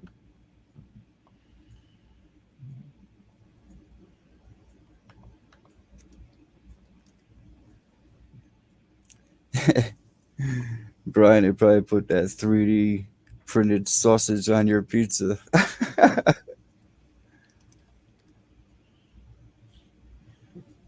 Have you seen how they make the 3D printed meat?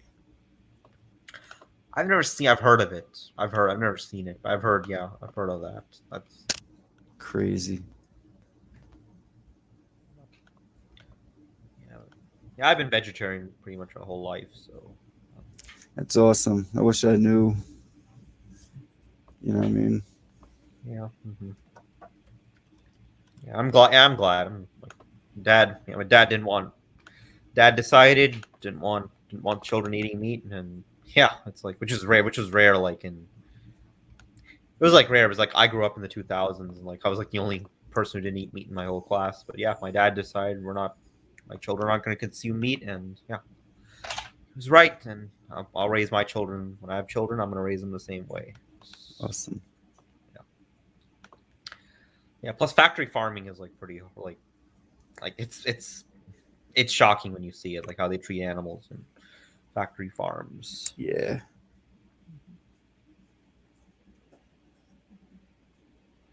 Yeah. Yep.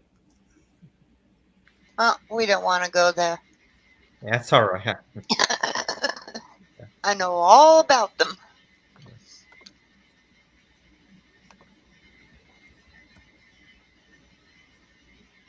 Well, another documentary, Food Inc. from it's from 2007. You guys ever see that? What was that? Food Inc. No, what is it? Yeah, it was a documentary. It just showed how bad corporate farming is, and how bad it is to animals, and what they put in what's in our food. So yeah, I saw a lot of stuff. It's not just the hormones. It's not just the wrong foods, the antibiotics.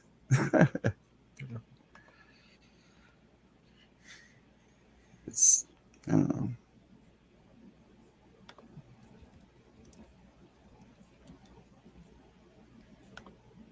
Isn't it crazy? The slaughterhouses and everything, and the farming of animals is just. It's like a concentration camp essentially. I mean, yeah. A lot of these animals, they know it's the end. I've seen one video, there's a cow, Like I think she's actually afraid to walk in, but she knows like she walks in, that's the end. Like she's trying to stop, but then they have to force her in, and yeah, that's another reason why I don't drink milk because like I've seen they treat dairy cows pretty badly too. I mean, like a cow's milk is for a cow, it's not for us. I mean, it's like cow's milk is for the baby calves. I mean, like can you imagine like if human beings were being like artificially inseminated and then like they're not being able to keep their children, they're taken away, and then that's why.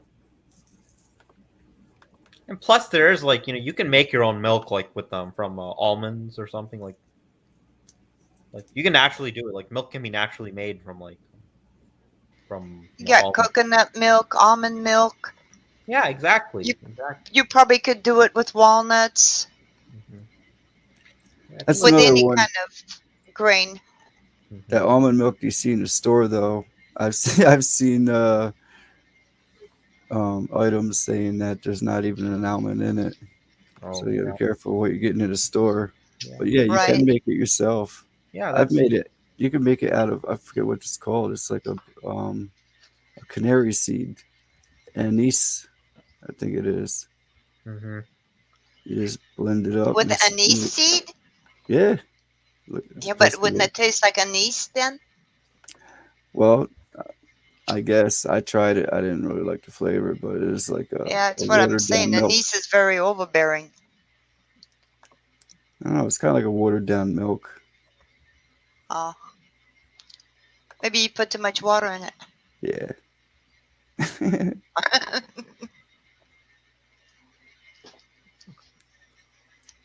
Coconut milk would be the best, I think. Absolutely. Coconut milk is good. I love coconut milk. Yeah. Coconut is loaded with nutrition and your electrolytes, everything. I mean, it's Yep, I love coconut. if it's organic, really good stuff. Yeah, so like Go climb the coconut tree and Well, they used to use it for blood transfusions even because it's so similar to our blood. that I didn't know. Mm-hmm. Yeah, I think Coke. Yeah, like I don't see the like at this day and age, like what's the use of having like a dairy milk when we can like if we can get milk from so many different foods, like what's the like there's really absolutely no need for dairy milk. Like even in I'm sure you can make good cheese like from these alternative milk products. So like and I'm sure it Or you can make some cheese with soy. You know the soybean? Yes. Soy. I know you can make. I never tried soy cheese yet, but I'm sure it's good. I thought that was a I've joke. seen it, but I never bought it. No, it's not a joke. It's really there. Because I don't know soy, so it's like all soy is supposed to be GMO, just like corn. Mm-hmm. I know. I've seen it once, and I just kind of looked at it and walked by it.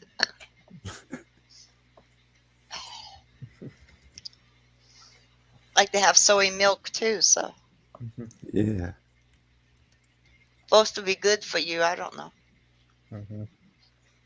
Read the ingredients.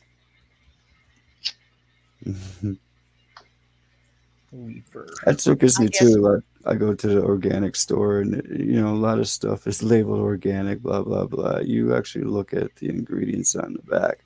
Okay, it might have this organic, that organic, but then there's a whole list of other crap along with it. Yeah, that's why I say the best place to go is independent farmers markets are the best. That's the best. Yeah, if you buy something, get one ingredient, put it together yourself. Yeah, that's worth it. You can do Come that. on up, blinkety blink, blink, blink, blinking, blinking.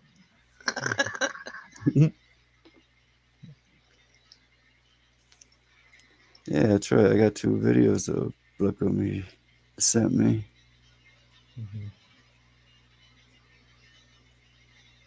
Let's see.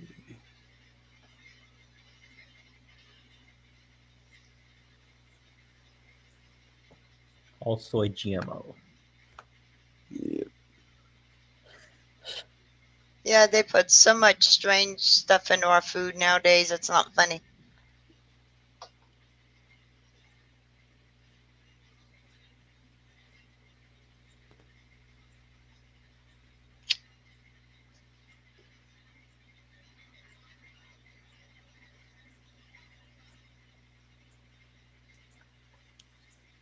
Sky video. It's only 10 seconds long. I'll play it again.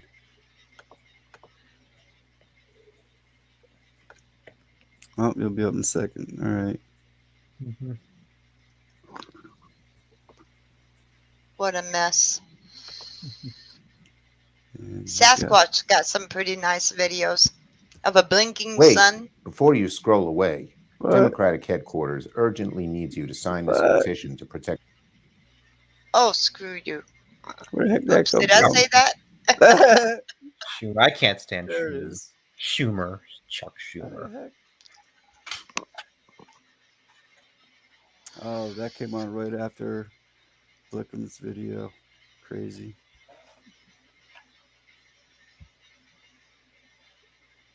Yeah, Brian Griffin says Bible talks about not eating things sacrificed onto idols. Well, actually, like if you read the regardless of what your beliefs are, like in the book of Genesis, actually, prior to the Great Flood, I mean, God told he only let human beings eat vegetables and fruits. Like there was no meat eating until after the flood when everything was destroyed. So yeah, I mean, Well, yeah, well, if you're going to eat your stock, you're going to reproduce. I mean, yeah.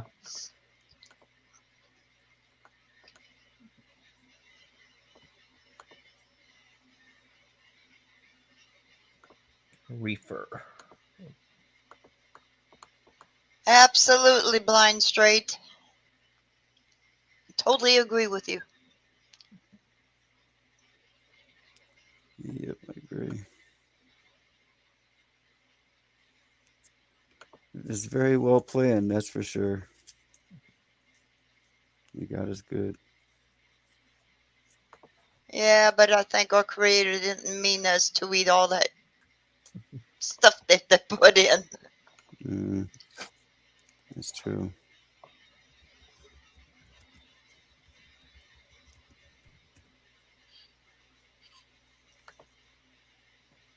I've got this strange feeling we're being watched. Always. Ay, ay, ay. They took that when we played that video. When I played that video earlier about the tractors, they took that. Yeah, they're watching us. Yeah. Of course, we're using their platform to talk about what they're doing to us. You know? No, I'm not. I'm talking about. Remember that thing that you sent me with the long nose? Yeah, yeah. Yeah, that thing. Yeah, I know that too. I know. Yep. I tell you what, I was laughing so hard. Yeah. It took up the whole TV screen here. I'm going, wow. Yeah, the more and more I was like, oh, come on. I was getting a headache. Oh, crazy. I'm watching. You watch.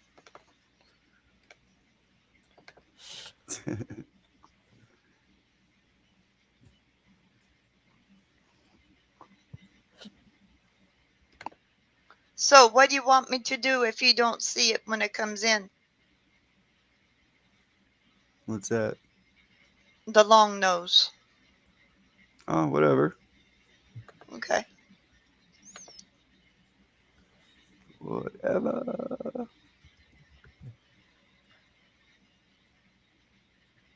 Vegetarian. Yeah, sooner or later. Yep. You get one, you get the other one. Yeah. Yeah, I think an ovo vegetarian diet, like ovo vegetarianism. That's the best diet, I think.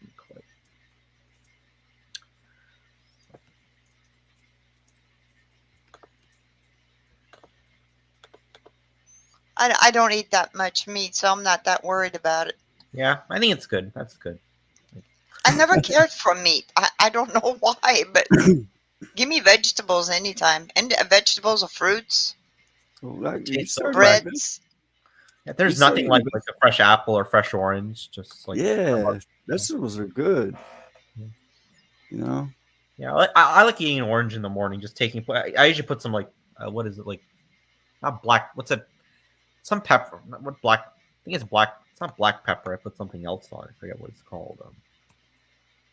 Yeah, if you. Yeah, but just eating an orange in the morning, like just cutting open a fresh like non-GMO orange and just putting it in your mouth. It tastes so good in the morning. Just gets you True. figured up. Yeah. Yeah. Yeah.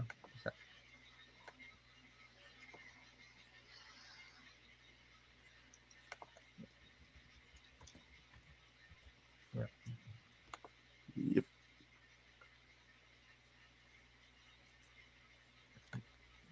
Yep, Cain killed Abel. And then Cain went out and found himself a wife, which I can't figure out where it came from. The city and all. There's something wrong with that picture.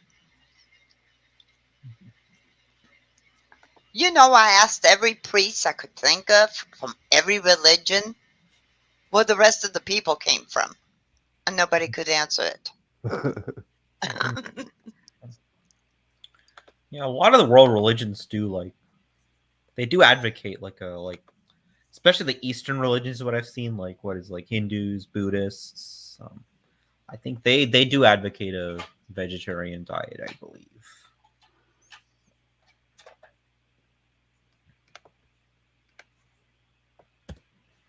A reef.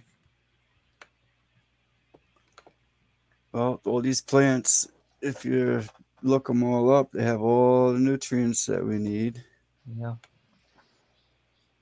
As long as you give it good soil. Yeah. And you guys get I know you said it before. You guys have your own chickens, right? Yeah, I've got chickens. I don't do livestock. I've got chickens and I've got rabbits. Okay. Yeah. But Bob, where do you get your eggs from? You get them from? Neighbor, he's got chickens. Oh, okay.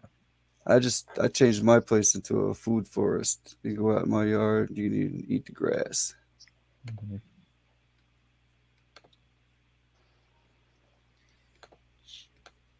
All the plants are edible, the trees, everything I grow.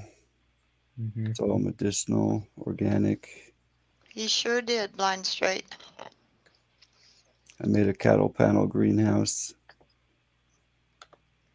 And let me tell you, everything in that greenhouse was so green and looking healthy compared to everything that I had planted outside of the greenhouse. It's unbelievable. In a greenhouse, you can keep a controlled environment. So yeah, and not only that, I had the greenhouse plastic. It stops UV rays from our so-called sun, and I also put a 50% shade cloth over it to block 50% of the sun. Help keep the heat down, and that was plenty more than enough sun to make my pepper plants were as tall as I am. Mm-hmm. Oh, that's cool. Never had pepper plants that big. Usually you get tops maybe 2 feet. Yeah. Even eggplants 6 feet tall. How much land do you have? I'm just curious. How much land do you have? Me, not much. Less than a half acre. Mm-hmm. I just did all around front yard, everywhere I could. Mm-hmm. I can go with that one, blind straight. There were more people on Earth before Adam and Eve.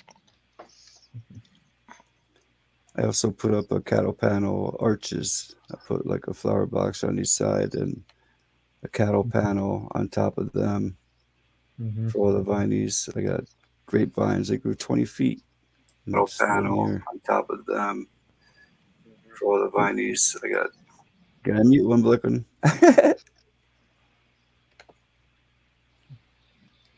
Hey, what's up, Blicken? What's up? His mic is off. He's still muted. Yeah, he's got to unmute his YouTube probably. Yeah, there he is. What's going on? Hello. Permission to come aboard, Captain. Nope, you can't come. Aboard. What's going on, Darlene? Hey, Paris. Nothing much. How's everybody? I'm good. How are you? Doing well, thanks. Nice to meet you. Finally. Nice to meet you too. Yeah. Thank you. Blookham does natural stuff too. He's into organic, natural health. Yeah. He even makes his own pet treats, pet food. Yeah. 6-foot eggplant. Yeah.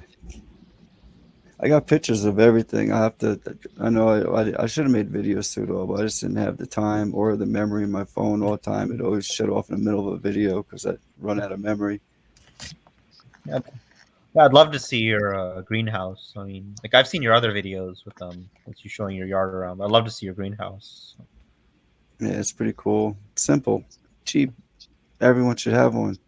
Yeah, everyone should. I agree. Amen to that. The plastic was only $100. I think it's 120 for the cattle panels, and that's basically your whole greenhouse. You just got to put like a wall at each end, a couple 2x4s. You know, doesn't have to be nothing fancy as long as you get in and out of it. Mm-hmm. You just need the temperature control system, right? That's it. Nope. All I did is I put a big window on the other end of it. So in the summertime, I had the door open and the window open day and night. Mm-hmm. And I built this. It was actually a fenced-in garden that I've had forever. And I just built the greenhouse inside my fenced-in garden. So it's actually fenced in, plus my whole backyard is fenced in. That's where my cats go. They're actually inside cats, but they're allowed to go out in the backyard, and they don't jump the fence. They're pretty good. Yeah, that's nice. So your cats they just stay inside your house. Your yard is their only place they can go. Right? I let them in and out. They want to go out, I open the door. They go out. They want to come back in, I let them in. Mm-hmm. You don't have to use the cat door? Not for the outside door, but they have the cat doors inside where they can go pretty much anywhere.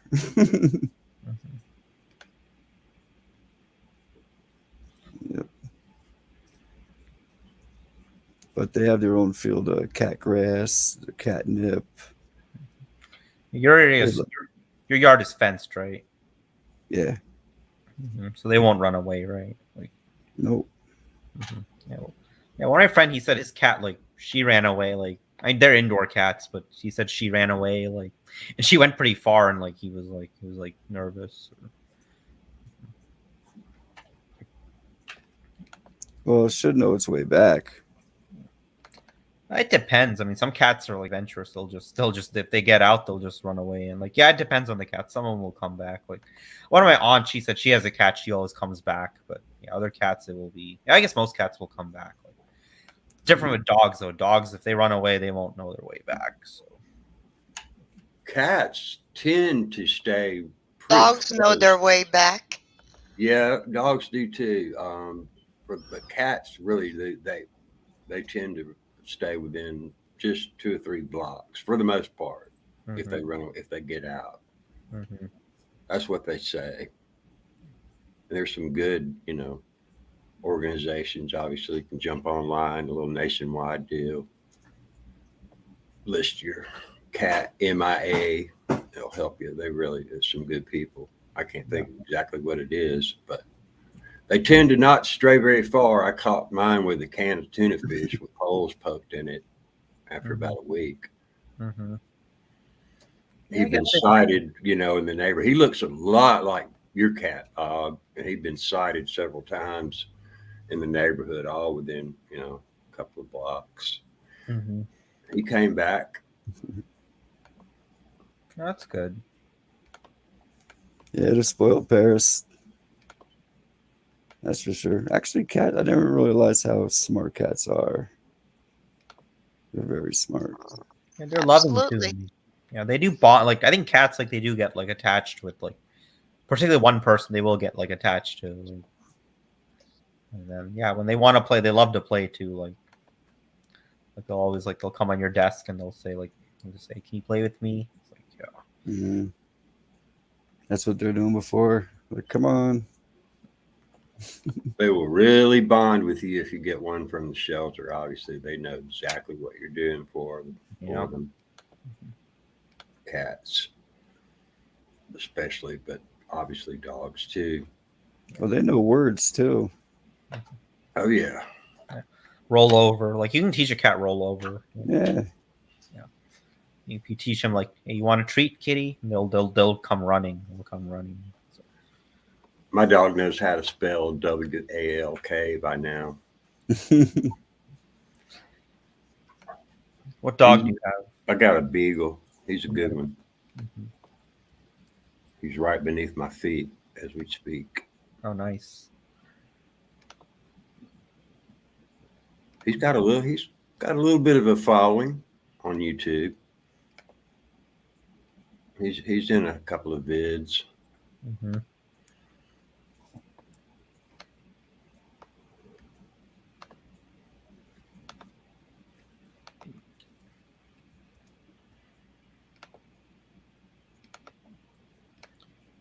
Right. I give him a lot of the same supplements and things that I take myself. So probably healthy. He's a very healthy animal. Got a beautiful coat. People comment on it. He does. Well, how old is he? He's 8. Just turned 8. Oh, okay. And just hasn't slowed down. You know, an inch. That's good. Oh, this is that big. Check that out, man. That object there. It's blurry. I saw a hawk. I was trying to film, and I had it zoomed in all the way. It came out blurry for some reason, but I just decided to look at it in that one little section, and then I caught it the next day. Same thing.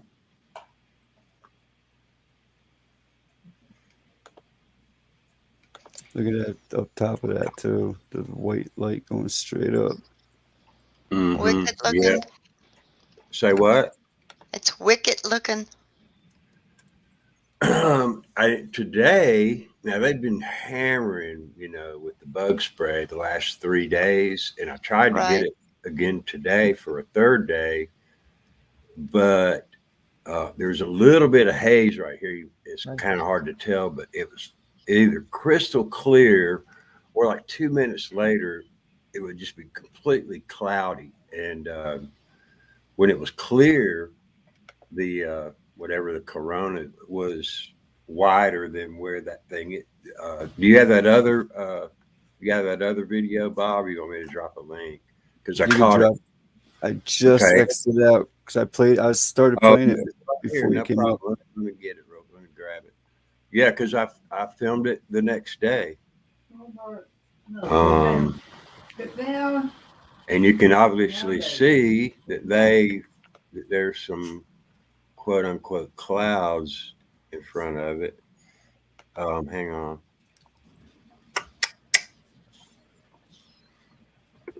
A reef. There it goes.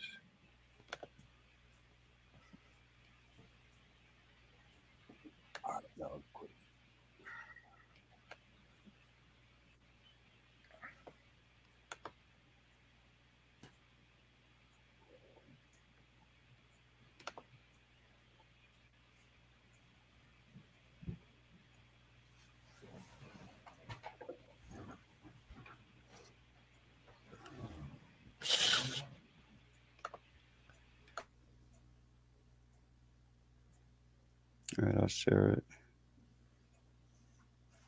I think it's very short. Yeah, 10 seconds.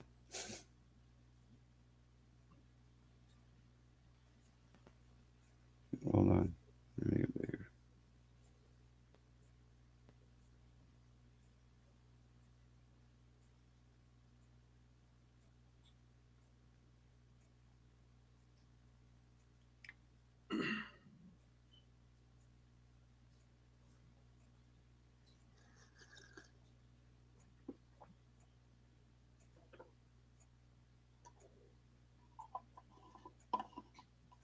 That's weird. Don't believe it's a lens flare like those other ones. It's hard to say because I get the same thing all the time. Look at it's It is. different It's light. Totally different kind of light. You can see this light shining off a window and hitting the ground, and it looks like it could even start a fire. Uh-huh. You know what I mean? Oh, the whole. Are you talking about that little dot beside the sun?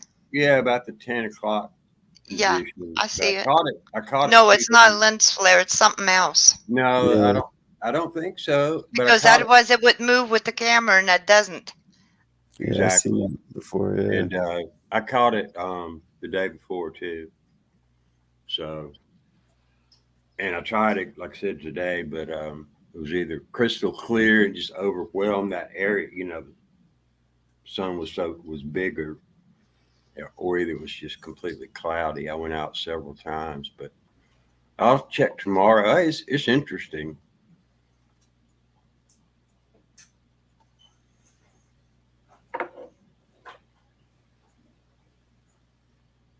Because it doesn't seem to be moving with the camera, so I don't think it's a No, lens flare. yeah, it does. That that's why I obviously move the camera around so you can see the other.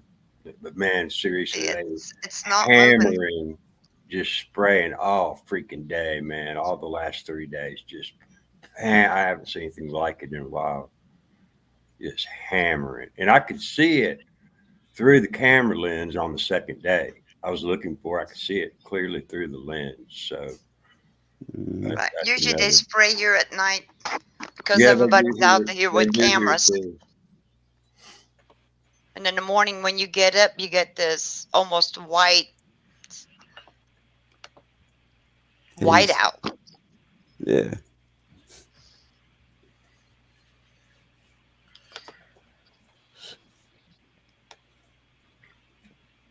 Interesting times. Yeah, for sure. Heads up. Always see some craziness. There's all. But I've been, Yeah, ever since 2020, it's just been like it's like we're almost like in some like alternative reality almost. Just it's inverted, you know. yeah, they just turned everything upside so quickly. It's like the good book says.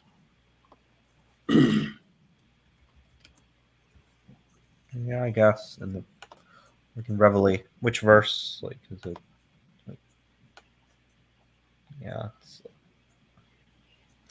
Yeah, I think it says like Matthew 24. There'll be wars, rumors of wars, nation against nation, kingdom against kingdom. So, yeah, Pretty much a laundry list. yeah, pretty much. You can just check, tick all the boxes, as they say. You really can, man. Brother against, lovers of self. Come on, man. It's just earthquakes, in diverse places. It's check. Yeah. Well, there's been a lot of earthquakes recently. Like I always get like news notifications, like saying magnitude earthquake so and so or wherever. So it's been. Well, everything's been just ramping up exponentially. Meteors, fireball meteors, just off the charts, and you can just look and people say, "Oh, it's people have more dash cams or it's filming more with their cell phones," but a meteor doesn't care whether it's filmed or not, and they do keep track of them in several spots, and it's all just going up exponentially. Crazy.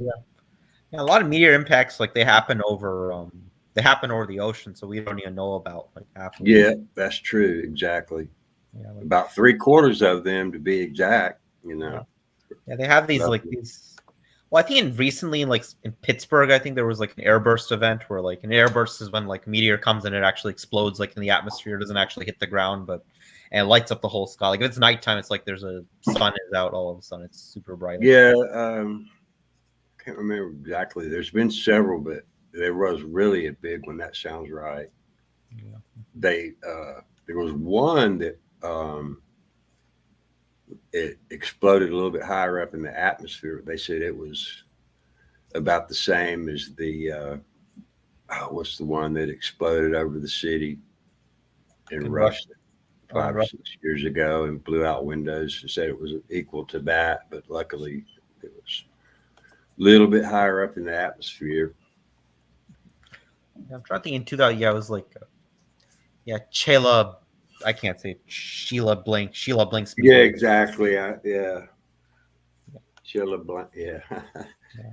Chill and blank. But but all this stuff I started, I guess, around 2016. I started looking into like more of the solar, like the satellite ahead, stereo A, whatever, all that stuff. And these objects, sort of similar to what I just caught, you can see them in just hundreds and hundreds of photos.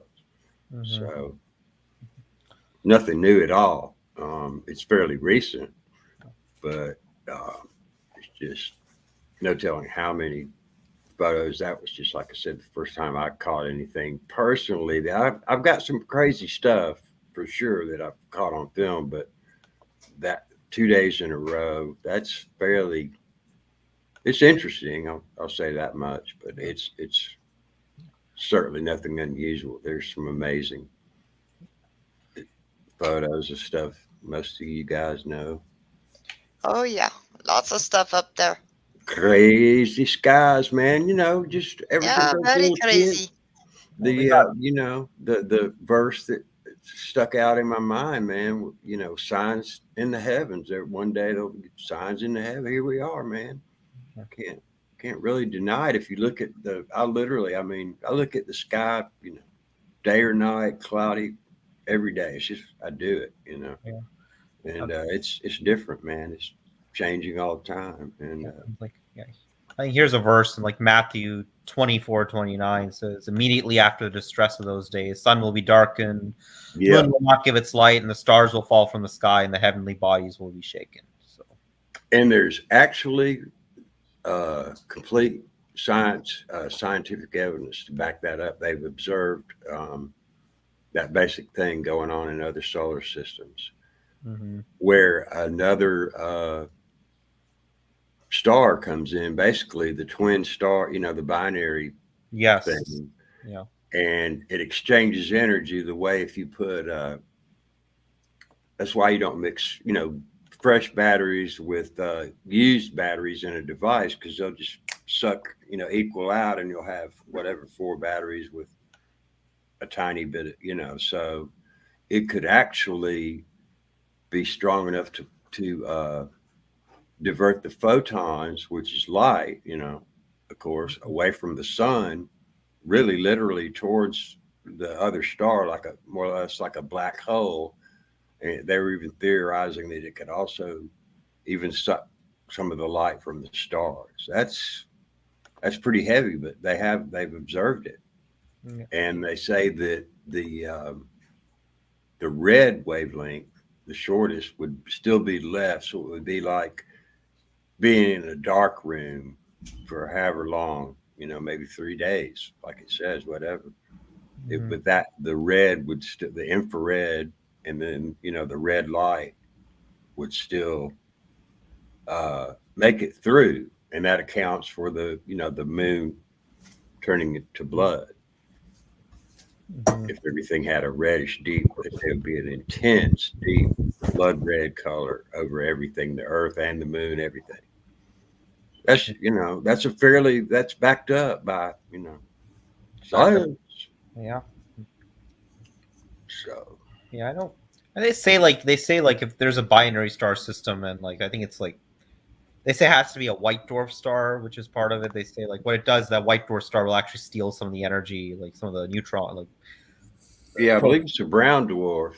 I could be mistaken. Because it's much weaker, and it would. I think the sun, basically, our sun is a white dwarf. I believe our sun is a yellow dwarf. What? Yeah. That's what I know. Well, used to be a yellow dwarf. Now I look, it's white. But no, you're right. But this would, because it's not visible except with infrared telescopes. So it's theoretically, at least most people say that it's a brown dwarf, but it would suck energy Yeah. Immediately when it got close enough. And some people think that it is close enough already, and that's, of course, solar minimum. That's affecting the weather. It's not soccer moms driving SUVs. I promise you that. But y'all guys know that. But Earth is heating up from the inside right now. Yeah, I think there are two kinds of supernovas, I believe. Like, type 1 is like when a white dwarf in a binary system, when a white dwarf star absorbs all the energy, and eventually that star can't contain it, so it just goes into a supernova. So, and then the second supernova is like when a star dies, like when the fusion, like when it's nuclear fusion, like it loses all the like neutrons or electrons it had, and once it's all out, like the energy, it can't continue to push forward, so all the mass of the star just collapses in such a small area, and then it just causes an explosion. So what's the one you really have to watch out for that puts out the most energy? Like when a neutron star explodes. I can't remember. The gamma ray bursts, maybe. Yeah, gamma ray bursts. Yeah, so that's like a concentration of energy, like that also occurs when it occurs at the poles of a star. So like if I think it can occur in a binary star. Yeah, it's a specific. It's like a pulsar anyway, or a magnetar. Anyway, it's the most violent. Puts out the most energy. But speaking of, I think earlier today there was an X-class flare that came off the sun. I believe it was aimed at Venus. Oh, really? But for real, we might not be having this conversation if it had been facing our way. X-class is the type that caused the Carrington event, where it fried all the telegraphs. So that was the 1950s. You can check it out. It's on. I saw it. The satellite photos. It was incredible. Which satellite took the picture? Was it the Soho Observatory or Soho or Stereo A? Several of them caught it. Yeah, I think both of those. I'm pretty sure. I can't remember which one I saw. There's several, but I just saw it today. Pretty sure that's today that it occurred earlier. What's a recent one? We're lucky. Like, what was the recent one they launched? It was like the Solar Orbiter. Right? That was like the ESA mission, I believe. It wasn't NASA. It was. I don't know. They just NASA just launched a mission to go to that asteroid to, quote unquote. Yeah, the DART. I think that was DART they launched. DART, exactly. Yeah. Thank you. Yes. But they're not even going to get, the data back until, I don't know, sometime later this year, and it won't be processed until next year. Yeah. So. It takes a while. Like I was like that recent telescope they launched, the James Webb, the infrared telescope. Like, yeah, they say like they launched it it just launched last month, and then I think they unfolded it, but it's going to take another 6 months before like they get all the mirrors adjusted and pointing into get it pointing into the lens, which can then reflect back. Like it's like a mirror. Like all the images coming to one giant mirror, and all that mirror is like reflecting forward into a lens at the front of the telescope, which then transmits. Like same way the Hubble works the same way. So yeah, but it just takes such a long time to get everything adjusted, so it won't be till 6 months of it. Well, that's what it would take to view a brown dwarf infrared. Yeah, I don't know. Has a brown dwarf ever been? Because I know brown dwarf stars are like they're stars which never underwent nuclear fusion.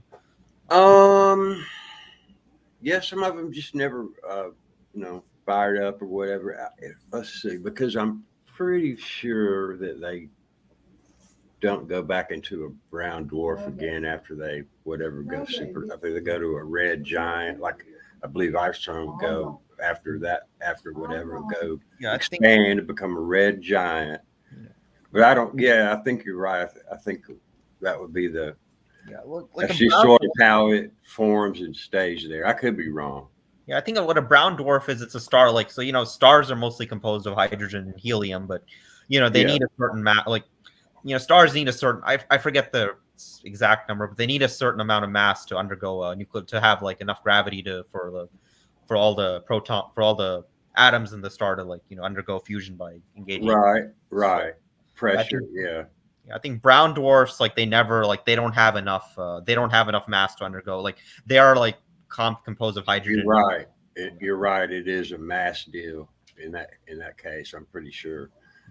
But they say that in a little over 70% of the solar systems they've discovered are binary, and some people they think that the number may be as much as 100%, because they think that the orbits are just so far apart that they haven't discovered the twins yet. So, that could lend a little validity to, another. Yeah. But I mean, how big is the Oort cloud again? Like, how big? Yeah, it's yeah, that's a good question. I don't know. I have to look that up. It's pretty big. Yeah, it's like the Voyager probe. It won't even they say it's going to be like on 100,000 years before it leaves the Oort cloud. So like, wow. Yeah, so it's like, I don't know if it's 100. I don't know exactly when, but it's like maybe not 100. I mean, it's like 10. I forget exactly, but yeah. It's totally plausible for most of the stars to be binary, because the Oort cloud being how big it is, like, yeah. I mean, stars don't necessarily have to be close to each other. As long as they're orbiting each other, that counts as a binary star. So yep. Yeah. So. Well, let's see. What year was it? Maybe 2017. They track. I go to the livemeteors.com, which is on YouTube, and they said that for the first time they tracked a meteor that lasted longer than a minute. And I don't know, I guess 2 and 3 years ago, I saw several slow moving meteor, just incredible, just little bit of motion, and lasted, oh gosh, 11, I know it sounds unbelievable, 11, 14 seconds. I thought they were jet planes with like intense landing lights, but the sky was clear. It's like they would have had to materialize out of nowhere or have been flying with their lights off, which I doubt. And there was one right after another, and it's sort of my unskilled opinion that maybe some of this, if there is another system, maybe some of this debris is knocking some objects out of the Oort cloud, and maybe it's like a when you break in a pool shot, it takes maybe a little bit of time to build up to speed, which maybe that's just my dumbass theory, but that may account for why. Because you normally see a meteor, it's just they fly by, man. They cover the whole sky in 3 seconds or less. And these were, I literally timed it, long lasting, and just moved just incredibly slow. And if they did, if they were getting just bumped like a, cue ball, it would slowly, they'd have to take like a cue ball sort of spins on the table for a second. Not the cue ball, the object, the one you hit with the cue ball sort of spins sometimes, and it's hard to see, but it takes a little bit of time to build up to full speed. That's just, Yeah. It could. There's a lot of stuff. There's stuff happening. Can't deny that. It's one of those meteors, because I've seen like a couple meteors. They don't necessarily like the fast ones. Usually they light up the whole sky, like they're really bright. But like you just seen the slow moving meteors. They don't really light up the sky as much. They look like just look like dots flying. I don't know. Maybe it's something different. They're not. Yeah, it was different. It was a little different. A couple were fairly bright, but yeah, they were. Weren't as spectacular. I've seen some fireballs, that just almost turned it to daylight. This wasn't anything like that. Yeah, I've never seen it. I've seen meteors every now. I've never seen an airburst event like that. No, it's probably a good thing, man, because if you do see one, cover your ears quickly. Your ears and your eyes, as they can be really blinding. Yeah, that'll blow your tender regions right out if it's close enough. But it was I'm just looking. I think it was in Pittsburgh. There was a recent airburst. Yeah, there. If you're always watching the sky, I tell you what. Last year, when I was really watching it at nighttime too, Always checking it out. I saw the meteor, shooting star, whatever it was, just about every night I can't tell you how many times in a row, but I mean, I just see it so many times. Mm-hmm. If you're looking, I mean, it seems like it happens every day. You'd have to Hey, be buddy, there, what? though. Yeah, I don't know about usually now. I December. haven't been spending time outside at night.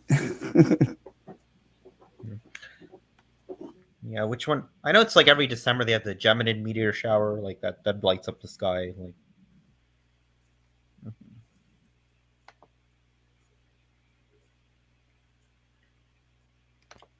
Yeah, the ones I saw, they'd only last a couple seconds, but they go pretty far across the sky. They'd go quite a distance, but fast. yeah, I see those quite often. Like even where I live in the city, I've seen a few like shooting star. Like they're just. But yeah, they would like usually the bright ones I've seen. They go very quickly. Like they only last for like a couple seconds and then they're gone. And most of them burn up. Most of them don't even hit the ground. They're just like in the upper. They mostly burn up like in the mesosphere. They don't even make it to the. Like they probably don't even hit the stratosphere. Like,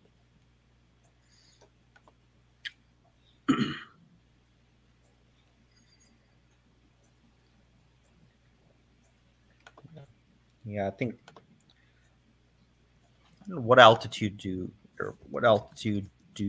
airburst events occur? The meteors, I think it's the mesosphere. I'd have to look Meteors, at. yeah, it is mostly. Yeah, they do burn up in the mesosphere. That's where they mostly burn I up. forget. I should know that, but I think it's a mesosphere. Like that's like right before that's like right. The mesosphere is right before like space. I think starts at what? It's like a space starts at the Von Karman. That's like 62 miles above. I can't honestly remember right at the moment, but I've seen some spectacular meteors in my day. Spectacular. Yeah, I see a lot of satellites up there these days. I mean, they got 6,000. They got Yes, seen those. They got more than that. Slow moving. Yeah. And I finally, let's see, what year was it? 4 years ago. I finally saw something in the sky that I absolutely could not explain. Now, I've seen crazy stuff that I think was a meteor, but this was absolutely not. And, Did you see Starlink? No, I don't think I've ever gone out to look for it. Where I am right now, I really don't have a very clear view of the sky. I have to look through trees, so stuff like that I haven't really looked. Yeah, it passed Idaho a couple of months ago, I think. It looks like it'd just be like a string of Christmas lights covering the whole. Yeah, that's Starlink. It's a SpaceX project. Yeah. Yeah, I'm familiar with it. I just never I've seen, obviously. Yeah, that's Starlink. It pisses me off, man. They're going to put 90,000 up there. Yeah. Well, it's just because of the light pollution, obviously. Yeah, well, a lot of astronomers that operate like ground-based observatories. Yeah, they have complained because they say, it does. Yes, it does absolutely. Bob, a couple of weeks ago we were talking about when was it? 3 or 4 years ago, there was a big power outage in New York City. Was that 3, maybe 4 years ago? It's fairly recent. And the people, for the first time, they saw the Milky Way, and they thought it was trails from either a war, nuclear war, or something was burning. They didn't even know what the Milky Way was. But with all the lights out, they could see it. It was hilarious. Yeah. It's amazing what you see up there. It's a large universe. When the known universe is 93 billion light years across, and that's all we can see. We can't even see the light hasn't even reached us yet, and never won't in our lifetime. Yeah, that's crazy to think about that. Large, and who knows if there's life out there, or whether we're alone. Maybe we are. Maybe there's. I don't know. I don't think we're alone. Mm-hmm. Yeah, it depends. Most people would say, "Man, it's so big, and there's so many, planets, and we can't be the only ones." And I get that. And I wish I could find this study. One guy did a study though that really I looked into it. It was, and I'm not. I can't really make up my mind either way. I've always felt like, man, there's got to be something. But then again, we never know. But this guy had a theory and explained it mathematically with the expansion, whatnot, that it's possible that the entire universe was created to support one planet. Yeah, I know that's it.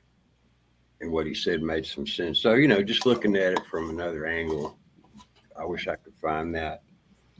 See, the thing about life, the thing about life is we don't even know if other our star is a yellow dwarf and it has the right amount of sunlight to support life.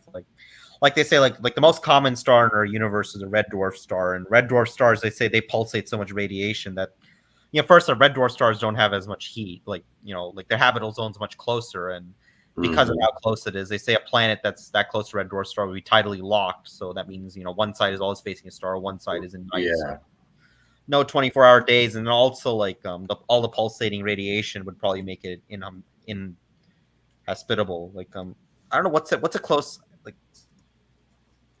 there is one exoplanet near I forget which star it's close to. It's close to Earth. Not Alpha Centauri. Not, I think it's Proxima Centauri, not Alpha Centauri. It's Proxima Centauri B, I think. Yeah, that's the exoplanet. Yeah, that's a close exoplanet to us, and I think they say because it's I think it orbits a red dwarf star that any chance of water would be evaporated by the star pulsating. So it's unlikely the star supports life, and then and somebody also said in order for even the galaxies, they say the only kind of galaxy which could support life is a spiral galaxy like our Milky Way or the Andromeda.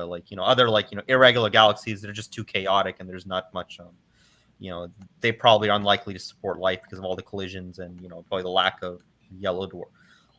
I guess you have to look for yellow dwarf stars, stars our size, and then you have to look at the habitable zone and blue dwarf star, blue giant stars. That's not the official term. They only live for a million years, so they probably don't have enough time for life to survive. So it's who knows what's out there? But it's if we are alone, that'd just be if we are the only planet, we'd just be you're looking at every person where we are the diamonds of the universe, and if this is really we could just go out, search every star and galaxy, and we'll just find in my opinion, most worlds out there are probably inhabitable, probably don't have life. So but in the rare ones where life does occur, we probably are special. So, but I think we may find out, man, before too long. All this stuff is coming out. Yeah. UFO, whatever they call it now, aerial phenomenon, whatever, UAP. Yeah. But I think whether it's real or not. Well, it's debatable, because I'm pretty sure UFOs are real. They've been spotted since. There's something to it, yeah, absolutely. But it's debatable what they really are. What I say about UFOs, it's debatable what they really are. They really are they really extraterrestrial beings, or are they something more interdimensional or something from some realm we don't even know about? I tend toward that, the latter definition, but that's just me, man. Yeah, I don't really know. Yeah, fascinating. But even if even if there is a intelligent species which can traverse the universe, we're still, the Earth is still such a speck. So the odds of finding the Earth is so rare. Even in our galaxy, there are billions of stars in our galaxy, and it's searching you're at a beach and just searching a mile radius of every grain of sand there is. Right. That's what it is. So the odds of them finding us is really low, and odds of us also so. The numbers, man, measurements in our solar system, they're some of them are so amazing that they've literally, some astronomers have literally started believing in God when they just saw the numbers alone. It's crazy. But I can understand. I get it, man. You start looking into it. A lot of sixes, it's crazy. Yeah, the Fibonacci sequence, that. Yeah. Yeah, but some people say like I don't know, like I know one guy like I mean he's not part of any religion, but he thinks he thinks the God's providence is it's evident in the universe. But you see it in so many shapes, like one thing you see is like in the shape of galaxies is spiral, but you also notice cyclonic storms on Earth are also spiral. He thinks that's one of God's marks, a spiral shape being in hurricanes and even on Jupiter you see it. So absolutely. Mm-hmm. Absolutely. Yeah. Scott. Just, I learned so much from the chat room and on the Meteor page, livemeteors.com. It's just phenomenal. Some goofballs on there for sure, but a couple of real, astronomers, and just through links. That's what got me starting to look into all the stereo ahead and Soho, all that stuff a little bit more. I've been looking at the weather ever since they invented radar weather on TV, but man, that's some crazy skies. Looking at the weather, yeah. I filmed I was trying to catch that object for the third day today. The sky was just nuts. But man, I remember it's really not that long ago, a decade or when 2 layers of clouds was a Wow. fairly unusual event, and now it's just every day. That's 2 complete, different systems going right there. Mm-hmm. Independent. It used to be something to look at, when I was a lot younger. When it's common. All the time you see clouds, there's usually more than 1 layer. Weather coming, from the east to the west. Craziness. Those are mostly cirrus clouds, right, in the sky, right? And the video you're showing. Sorry? Those are mostly cirrus clouds, right? I would say. There's a thing. Yeah. Now, back in what year was it? They came out with 12 new definitions for clouds. Just great job, Fang. Anybody remember that? Yeah, that's nice, man. Good. Yeah, like when I was growing up, when I was like in video. Yeah, when I was like in first grade, there was only the only main clouds were Cirrus, Stratus, and Nimbus. But then, there's Cirrus, Stratus. They came up with a Cumulus. They came up with a new list of names though a couple years ago. That's what I was saying. Yeah, Bob. That's what I was saying. They had a dozen new different types of clouds. You're right. Yeah, it was about 4 or 5 years. Pretty recent. It made me laugh, man. But they've had to. And honestly, teach them at school. You look at the weather, the look on the people on the Weather Channel's face. You could just, because they're basically under a gag order, man. They're literally, they're not supposed to mention any kind of a threat until it's imminent. And but they know that this stuff is whack, and you can see it. They really are under a gag. Unbelievable. For the most part, and I get it. They don't want to alarm people.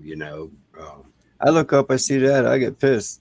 That's crazy. Yeah, my blood bow. Oh, wow. Looks like a rice checks. Look at that. See the one spray and go boop. Gosh, look at that. Yeah, I think I heard there's a winter storm system. It's supposed to scrape it's supposed to go it's coming from from Minnesota. It's going to come down and then go through Kentucky and North Carolina. Mm-hmm. I've been hearing it. Be very, very, very intense. Mm-hmm. We may get even get a little. You're going to get some. They say at this point we'll get some snow here in Alabama, mostly north. I'm about in the middle. Wow, that's Anyone check out Mike Morales lately? I check him out a couple of days a week, but I hadn't seen him in the last 3 or 4 days. I almost popped on last night. In case the Finding Freedom don't know Mike Morales, he I haven't heard of covers He does a Oh 60-day forecast. He covers all the spraying operations, the weather man, forecast. And, yeah, you need to check out Mike, dude. yeah, Found his channel. I'll subscribe. Let me I'll yeah. grab it. Above ground news. This guy's really something, man. No, he really is. That's where I met a lot of my peeps, man. There's Morales in the meteor page.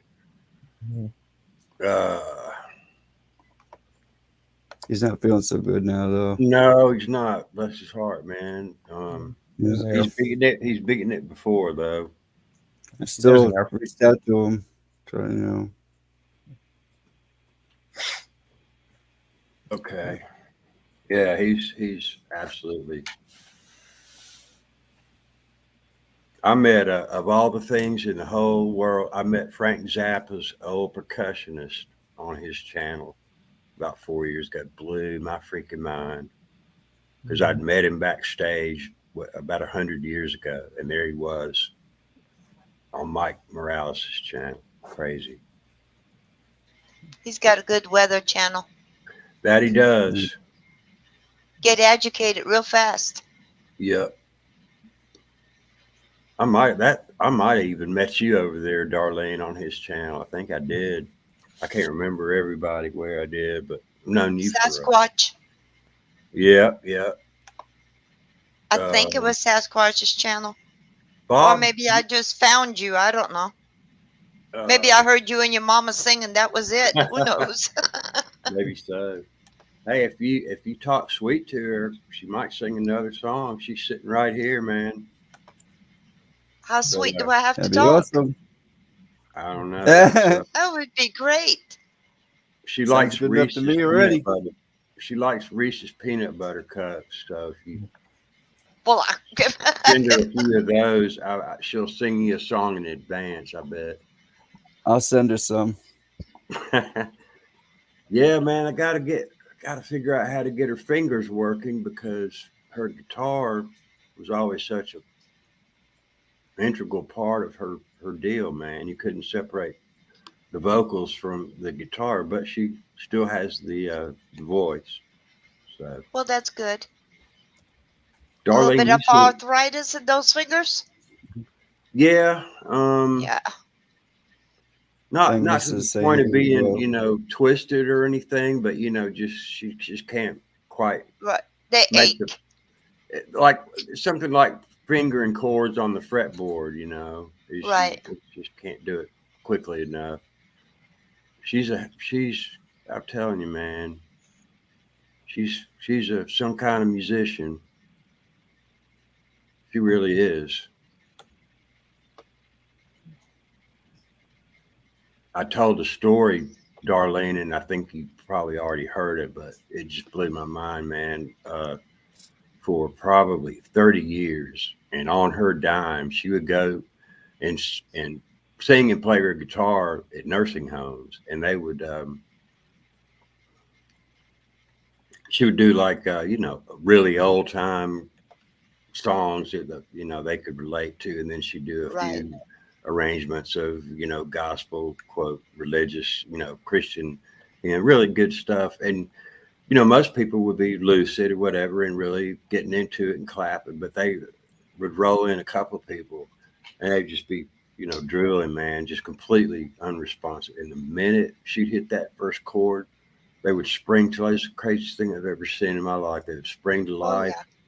And start singing. They could talk. It was just boom. And you've heard this story. I'm sorry, it just blows my mind. But then after a few times, we'd go to the same.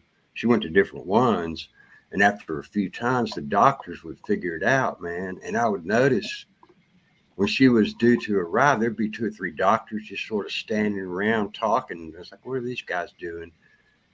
But then when she started playing, they would go to their individual patients because it was the only time they were responsive. They say, hey, are you in any pain, or you need anything? It was crazy. They would just completely come to life. And then when she pack up her guitar, they go back to drilling, man. It was crazy. Well, music is soul to the heart. Yeah. I almost wouldn't have believed it, but I saw it time and time again. You know, I was her guitar tech, you know, on a lot of her Well, things let's because everybody it just say hello to mom. everybody says hello You to ready? mom. Hello, Mom. Let's, hello, Say mom. Hello, Mom. you tell them Hi, yourself. They can mom. hear you. Say it real loud. Hello, Mom. Hi, Mom.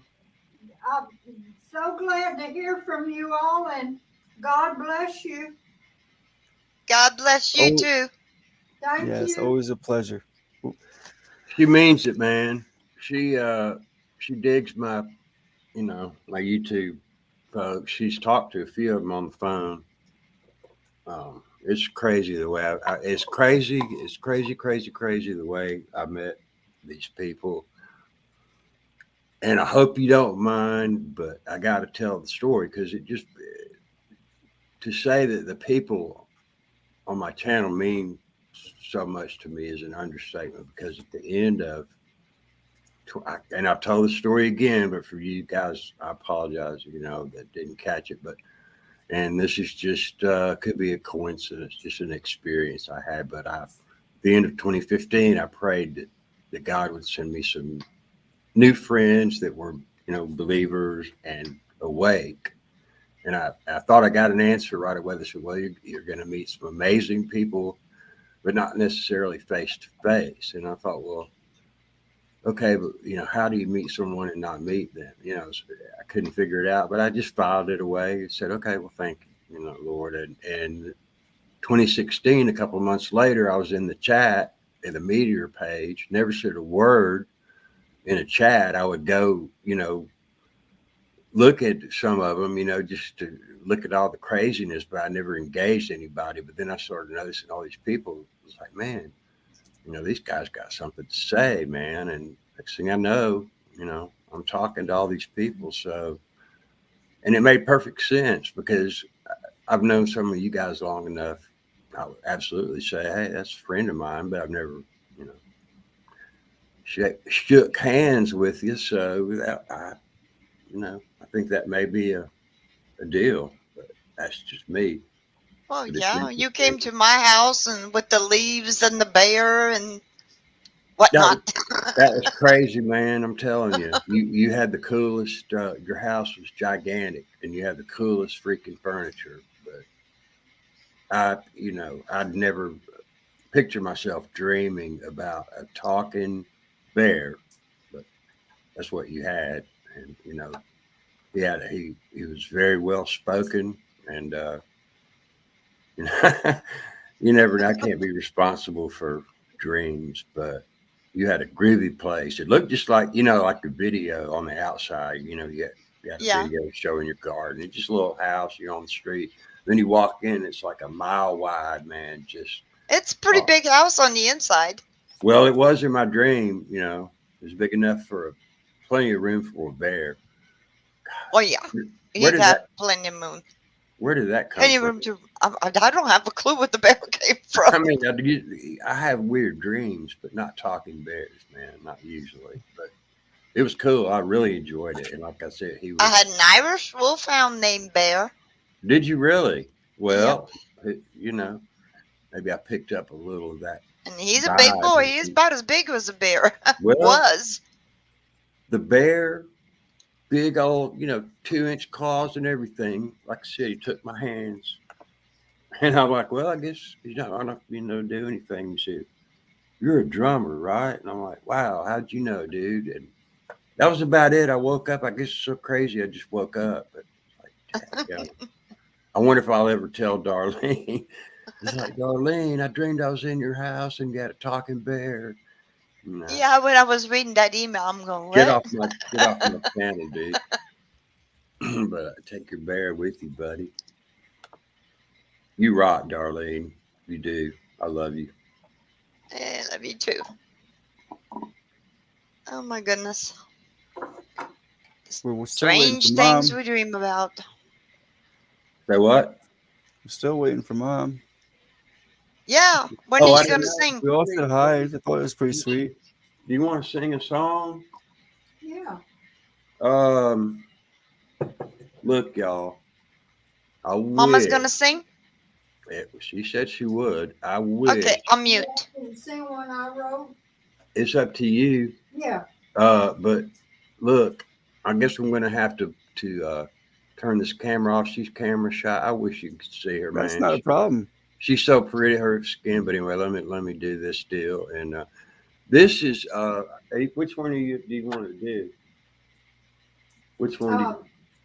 It's called "Call Unto Me" from Jeremiah. I think it's Jeremiah 33. Is this one you wrote? One of your songs? Because I want you ought to do an original. Is it one you wrote? Yeah. Okay, hang on, guys. Are you ready? Just 1 second. Let me clean this off and then slide this over toward you a little more. All right, guys, here goes. And this is copyright free, Bob. So no strike issues here. This is one of Mom's originals and minus a guitar. Anytime. I wish I can't play my guitar anymore because I did so many paintings and so much furniture in my life that my left hand got numb. My fingers got numb and I can't play my guitar. I miss it. That's okay, ma'am. I wrote this song from Jeremiah 33:3, I think it was. And when I sang it at a meeting where there was a Jewish man, he came to the Lord through this song. And it's called "Call Unto Me." You can look it up in Jeremiah. Okay. You have to remember I'm 94. Call unto me, call unto me, and I will answer you and show you great and mighty things you never knew before. I am that I am, yes I am. I'm the one who's held the earth in his hand and turned the sea into dry land, that my people could go free to follow me. I've handled the word in my flesh, and I kissed the earth with flowers and trees, and I caressed it with the breeze and gave Adam all the land and all the seas. And I am the God of Bethel, where Jacob beheld me as a ladder that the angels could climb up and down upon. I am that one, and I am the way. I am the ladder to the Father, heaven's door, and so much more. Oh, so much more. And I have called the stars by name, and I have called your name too. Do you hear? I am near, I am calling. Can you hear me calling you? Wow. Thank you. Wow, absolutely beautiful. Great song. Great song. She's still Thank you, got Mom. Wow. writes her own material. Gotta love Impressed. that. Originals. I'm all over Thank that. you. Thank you, Mom. That was sweet. She's a great song. She's a force of nature, man. And Tell him I was teaching Sunday school when I was 16. That's Wow. great. Yeah. she drove her car like a banshee to church, taught Sunday school, and then roared out of there, leaving rubber, man. She's been here 94 years. Yeah. That's Not awesome. a lick of medicine, man. Not a lick. Not an aspirin. Zero. I'd love to hear it. There you have it, my friends. Thank you, Paris. I wish you could see some of these people, Mom. I do too. There's some good, good.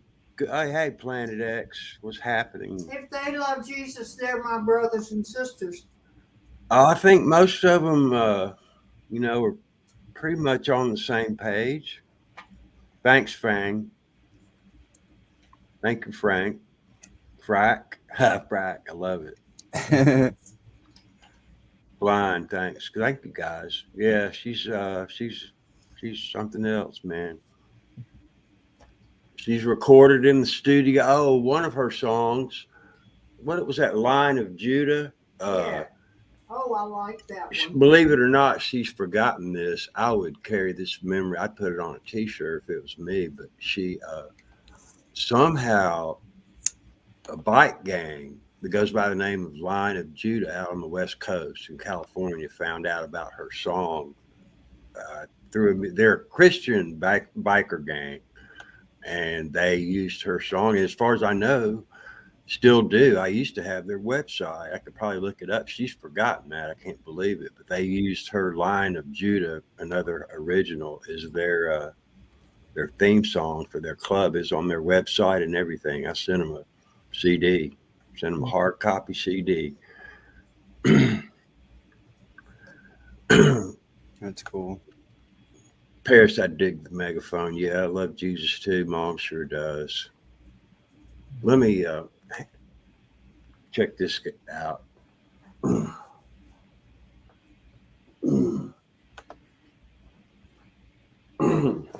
This is let me see. Let me get back on the broadcast station. This is her Bible. It's held together with tape and rubber bands and prayer.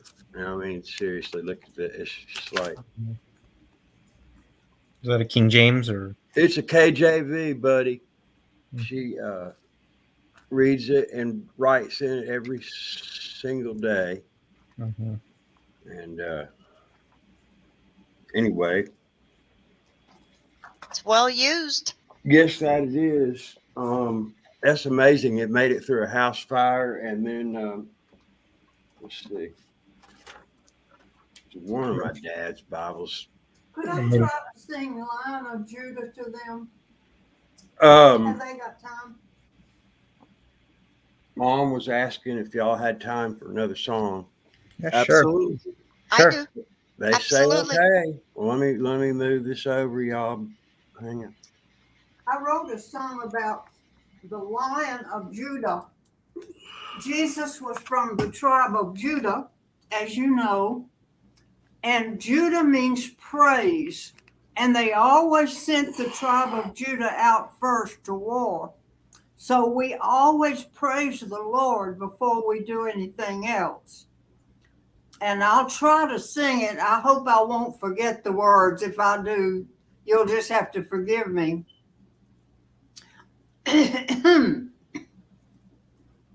Lion of Judah, you are the protector of your people. Lion of Judah, you defend your own. You stand tall above the nations. Lord, you're worthy of our adoration. Yet you say, we're flesh of your flesh and bone of your bone. Who can understand it? Lion of Judah. The sun shines like fire from your helmet. Lion of Judah, you hold your banner high. You hold your banner high above us to show the world how very much you love us. Lion of the tribe of Judah, you are El Shaddai. You are God Almighty, Lion of Judah. the wonderful, the counselor, the Prince of Peace, the beautiful Lion of Judah. You are the strongest one. We hear the shout of the King of Glory. Tell the angels to sing the lovely story of the Lion of the tribe of Judah, God's own beloved Son. You're the Lion of the tribe of Judah, God's own beloved Son.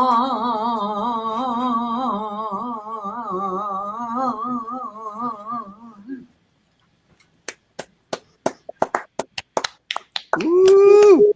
Bravo. She loves an audience. Had me bouncing. Do you remember that motorcycle gang called the Line of Judah, that Christian motorcycle gang in California? I don't I remember. didn't think you did. They used your song as their theme song. They did. Yeah, like about 2015, they did. We sent them. I sent them a CD. They found out about it through a friend of a friend of a friend, I guess. They used that song anyway. My goodness. I didn't know that. Well, that was a YouTube exclusive premiere. Thanks, Bob. Absolutely. Thanks for the song. Thanks for the song. A great star is born. She's really I've got them around here, a couple of both of those songs, and another one she wrote that my sister and I played on. My sister played flute, and I played drums, and my buddy played bass. And so maybe I'll dig that up one day. Yeah, sure. Bless your heart, man. Paris, she wrote a lot of songs, huh? Bless your megaphone, freaking flying heart, Paris. But yeah, she's pretty cool. She can do that at her tender age. Mm-hmm. So thanks, y'all. Well, thank her for singing. She's a good one. Good care of her. Well, she's doing your best. She's here and not in room 23A of the whatever, I don't know. Tell them I think the Lord, I'm one of the people that the Lord has told he's coming back soon. I hope she's right. I second that. Yeah. What? Me too. Let's hope it comes. Just based on the way things are going, I mean, if he gave me scripture. She says that it's in the scripture, and kind of hard for me to deny. I'll have to tell them about it if you want me to, about the fire in the house. Well, What happened during the fire? Well, hang on. Let me throw her over here, y'all. Yeah. All right. You got the floor, Mom. Can y'all hear her okay? Yeah, absolutely. Loud and clear. Loud and clear. Thanks. Kelly and I are living in an apartment because our house burned in 19, what was it, Kelly? 1916. I mean, 1916. Anyway, 2016.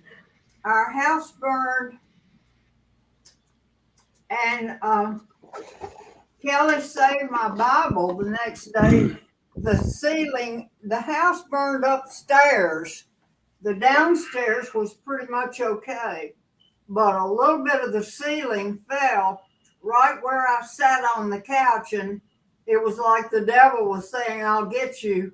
Kelly rescued my Bible and my checkbook the next day where the ceiling had fallen on it, and my Bible was marked to where I should have been reading on the night the house burned.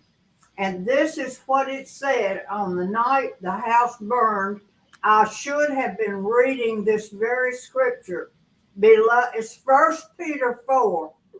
Beloved, do not be surprised at the fiery ordeal among you. My scripture that night actually talked about the fire that came to our house. For your test, it comes upon you for your testing, as though some strange thing were happening to you.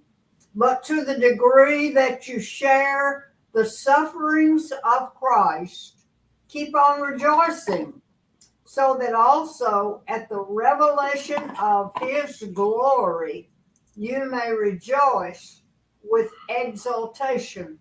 I believe that shows me that he was saying the night our house burned, this is talked about the fire, and it said the revelation of his glory will make you rejoice with exultation.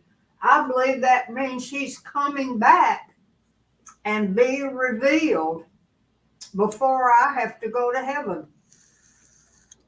I would love for that to be the case. I would love for that to be the case.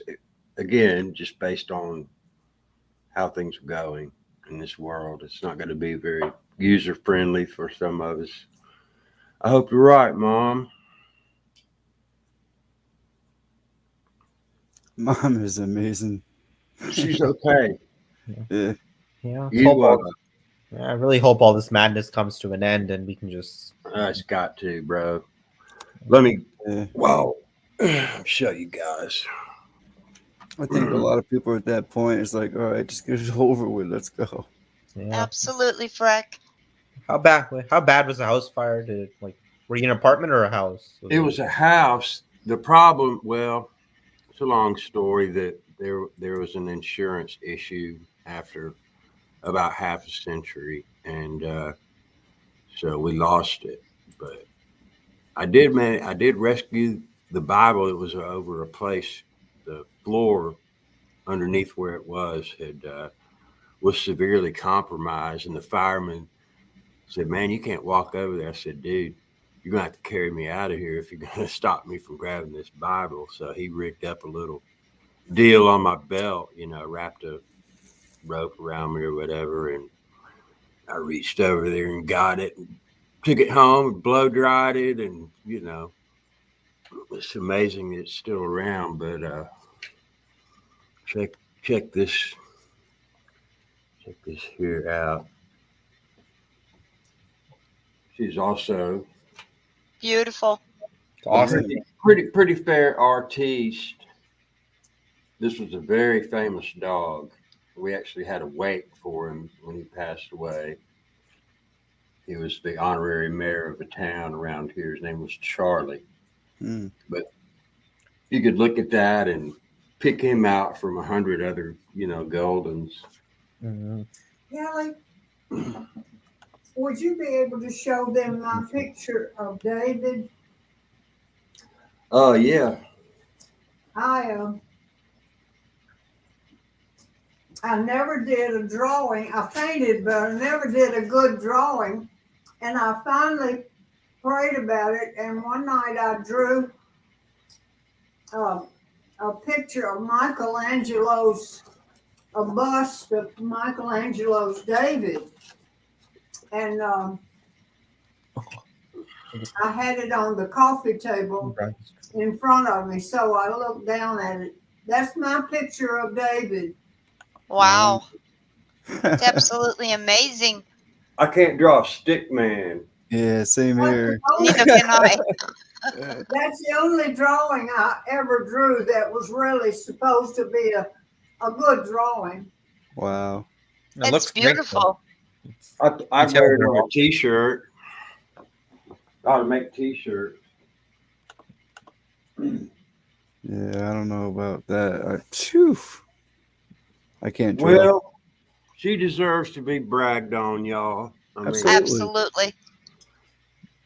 Still wish I had my mama. Well, you'll have her again. You know what I'm saying. Oh, yeah. Yeah, it's not the end. It's not the end. Nah, they're just on vacation. My dad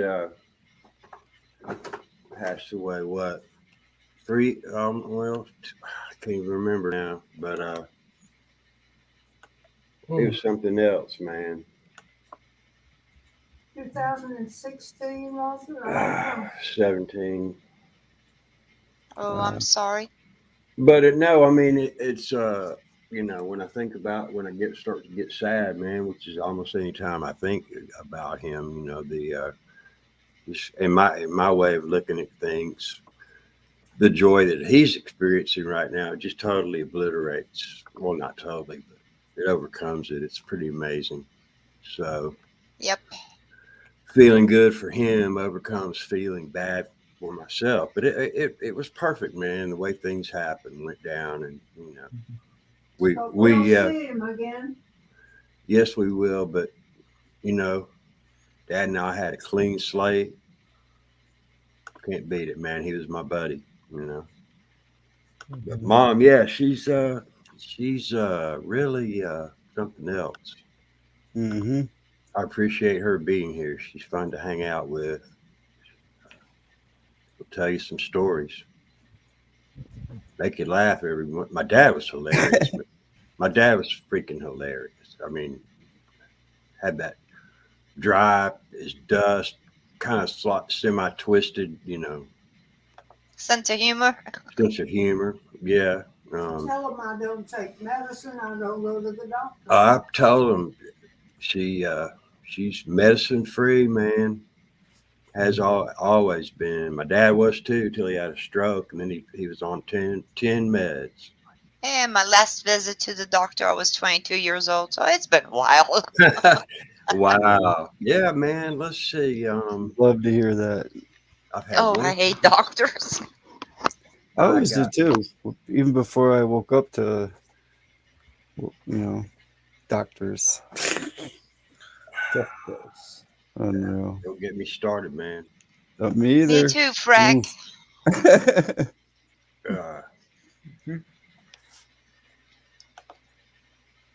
Did you, Frack?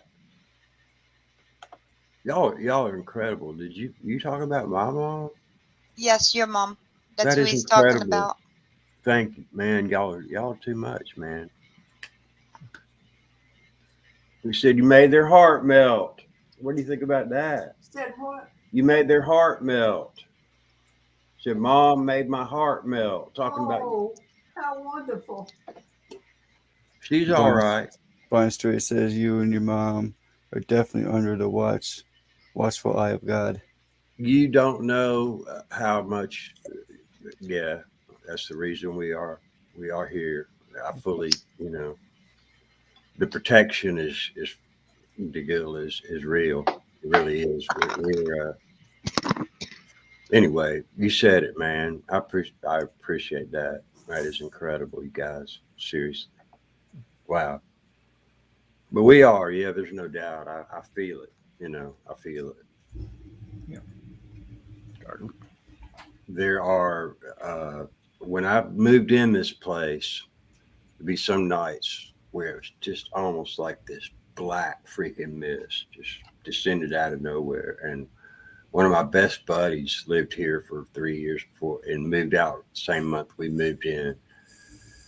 And he lived right up near the front by the pool, got to know everybody. And I said, man, I just get this weird fit. And even my dog, man, he literally lives to walk. He really does. And when he stops and just freezes, man, something's going on. And it's just weird. But I was talking to my buddy, he said, man, that's a real deal. There's a lot of Wiccans and even some Satanists. It's a huge, huge complex. And yeah, man, we're under the protection, full armor, that deal. I wish I could tell them about finding Pooh. Mom is a lost animal specialist, recovery specialist. She's done a lot of praying for lost animals. And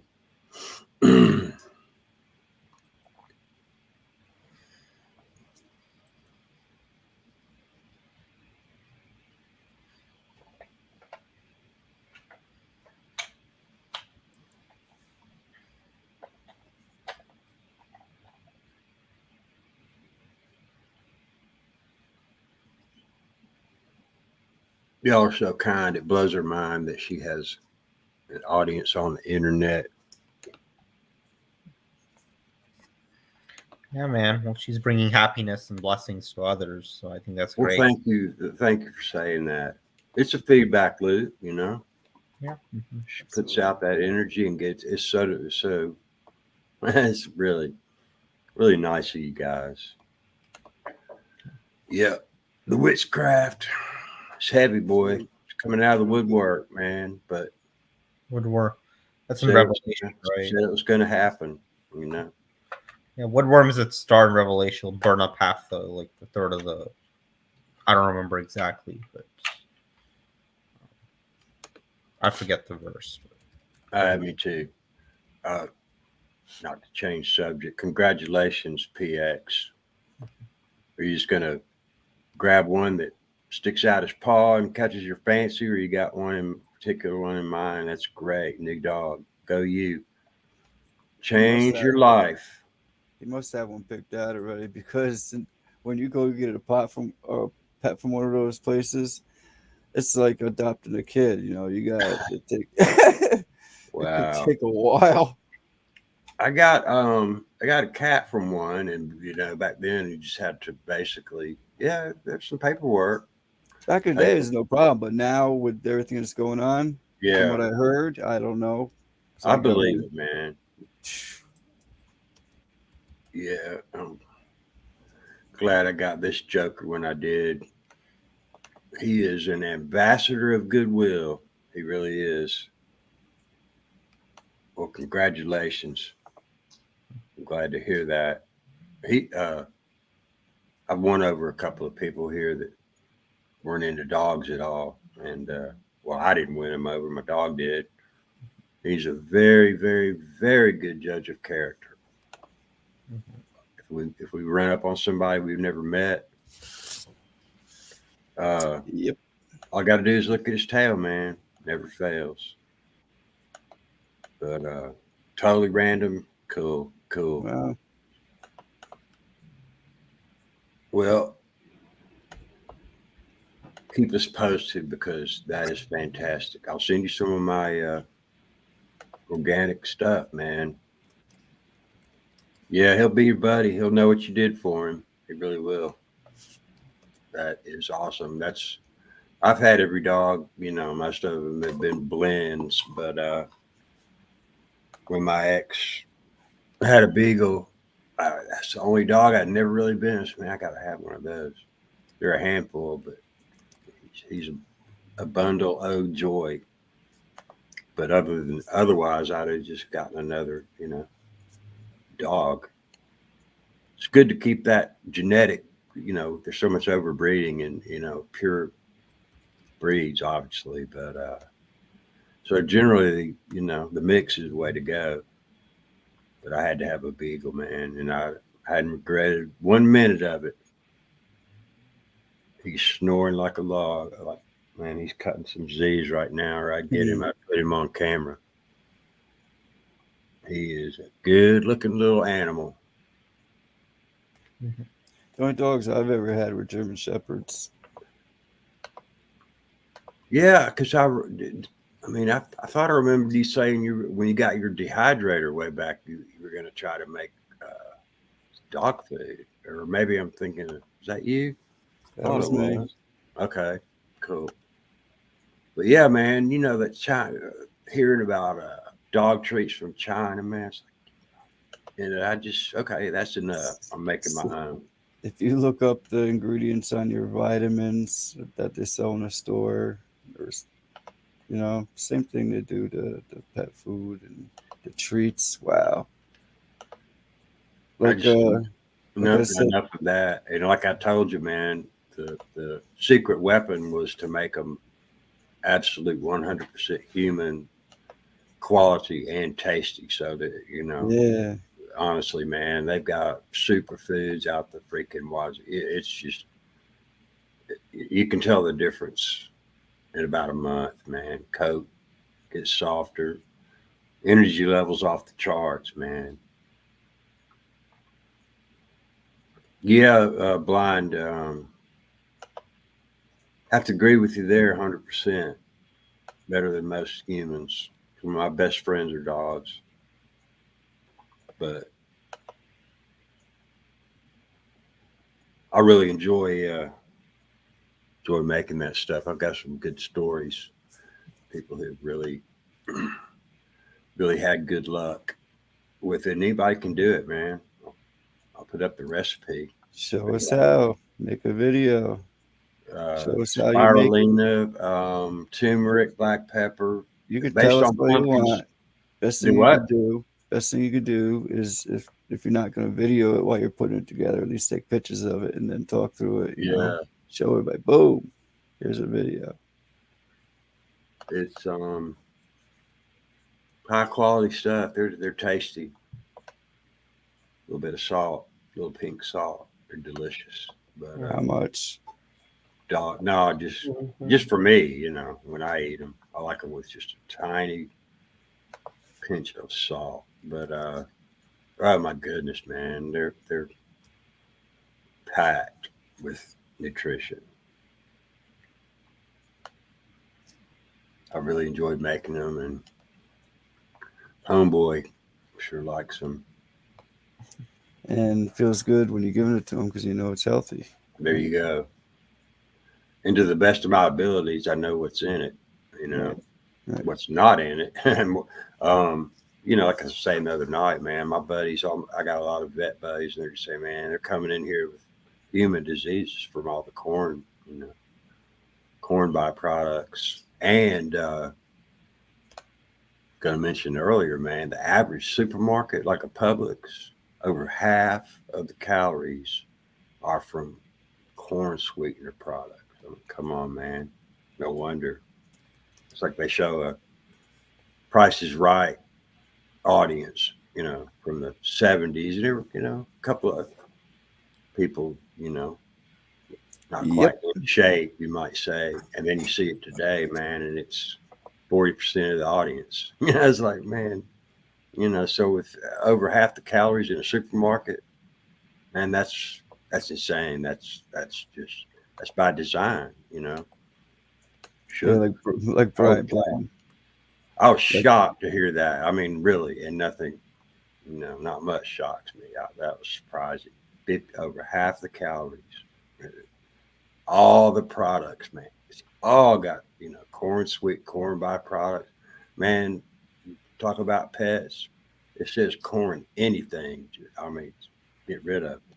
I wouldn't even feed it to the squirrels, man. You know, get rid of that. Yes, crap. Blind Corn. Street.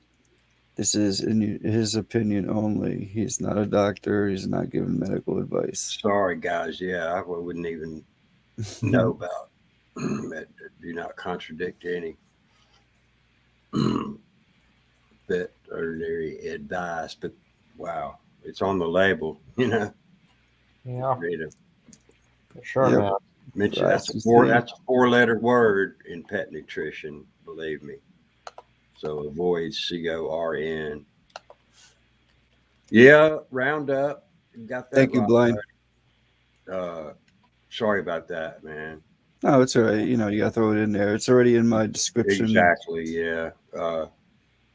Yeah, it's Roundup ready. You know, GMO'd to be.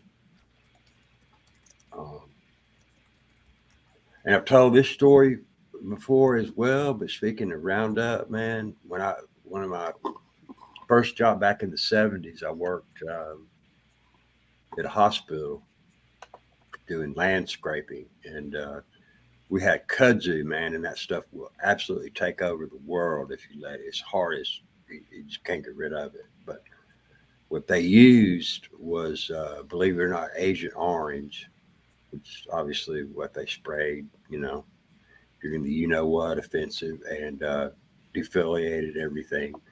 One day they came and took the barrels away. They came back the next day, same barrels, same, you know, I'd seen them every day of my life for a year, same barrels, same nicks. But they'd stenciled over and put Roundup.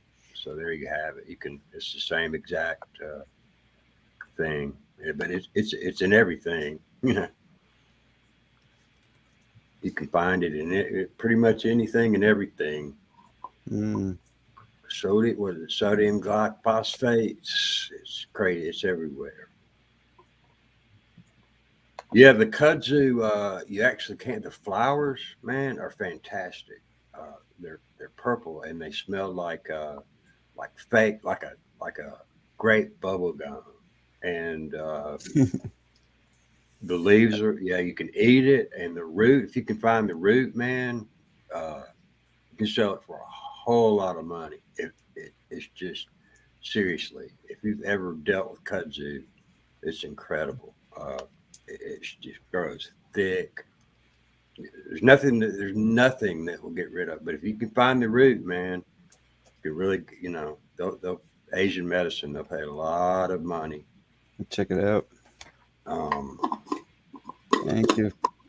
I got to show you guys.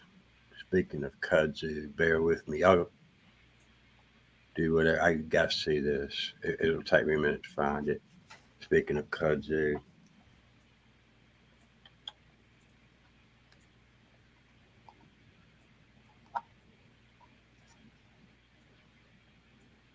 This was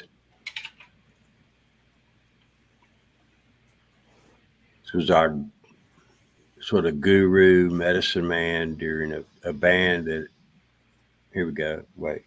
Yeah, here we go. This is for kudzu powder. Let me grab this link.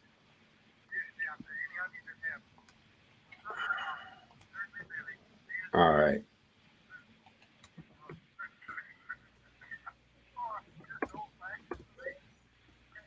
Oops, let me mute it. Sorry, guys. Play that if you would, sir. You have to crank the F out of it. It's really low volume. It's only about 5 seconds. But since we're on the subject of kudzu, it's pretty funny.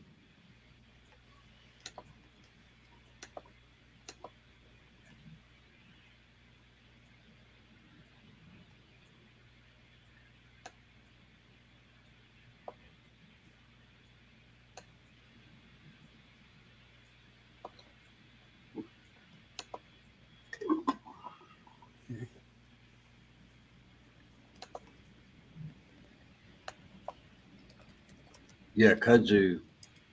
Yep, it will survive. Absolutely, it will.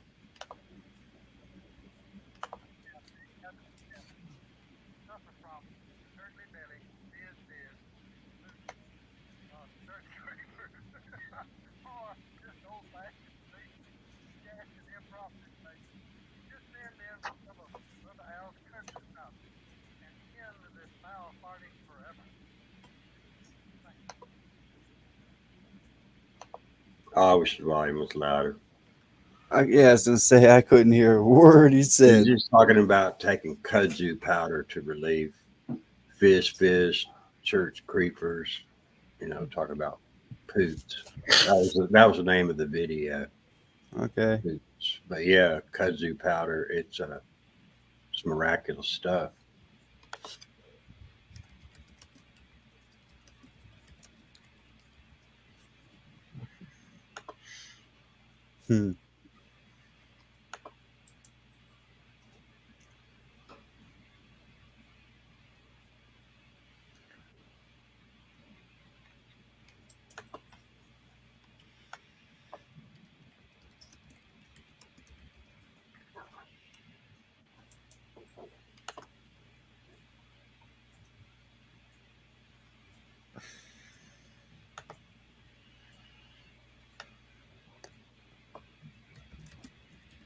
Some parts are edible. That's right. I forget how you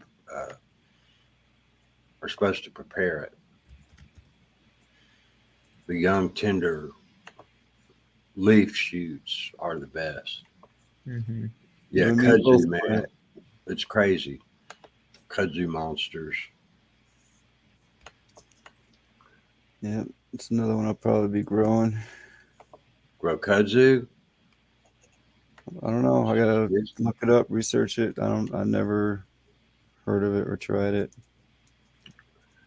Now, well, it's probably cool. I doubt it would spread. I think it's a temperature deal. So maybe you could grow it in a big pot, bring it in the winter. I don't know, but it's everywhere, man. No, don't plant it. Fang is saying, yeah, I don't want to get into the bringing it out. It's it's an invasive species. I promise you that, man. So I don't know. Check your local laws, but right. But for real, it if you can grow the roots, man, I would do it. I wouldn't have a problem doing it here. We got so much nobody would care, man. It's literally, but it will flat, it will take it over more than bamboo. It will absolutely. It was all it literally it will swallow up a fence. In a week. I mean, it grows. You can almost watch it grow. It's incredible.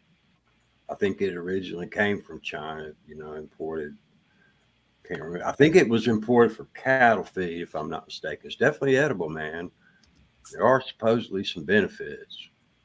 Relieves, allegedly relieves pooting and gas. So, but no, it is edible because I'm almost positive that's why it was originally imported. But I do believe, I think it probably cuts off, halfway between here and you, Bob, just weather-wise. I'm not sure what its range is, but it is some serious stuff. You can't kill it here, buddy. You can't. Fire, nothing. Can't kill it. So, yeah, telephone pole, yeah, everything, man.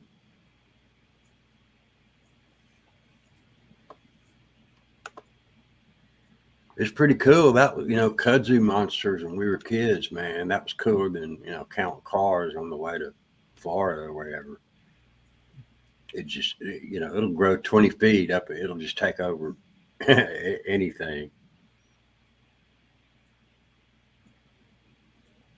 Wow. So where do you live, PA? Like you said, Georgia? Anyway. Yeah, you gotta be careful, man. You plant it. No, I'm good. It's gonna be there. But it's tenacious. Yep. Yep. That's the way the mint plants are the same. That'd be a good name for a band. 26 degrees and all's well. Says Darlene. How many? 46 degrees? Did you say? 20. Oh, 20. Wow. Oh, 26 and all's well. I've been watching that drop. Little warmer here. Okay, yeah, it's you then, Fang. Okay. I got you there, Planet. Thank you. Originally from California. Yeah, I've been there. Almost moved there, but kind of glad I didn't now. I don't think he could pay me to.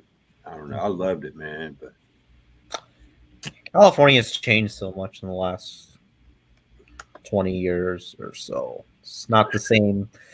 It's not the same. It's not this, you think about California, it's just like, beautiful beaches and,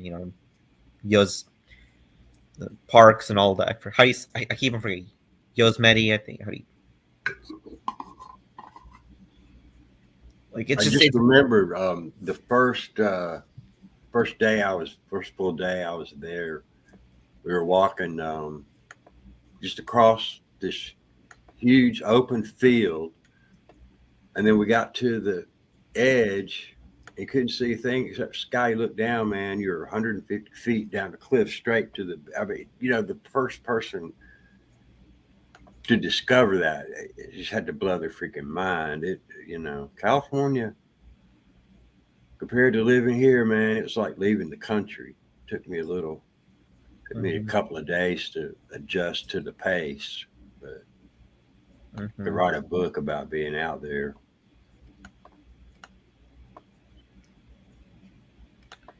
Yeah, I guess. It's just, I don't know. It seems like a liberal, socialist haven now. And I just remember going into the bar, and then you see videos now and there's people shooting up. It's just like, whoa. Back then it was clean. Wow. It's sad, man. It's freaking sad. My buddy lived in Walnut Creek, which I think is like a little bit east, this side of San Francisco. Mm-hmm. It's a different deal.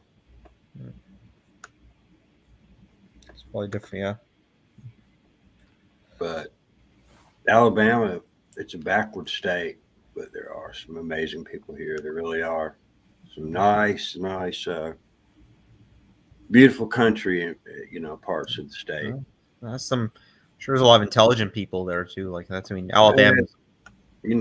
I don't know, man. Well, that's not on the road anyway, but really not on the road. There's a lot of. I think there's a special clause for cars stolen in Alabama. They're not required to have turn signals because nobody uses them anyway. So really, I'm just kidding. They're optional equipment, but yeah, I mean, there's some good people, the Southern hospitality deal, but there's some beautiful country. We have the Cahaba River, where I grew up, practically, and it's really, really, really it's among the nicest rivers on the planet. It's one of the most biologically diverse, like I've said. Yep, you can get land at very reasonable prices here. I'd love to visit one day. I mean, I'm a Northeast boy, but bring it on, buddy. Yeah. Make you some fried okra, grits. Okra, I love okra. I do too. Okra is great. I just love good growing weather here. There's virtually no winter, man. I had 6 foot tall okra. Huh? I had 6 foot tall okras. Oh wow. Yeah, I did too. Actually, years ago, we also had I forget how tall it was, but it was like 5 feet. It was like years ago. Yeah, but tall okra. It tastes wonderful though. Oh gosh. Mine almost was 4 foot and a half, something like that. Mm-hmm. Oh, that's good. That's good. Yeah, I think mine just only one. Yeah, go on. Only one plant came up though. Mm-hmm, yeah. I think mine are also like 4 feet. I don't think they were 5. I don't. It was about 4 foot and a half. I only had one come up out in the outside of the greenhouse, and that was only came up to be like 2 foot tall, but still produced a couple little okras on it. But the ones inside the greenhouse were 6 foot tall, and just I couldn't keep up with them. I couldn't keep up with them. It's crazy. Mm-hmm. Have you seen the purple variety, Bob? No, these weren't purple. They were green. And some, I couldn't keep up with them. Some of them get too long, and then they get too tough if you let them. They get tough, yeah, when they get right. Long. So I just saved those. They get woody. The purple's pretty. You ought to check it out, man. It's almost like eggplant. It's seriously purple. And I think it turns green when you fry it. Oh, I've got good luck with the eggplant. Yep, me too. But again, the zucchini this year was for the birds. Yeah, same with mine. Yep. That's the second row in a year, and I always want to make zucchini bread, but I never can get enough. Yeah. They get only so long, about a couple of inches, and they just fall off. Mm-hmm. Or the blossoms fall off before they set fruit. So I don't know what's going on with them.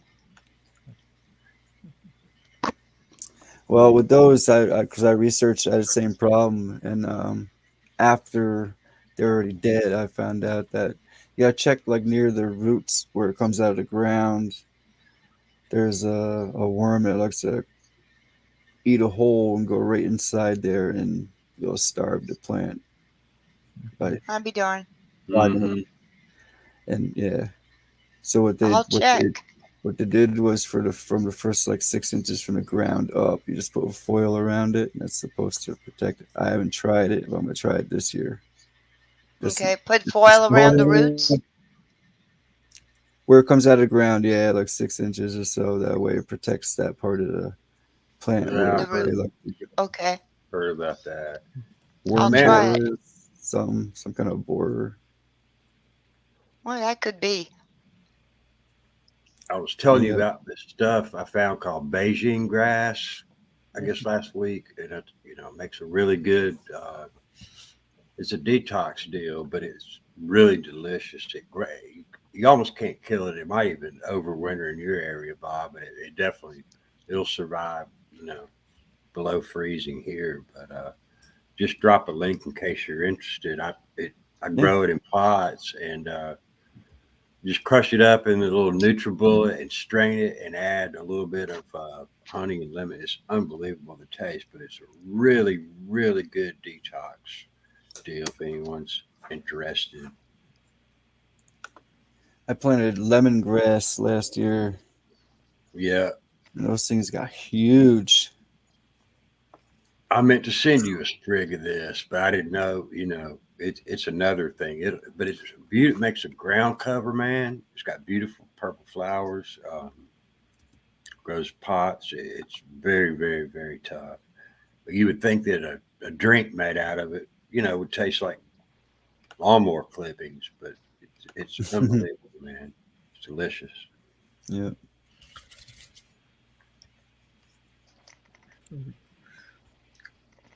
I could survive for a little while if the grocery store is all collapsed. Mm-hmm. Eat dandelions. Yep. Make dandelion root coffee. Dandelion salad. The tea is fantastic.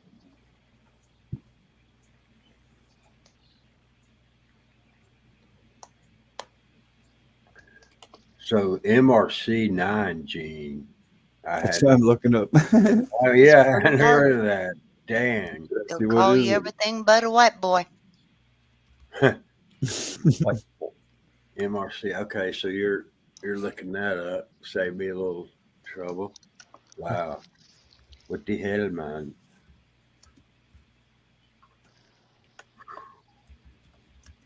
It's a cornucopia of stuff and stuff. It's the MCR9 gene of Salmonella. Oh, nice. Gene has been found worldwide in many bacterial species. You know he's sent by God, right? God told him to do this. Okay, I see what it's got. It's here, I'll just put it up. Never heard of that. God told him to do this. Paris, you roast the roots and grind it, and I don't think it has any stimulating effects, but it's makes a pretty fair coffee substitute. Not that I've ever tried it, but you can do it, man. Obviously, there's videos, but yeah, the coffee is made from the roots. Toast it and grind it and brew it like coffee. So blind. Do you ever make tea with all your yard full of dandelions? You owe it to yourself. You really do. Dang. Or This good is news. UGA today, 3 days ago. Gene discovered in Georgia water, a possible global threat. The MCR-9 gene, which causes antimicrobial resistance, was recently found in Georgia. Well, it's a gene that causes bacteria to be resistant to one of the world's most important antibiotics. Colistin has been detected in sewer water in Georgia.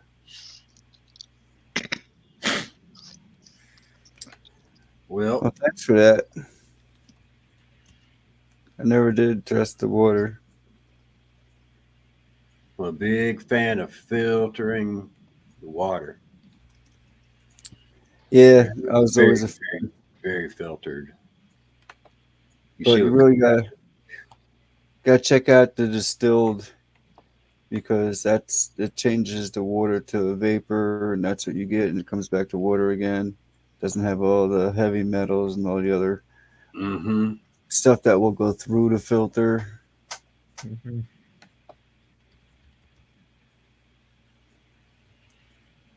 Well, like I said, last week, I guess I used the zero filter, and that's just light years ahead of any the cartridge type deals without getting a distiller or Berkey or whatever. You can't do any better than that. I used to buy distilled water, man, and it's a lot cheaper and it's close enough. Believe me, like it comes with a little tester, electronic tester. Mm-hmm. It gets the water very, very, very pure. Kenworth. Yep. The CDC, baby. One of my favorite. Well, here, I'll drop that link in the chat. Anyone who wants to check that out. But that's why I bought a 9.6 gallon still. Mm-hmm. So I can just dump water in there. I made a fire pit. It took like 50 rocks I had to get from Lowe's. It's only like $125 to build the pit. And I put a 1/2-inch solid steel grate on top to hold that much weight. Yeah. If you're almost 10 gallons, you need like 80 pounds. So anyway, then all you gotta do is fill it with water and just keep throwing a log on it every few hours, and then just let it keep pumping out water all day. Got to make a video, man, when you do it. Yeah, definitely. Be pretty cool. I already test run it, so I got it down now, so I can do a pretty good video.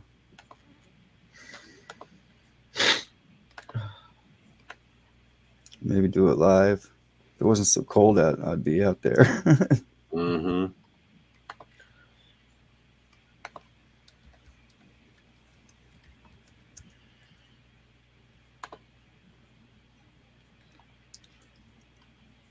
Yep.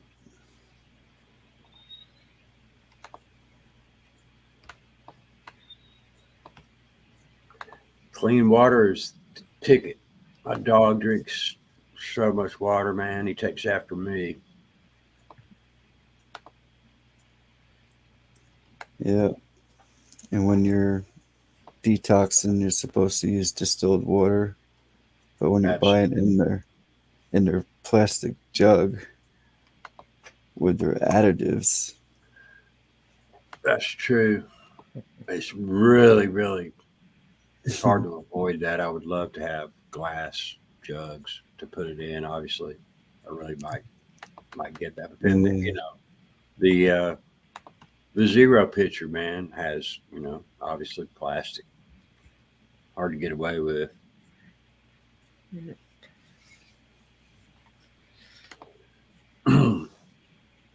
Hey, night, Fang. Likewise, enjoyed it. Enjoyed chatting and Planet. Really good talking. Yep, you take care, Fang. Good info exchange, y'all. Yeah. Fang. It was a pleasure. Appreciate seeing you, beneath the bids. Much appreciated. Yeah, it's 3:15 a.m. here. I should be ending it soon too. So yeah, I'm probably gonna crash soon. Yeah, it's definitely a good night. It's good. What, 7.5 hours, roughly? No. When'd you come on about? 6 hours, 14 minutes. Okay. Good night, Fang. That's about average. Remember 10, Sleep 12, tight, 13 sweet hours dreams. before?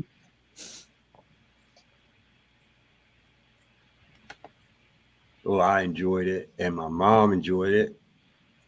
Thank you for letting her do her thing. I really enjoy exchanging info, man. It's you guys are something else, man. Yep. Absolutely, and that's all we can do here. I mean, there's not much of a on the internet. There's not much of a truth movement left, but just anyone just coming here, bringing stuff to the table, and exchanging ideas, and even if we have disagreements, we don't have to be. We're not hostile about it. We just discuss things. It just takes time for it to sink in with people, man. But people are waking up, man. I see it every day. I really do. I literally see it. I don't get out. I don't get out much. People are waking up, man. Yeah. And just got to keep. My philosophy is wait until asked. But boy, if they ask me, they're gonna get an answer they might not have expected, but. Can't walk around, hey man, guess what's going on? But if they ask you, and they're gonna ask, questions are gonna start coming, man. People start seeing things, that you just can't explain away, man. You just can't BS your way out of it anymore. People are gonna be looking for different answers. Mm-hmm. Yeah, I guess in the end, it's just up to it takes time sometimes, but I guess with what's happened in the past it's been almost 2 years. People realize, I've seen in Europe, at least in Europe, I've seen a lot of people. They are standing up to these lockdowns and saying, "Oh, they sure are, man. I'm impressed. Better do it here too, buddy. It's time now. I mean, better do it here. Yeah, Yep. Way best. At least Alabama, we're not all freaking rabid about it, at this point, but. Yeah, well, some places are. I think in Australia a couple of weeks ago there was a trucking industry there did a strike, saying they were not delivering anything until until you stop forcing us to get these vaccines. And, Yep. Like a couple live streams ago, I titled it "You Can't Comply Your Way Out of Tyranny." There you have it. Got to fight your way out of it. So when's the next one there, Mr. Truth Seeker 2020? Because this is fun, man. This is fun. You got some people that are happy that you're back doing the streams. Well, once people realize that I'm back, because I've been gone for almost pretty much a year. Off and on, I pop on. It happened. I don't know, but I'm gonna try again tomorrow. But you can't quote me on it, in case something pops up. Oh, right on. Well, it's good to have you back. Yeah, good to have you back. Look for the bell. That's awesome, man. I'm glad we had the Dawns. They snuck out on me, I guess, when I was walking the dog. But what a kick-ass bunch of people here, man. Yeah. Paris, thank you so much. Yeah, everybody spread the word. Tell them, I'm back around. Yeah, man. Because a lot of people don't get notified. No. Nope, I'm one of them. I always got to check. I check every hour. I see your stream. I'll see your streaming when you're there. I have gotten kicked off of your channel so many more than anybody else put together, Bob. I don't know why, man. But yeah, honestly, I'm good right now, and my bell is dung up. But yeah, man, it's just wild. I have to keep resubbing. Usually haven't had that much of an issue anyway. Well, I'm subbed and I resub and I resub, so it doesn't matter. I just have Mr. Bob in my memory banks here on the computer. So I've got to do it. Click, and he comes up. Nice. Paris, thank you. And God bless. Always a pleasure, man. I'm going to get a megaphone t-shirt. I really am. I appreciate that. I really enjoy. Thank you all too. Appreciate it. Megaphone.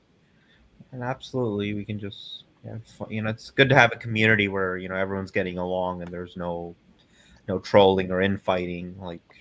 It's great. I think this is great. Yeah, it's good to meet you too, man. Good to meet you. Absolutely. My name is Kelly, by the way. It's Nice. really good nice to meet you. I enjoy Nice what you had to say. Darlene, good grief, man. What can I say? You're such a, I don't know. I'm special. You're a treat, man. You're a treat. No, you really are. You know that. Thank you. I was just joking about being special, by the way. It's just, it all fits together. It's a good bunch, man. I'm impressed. But I hope you go on tomorrow. I'll keep an eye out. Well, I'll email you. Right on. Well, keep an eye on the mailbox, brother. Yeah. Hopefully it'll get to you in a day or two. You never know. I dropped my email in the chat if anyone who doesn't have it wants to get a hold of me or he wants me to notify them. Yeah. We're back. Keep it going, Bob. I mean, you got a great thing going here. So yep. So you all. It's not just me. It's everybody. So absolutely. We all. Yep, y'all do rock. We know Paris does. But I'm just providing a platform. I'm learning too. I'm writing a lot of stuff down. I got Castile soap I gotta look up. Yeah. Mom says good night. Yeah. Good night, Good Mom. night, Mom. Sleep tight. Sweet dreams. Lots of love. Again, bravo. Yeah, really appreciate that, you guys. She appreciates good people. She's welcomed my friends. She and my dad have welcomed my friends like family, and y'all are y'all mean a lot too. It really does. So thank you very much. Awesome. Great to see you guys. Always.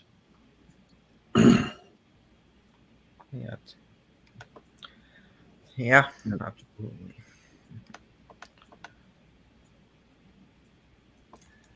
Good night, Dick, Mom. Yeah. Excellent. Yeah. She's never been called that before. That's hilarious. Love it. Yeah. She's something else.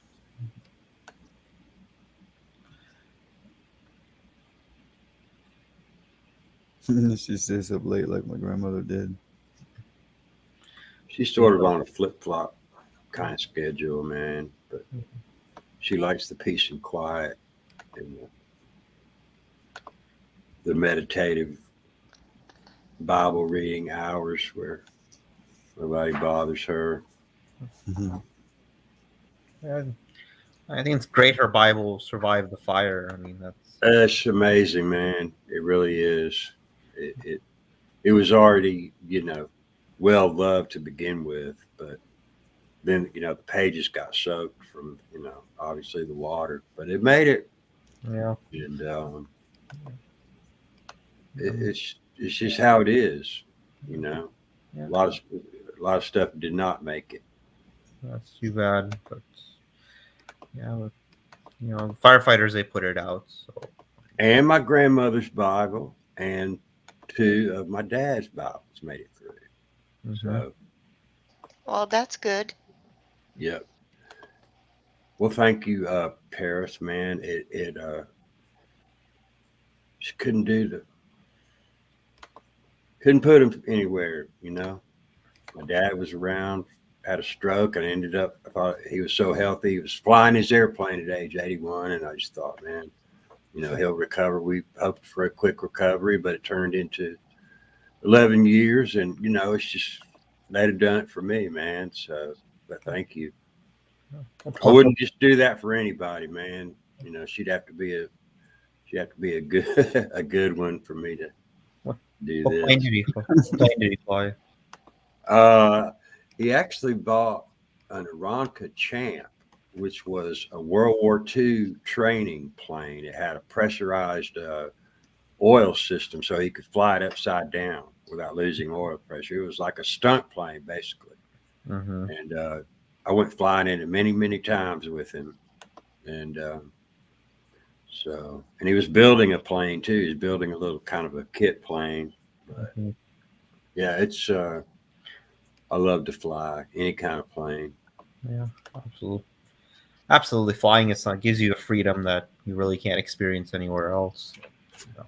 There's a guy that has a glider plane, and you get towed up to maybe 3,000 feet, and then you catch a thermal just like a bird. You point one wing down, and the lift pushes you up, and you basically spiral to 10,000 feet or as high as you want to go. But you're flying along with no canopy, just like you're in a Volkswagen, but you're 10,000 feet in the air. And then I've been in a stunt plane, a real honest to goodness, doing crazy stuff. Anyway, I'm joking. I've only flown in commercial airplanes, so I've been in everything but a jet, man. And I would give anything to take off. But I've been in every set, you name it, gliders, hang gliders, anything that flies. Yeah. Helicopters. Been in a helicopter once, twice. Yeah, that was a trip. Oh my goodness! I just got some lanolin. I don't like willy birds. They're too rough. They're loud. Yes, that too. They're loud, boy. But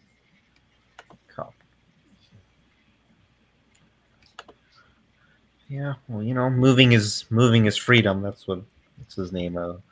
Louis Chevrolet. He said that moving is freedom. So being up in the glider, talking about following birds, catching thermal, the pilot will look for a bird that's circling up, catching thermal to know, where good. But the birds will do the same thing to the glider plane, and you'll be at 10,000 feet, and you look out, and there's a hawk or an eagle, right, 2 feet from the edge of your wing.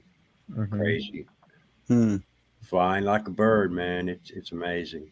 Yeah, I'm sure it is. Like you're just up in the air. Crazy cool. And you're close to the cosmos too. Yeah, exactly.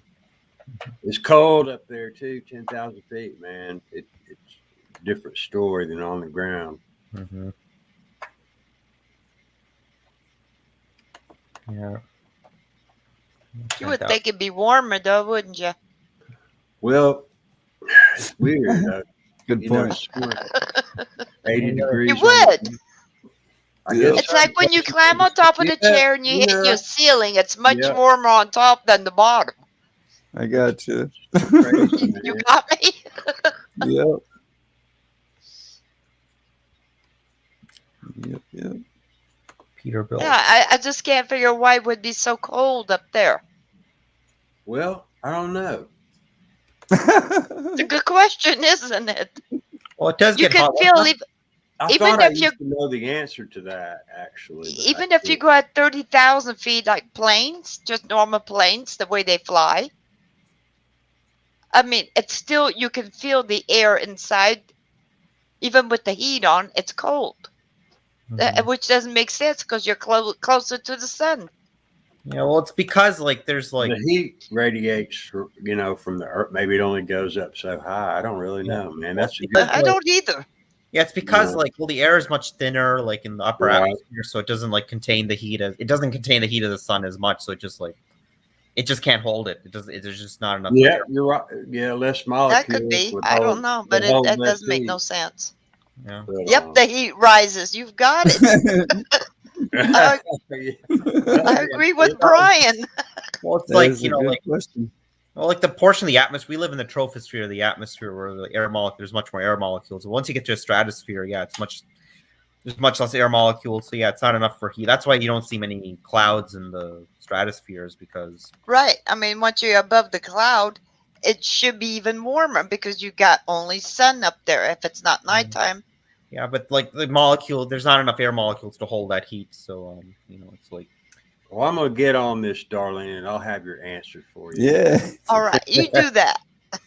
Yeah, I mean, really, but it'll be hot on the summer day on the ground and winter at 10,000 feet. Yeah, which is very strange. Yeah, well, I don't know, man. I'm too blown away. I'm too if blown you away. stand up right now on your chair, I guarantee you it's warmer on top than on the bottom. I typed it I- in. It says the reason it is cold in the upper atmosphere is actually because of a lower air density. That's what he said. There you have Well, it. yeah, that's what Finding You, Freedom said. Less molecules to hold less heat, So absolutely.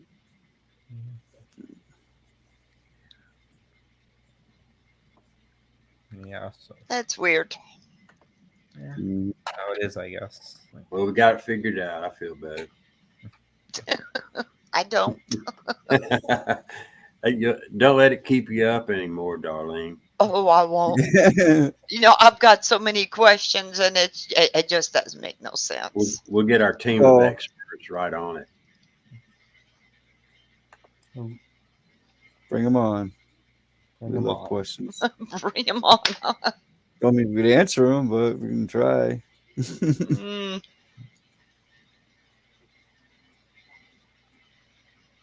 Chemicals keep the heat, and that's why it seems like the sun is hotter. Clouds will keep the Than heat even before. Well, I would think the clouds would keep the heat in, yes. They do. Because right now, every time it's a clear night, the Long, thin temperature clouds. drops. Yeah. If we have a cloud cover, it's warmer. Mm-hmm. Like a blankie. Yeah, like a blankie. Just like it.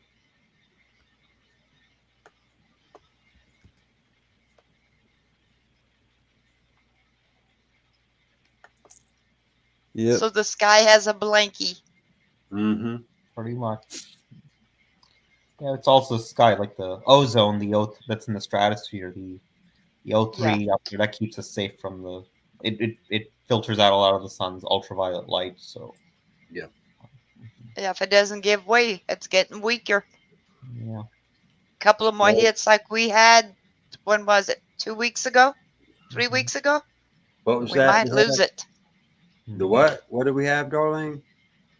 Sun, a CSMC, CMA, FBI, KCF. I got you.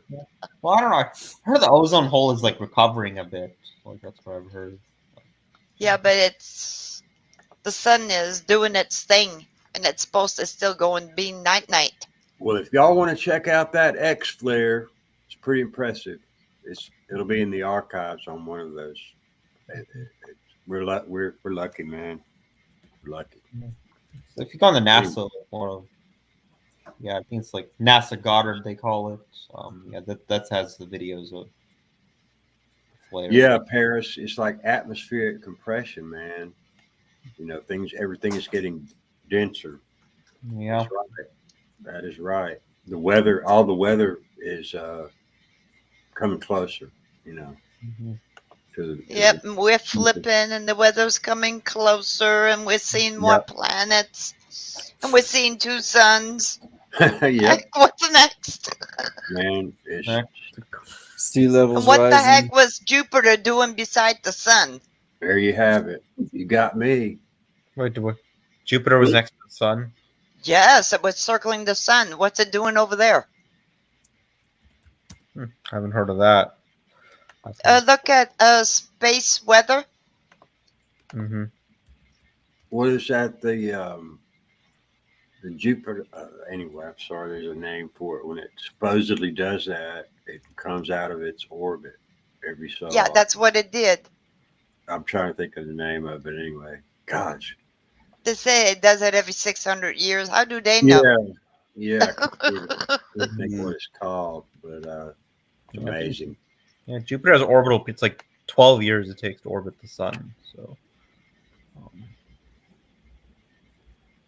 Jupiter. Yeah, but it shouldn't even be doing that. It shouldn't come out of its orbit. Yeah, well, I understand what you're saying, but it went out of its orbit to circle the sun. I've got to look that up. I think I know what you're saying. Is it like, was it yeah, that's what they say is like Jupiter, years ago, when the earliest days of the solar system. I think Jupiter was Yep. being pulled towards the sun, but then No, it got. but it did that a couple of weeks ago. That's what I'm trying to tell you.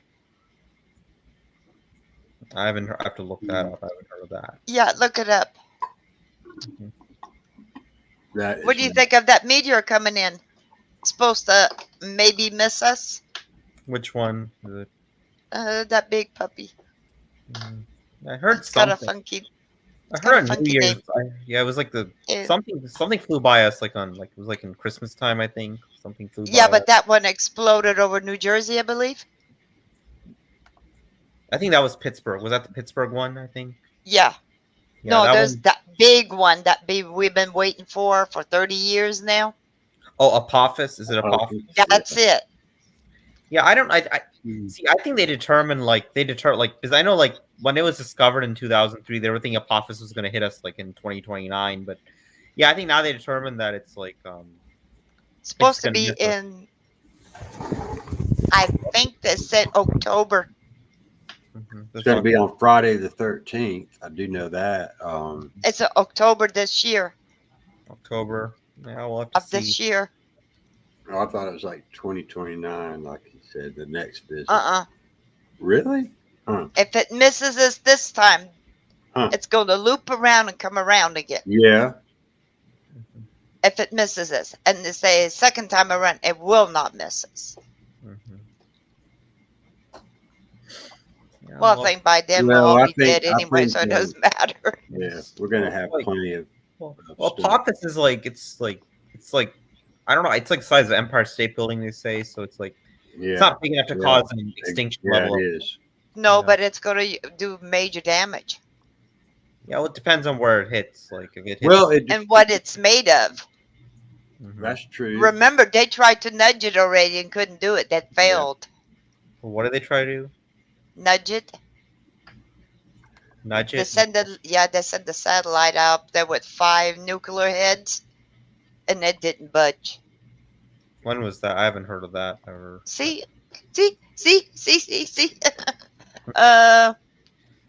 Oh, that was a couple of months ago they did that.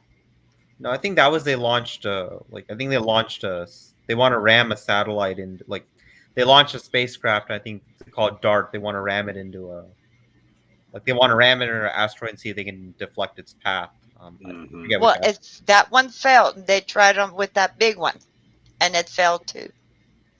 No, DART hasn't hit it yet. It's still on the way. Actually, it won't get there yet for a few months, and then, like I said, they'll still be processing the information for about another year. But it depends on what these things are bringing in. You know, the debris these things carry with them. It all depends what they're made of. Well, that's true too. I mean, if it's pure iron, how they going to nudge it? Well, most asteroids are mostly rock. The one iron asteroid, yeah, that's called it's called a Psyche actually. And they say it was the core of a. They say it was a core of it was like a molten core of a planet some planet that died or whatever. I don't know what happened to the planet, but they say it's it's called Psyche. It's somewhere. It's deep in the asteroid belt. That's and they say it's worth trillions of dollars if anyone can. Right. Yeah, that's right, man. I heard that. Yeah, it's called this asteroid's called Psyche. Yeah. I think they are launching a probe to it. Like actually, in I think this year, August of this year, they're launching a probe to that particular asteroid. Yeah, it's called 16 Psyche. It's called Right, frack. Yeah, but I think most asteroids in the they did land on one recently. I think the one Osiris-Rex. I think they got a sample. They got some rock samples which are gonna come back. I think. Yeah, they landed on one of them.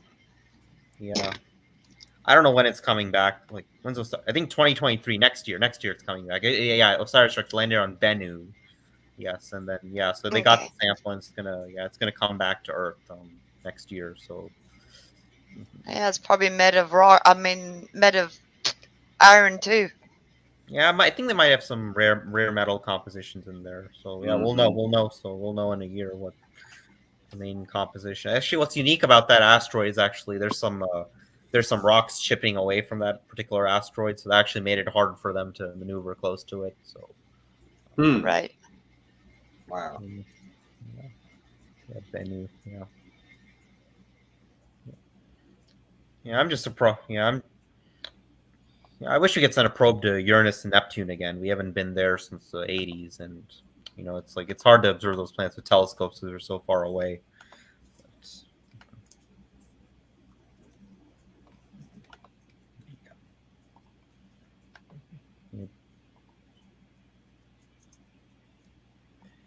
They're ice giants. Still there, Bob? Yeah, I'm here. Yep. I'm here. I'm here.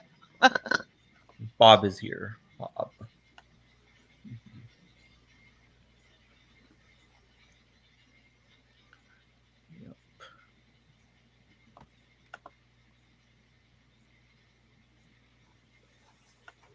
Yeah, but I'm gonna get going now. 3:41. Yeah, I'm also getting tired. Yeah, 3:41. 141. Oh, it's still early your place. Yeah. 141. Yeah. 141. Yeah. Mhm. 142 now. 140. Mountain time. Yeah. Mountain time. I didn't plan on staying on this long, but it was a good stream. Yeah, great. Yeah, it's great, man. Thanks for having it. It was awesome having you here. You always say that. Thank you. It was a nice surprise You're when you right. told me you're going on this morning. I appreciate it. Absolutely. Yeah, I look And forward to it. Yeah. I hope we see you tonight. God, I'm gonna try. It's already I'm going gonna to be tonight. I don't know. I live by light and dark, so but technically, I'll keep an eye out.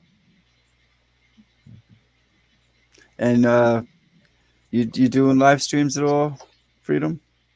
Not recent.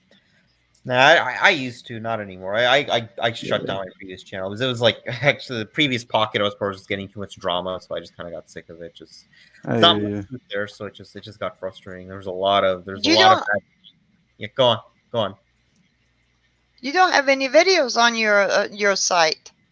I did before, but yeah, like, I deleted my previous channel. That's why. Oh. Yeah. Because Yeah, I went and looked, and there was nothing there. I said, okay. I hear what he's saying though. It's discouraging. All the energy you're putting in, and Yeah, I was getting fed. I mean, like actually, the final stream I did, like actually somebody came on my see. He was mad at some other guy. He just came and used my channel just to rant about his personal things. I was just like, you know what? I'm not going to entertain these people anymore. So I don't want to bring them. I don't want to bring them over here either. So I just closed it. Whatever. I'm done. I hear you. Yeah, my last pocket was pretty toxic. I mean, it was a pretty bad pocket. Like, and I don't want anyone to come. I don't want anyone from that pocket to come here. So, yeah. I think, you know Gandalf, right? He's been on your Bob. You know Gandalf. Sounds familiar. I heard of him. Yeah, he comes around here too. I think he's been on your show a few times. I think. A long time ago, maybe, right? Yeah, probably like in January. Yeah. Nice to meet you too, Frack. Thanks. Yeah. So yeah, I guess I'm gonna call it a night too. So yeah. Thanks for the show. So, we'll talk again soon. So It was nice meeting you, Freedom. yeah, good meeting you too, and Blickham, good talking to you too. Look forward to seeing you again. So. I want to see if we get the gang back together here. Yeah. We more often than not, we had some good streams. Yeah. Yeah, I know Blind Stray. I know Gandalf. He's Canadian. Yeah, he's the one who saw Bigfoot actually. So I mentioned earlier. Yeah, likewise, man. Same to you. Yeah. We had some good streams. Finding freedom. Same to you, brother. Yeah, I know Blind Stray. I know Gandalf. He's Canadian. Yeah, he's the one who. I remember him. Yeah, I remember Gandalf. Gandalf the White. Yeah. Mm-hmm. He changed his channel name a couple of times, I think, but it was always Gandalf something. I think his vibes. What is his channel? I think his vibes. Good night, Paris. I said that through an imaginary megaphone. We love you, man. I'm telling you what. You're a bright spot on the dial, man. Yeah, Frack, it's nice to meet you as well. Yeah, Free Bethlehem is his current channel. Free Bethlehem, that's it. Cool. Yeah. Well, you can drop his link if you want.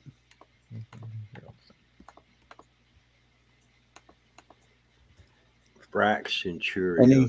I love Any that good name. channels? If anyone has any channels that you think we should be checking out, yeah, feel free to drop them. No.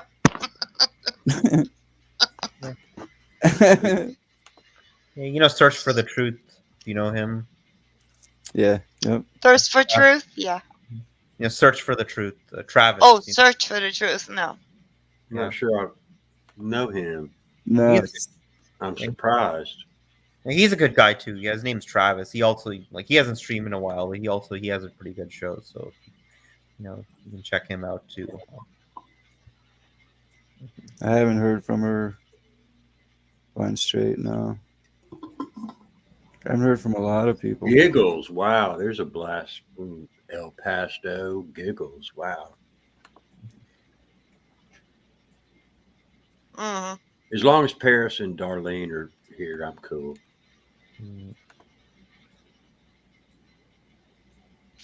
Well, I'm sure we'll see more and more come back together.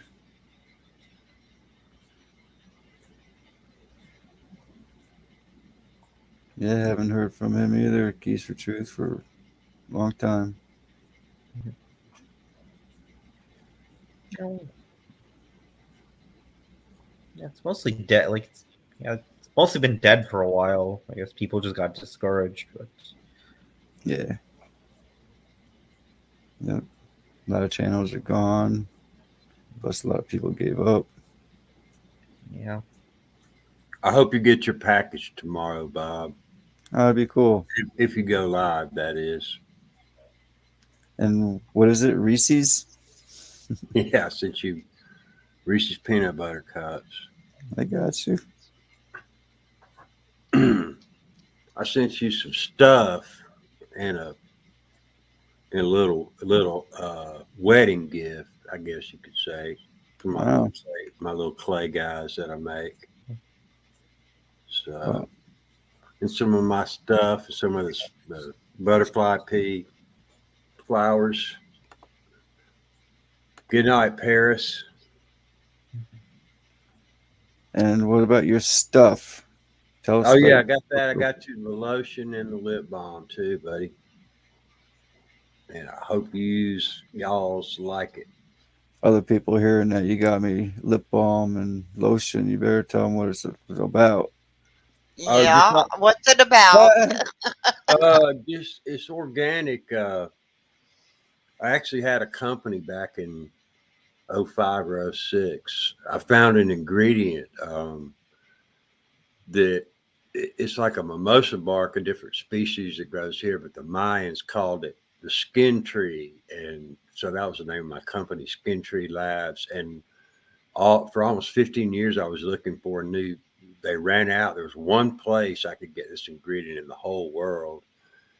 And I couldn't find it for almost 15 years. And I found a new source, I guess, last year, or maybe very end of the year before that. So I'm back making it again. All organics, nice, good stuff. I think you'll like it. I hope so. Pretty. I got some amazing testimonials. Awesome. Skies, dogs, and plants. Yep.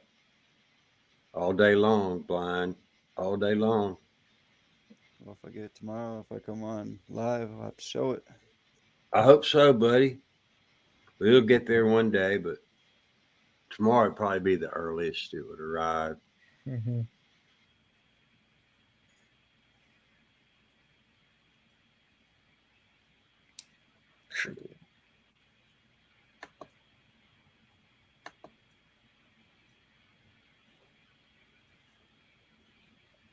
Okay, this time I gotta end it though. It's going for 4 a.m. Okay, good night. Sleep tight.